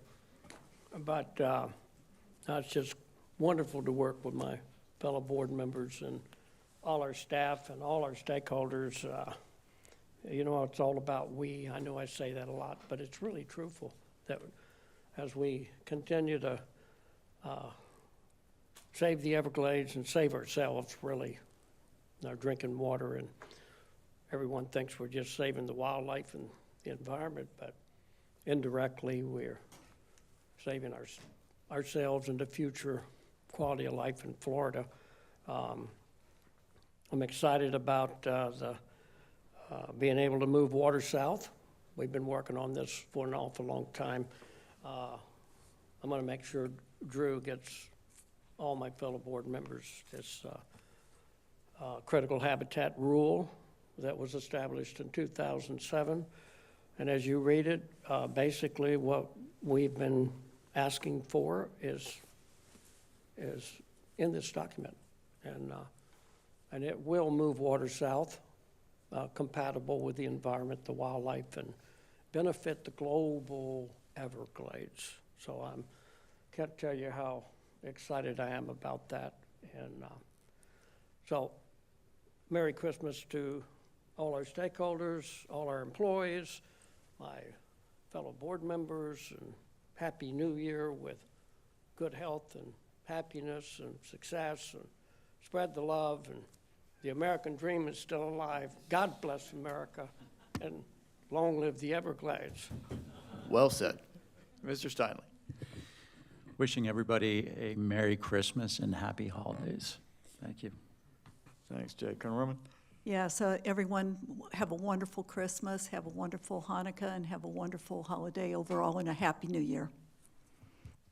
Mr. Butler. Wish everybody a Merry Christmas, Happy New Year.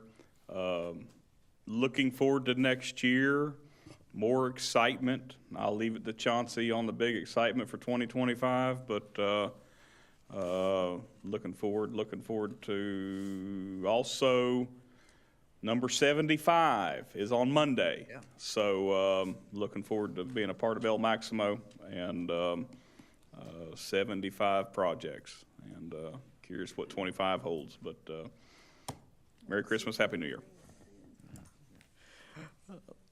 Vice Chair Wagner is no longer on the call, I don't believe. Mr. Martinez? No, Mr. Chair, no comments. Thank you, and happy Merry Christmas and a Happy New Year to all. And to you. Ms. Meads? No comments, sir. Thank you.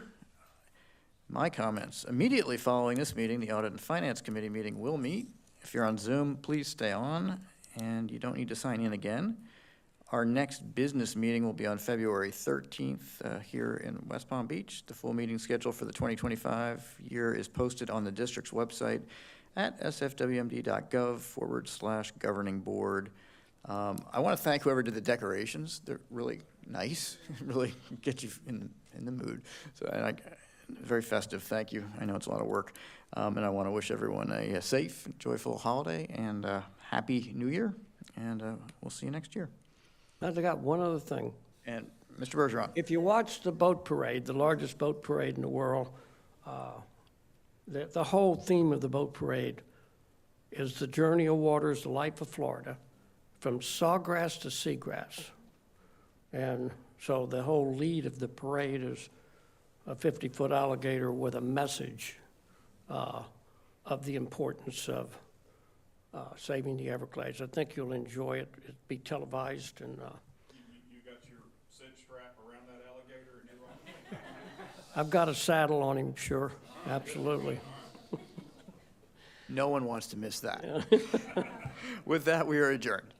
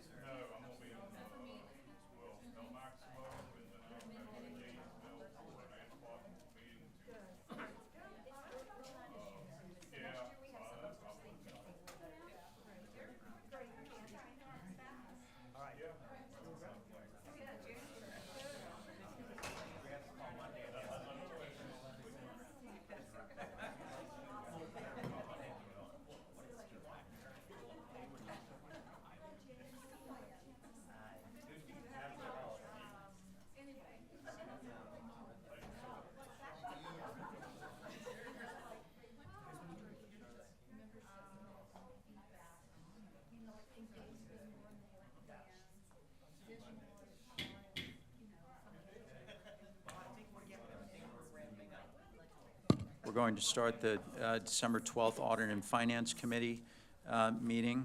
Call the meeting to order. Ms. Meads is joining us on Zoom today. Are you there, Ms. Meads? Yes. Terrific, thank you. And Ron, thanks again for joining the Audit and Finance Committee. This is your second meeting, right? Yeah, totally honored. Thank you. Thanks. First item is approval of the minutes for the July 11th, 24 meeting. Does anybody have any changes to the meeting? No. Hearing none, can I ask for a motion and a second? I'll make the motion. Thank you. Second. Thanks. Call the question. Mr. Bergeron? Yes. Ms. Meads? Yes. And I'm yes. That passes unanimously. Third item is a summary of investments, which Ms. Weinberg will give us.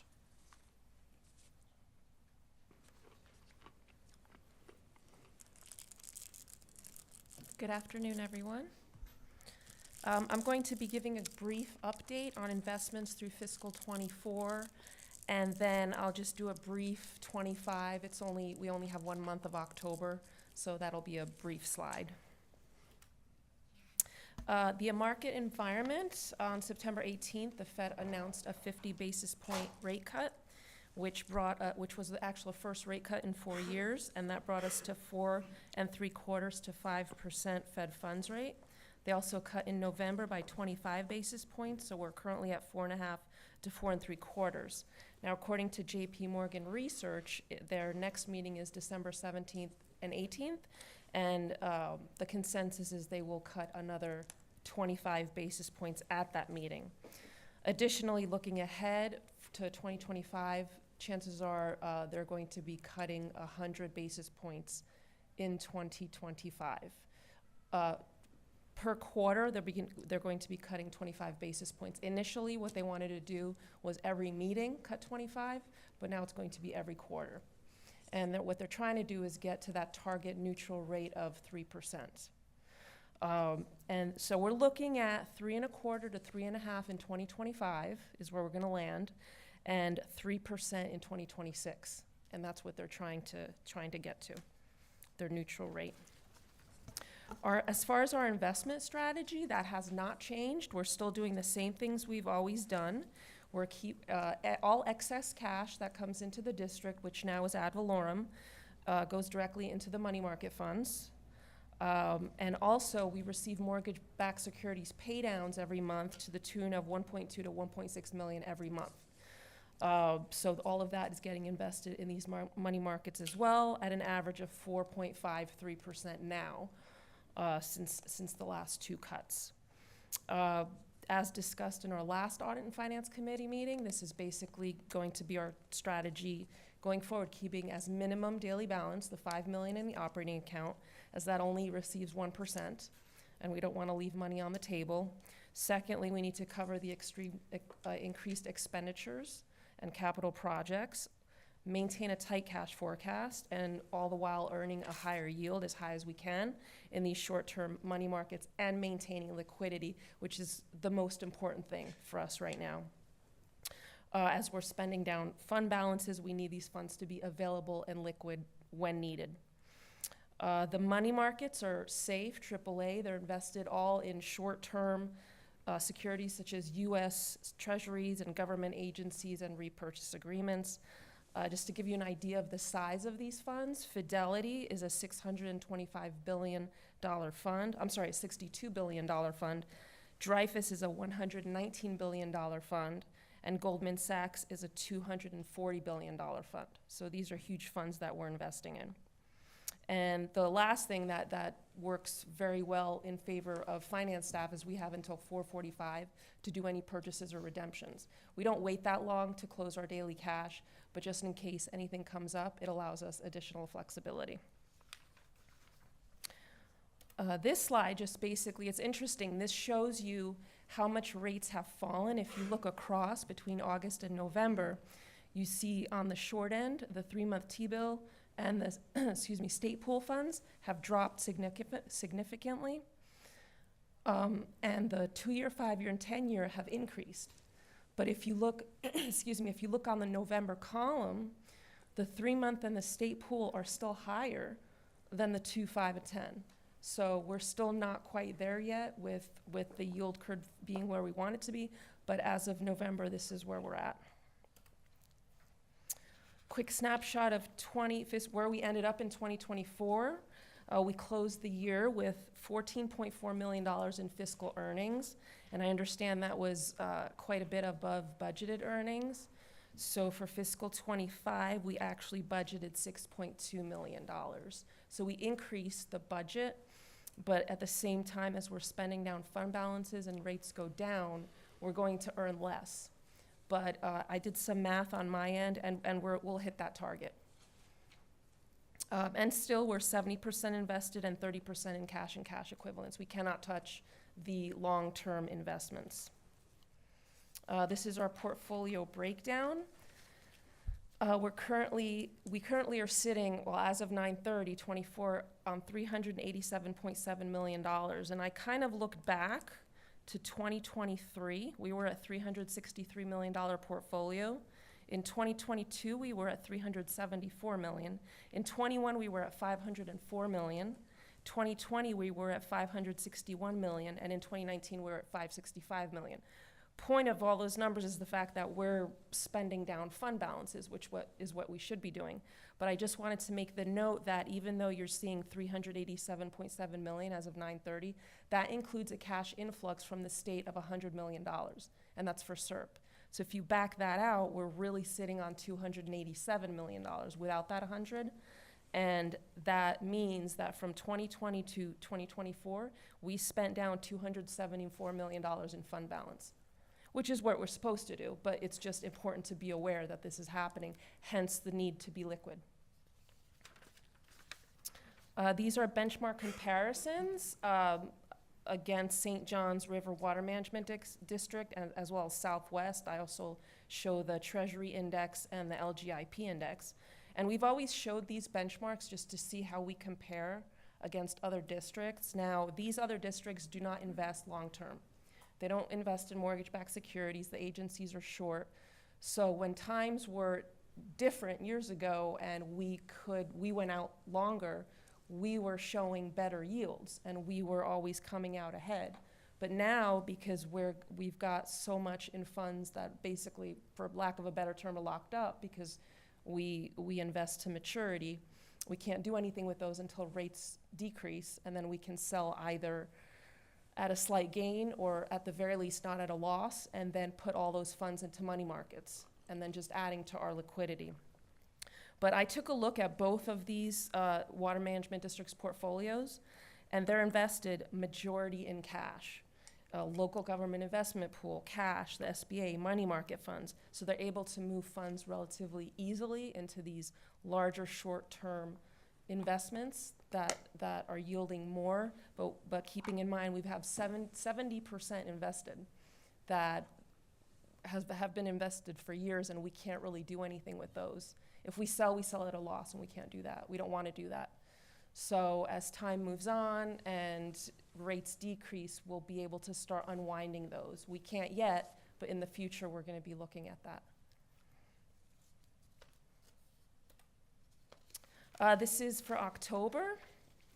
We earned $673,000 in earnings in October.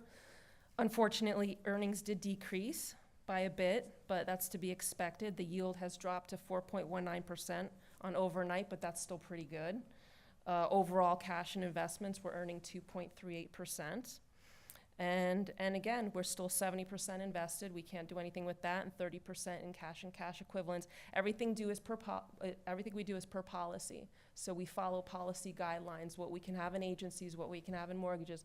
Maximum we can have in money markets, which is 25%, we're under that, and then per issuer. So our strategy for fiscal '25 will simply remain the same, maintaining the operating account at 5 million and just investing excess funds into money markets. And this just shows the same portfolio breakdown.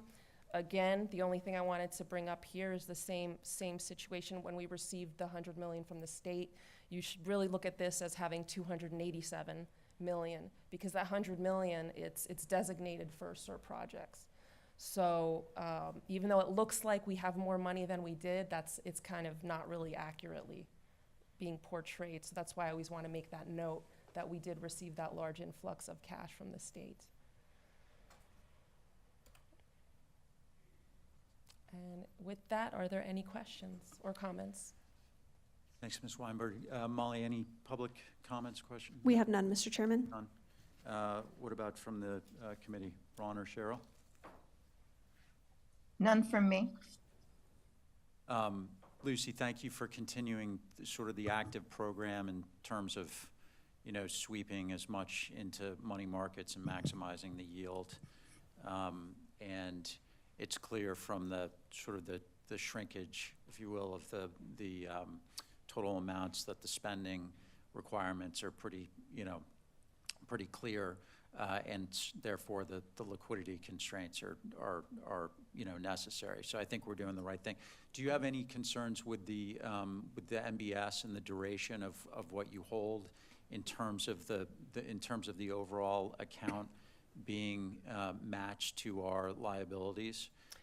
We actually did look at that, and I had PFM, Public Financial Management, run a very top-level analysis for us, and because what we invested in at the time was so low yielding and so safe, the extension risk isn't there as much as other investors. Now, I'm not going to say it's not there, because it is, because when broker firms do stress tests, they do up and down 300 basis points. No one did 500 basis points, because no one thought that would happen. So yes, there is some extension risk, but it's not as dire as other portfolios. So a lot of these, and plus we're receiving those 1.2 to 1.6 a month MBS paydowns, and something to keep in mind with that is as I write those down every quarter, well, actually now I'm slowly writing them up as rates go down, they're being valued up. But even if they're below par, they pay down at par, so we don't lose anything. There's no loss. We get paid dollar for dollar. Okay. Ron, did you have something? No, I think you're doing a very good job, and nice to see you're getting a return on your 5 million.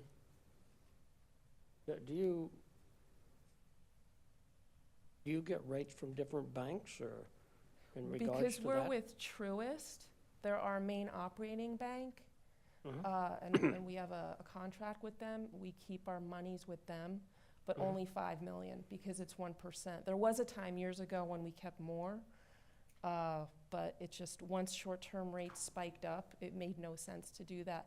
Now, on staff's end, that required a lot more work, a lot more teamwork, a lot more hands-on work, because now we have to be on it on a daily basis to do the sweep. But it's certainly worth it for all those extra millions that we earn every year. Oh, absolutely. Okay, well, thank you. Great, thank you both. Thank you. Next, call Mr. Behrens to present 2 audit reports. We'll take public comment and vote on the 2 audit reports after Mr. Behrens' second audit report presentation. So first, he'll present the monitoring review of construction change orders. Thanks, Tim. Okay, this report is for the 6-month period that ended September 30th, 2024. I won't go through all the objectives. It's the same as in the prior reports that I've done. So during this period, we had 72 change orders, totaling about $17.26 million. We reviewed a sample of the change orders, and we also reviewed the governing board minutes to identify all the change orders that were approved to make sure that they were included in the database. Here's a summary of the change orders. When we include all change orders, it was 24.5% of the original contract. We excluded what we considered to be outliers, and it came to 4.5% once we excluded those items, which is well within the industry standard of 8 to 14%. Here's a slide with the 3 outliers on the C-139 annex and the A2STA, and also, which were the same as in the prior reports that we've done. We added one new one, the S9 and S9A trash rake. There was a couple significant change orders added that has pushed that one to 47%. And in all these cases, they were a result of significant changes in the scope of the work.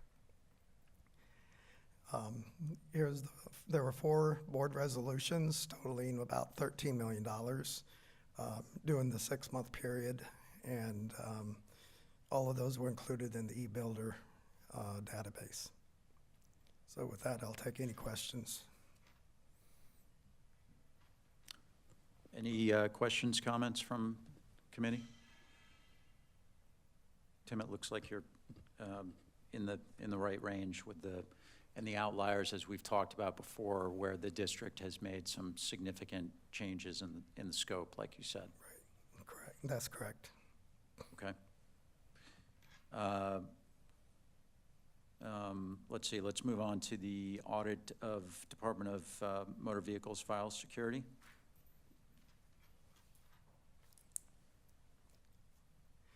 Okay, the district, the reason we have to do this audit, we have a memorandum of understanding with the Department of Motor Vehicles, where we get a download of employee driver's license records.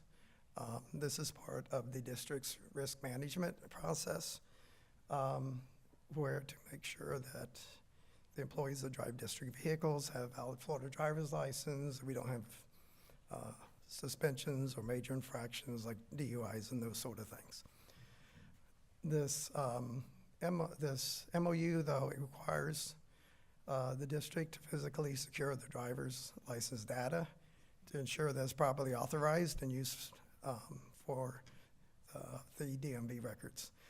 It also requires this particular audit that I'm presenting to you of the district's internal controls over that information.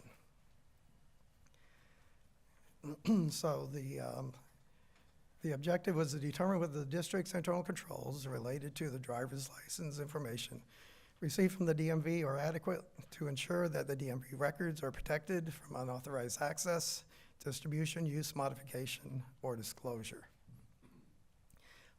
There's also 5 specific audit requirements in the MOU. I won't read through all of those, but they were all met, and we found that they had adequate internal controls were in place to ensure that the data is protected and the district is in full compliance with the MOU. So with that, I'll take any questions. Great, thanks. Any questions from the committee? Okay. Yeah. Molly, any public comment? We have no public comment. Thank you. Yeah. And one other thing I meant to mention is that the actual report for this audit is actually exempt from public records because it has a lot of that security information in it. I kept the presentation here at high level where it didn't disclose any of that type of information. And this report also will get sent to the DMV and as part of their audit requirement. Understood, thanks. Can I ask for a motion in a second? I'll make the motion. Thank you. Second? Thank you. I'll call the question. Mr. Bergeron? Yes. Ms. Meads? Yes. And I'm yes. That passes unanimously. Next item is Mr. Behrens will present the proposed audit plans for 24, 25. Excuse me, 26 through 30. Okay, as part of the planning process, we look at the district's strategic plan. We look at the next year budget. We look for those programs and activities and functions that we consider might present a potential risk to the district. And another key consideration is looking how long it's been since the last time we audited.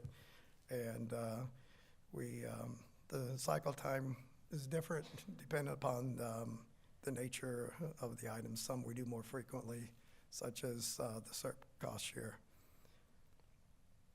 So here is a snapshot of an overview of the proposed audit plan. You'll see there's 3 different color sections on the slide. We divided into the specific audits, and then we have the recurring audit projects, such as one of the ones I just presented, the construction of change orders, and also the audit follow-up and so forth. And then we have three administrative projects. I have a slide here on each of these items. In the interest of saving time, if you want, I can skip that and just answer any questions that you may have regarding these. Sorry, does the long-term plan sort of mimic this just on an annual basis? Yeah, what I do, I'll go to on the long-term plan, what it is, there's in the audit plan, there's a list of all the audits and which years in which they're likely to fall. And that's updated on a rolling 5-year basis. And what we typically try to do is rotate through the different, you do in audit planning, we have what we call the identifiable universe of things of everything that we potentially need to audit. And then we do them like on a cycle basis. And as I said, some of them we do more frequently than others, depending upon what the risk of those items are. Does that answer your question? I think so, yeah. Yep. Let's see, Molly, any public comment on this item? We have none, Mr. Chairman. Any questions from the committee? No, I'm fine. Okay. I move to approve. Thank you, Ms. Meads. Can I have a second, Ron? I'll second it. Thank you. I'll call the question. Mr. Bergeron? Yes. Ms. Meads? Yes. And I'm a yes. That passes unanimously. Molly, any final public comments? We have none. Okay, thank you. Next Audit Finance Committee meets on March 13th here in West Palm. I'll thank everybody for their work and wish everybody a Merry Christmas and a Happy New Year, and we are adjourned.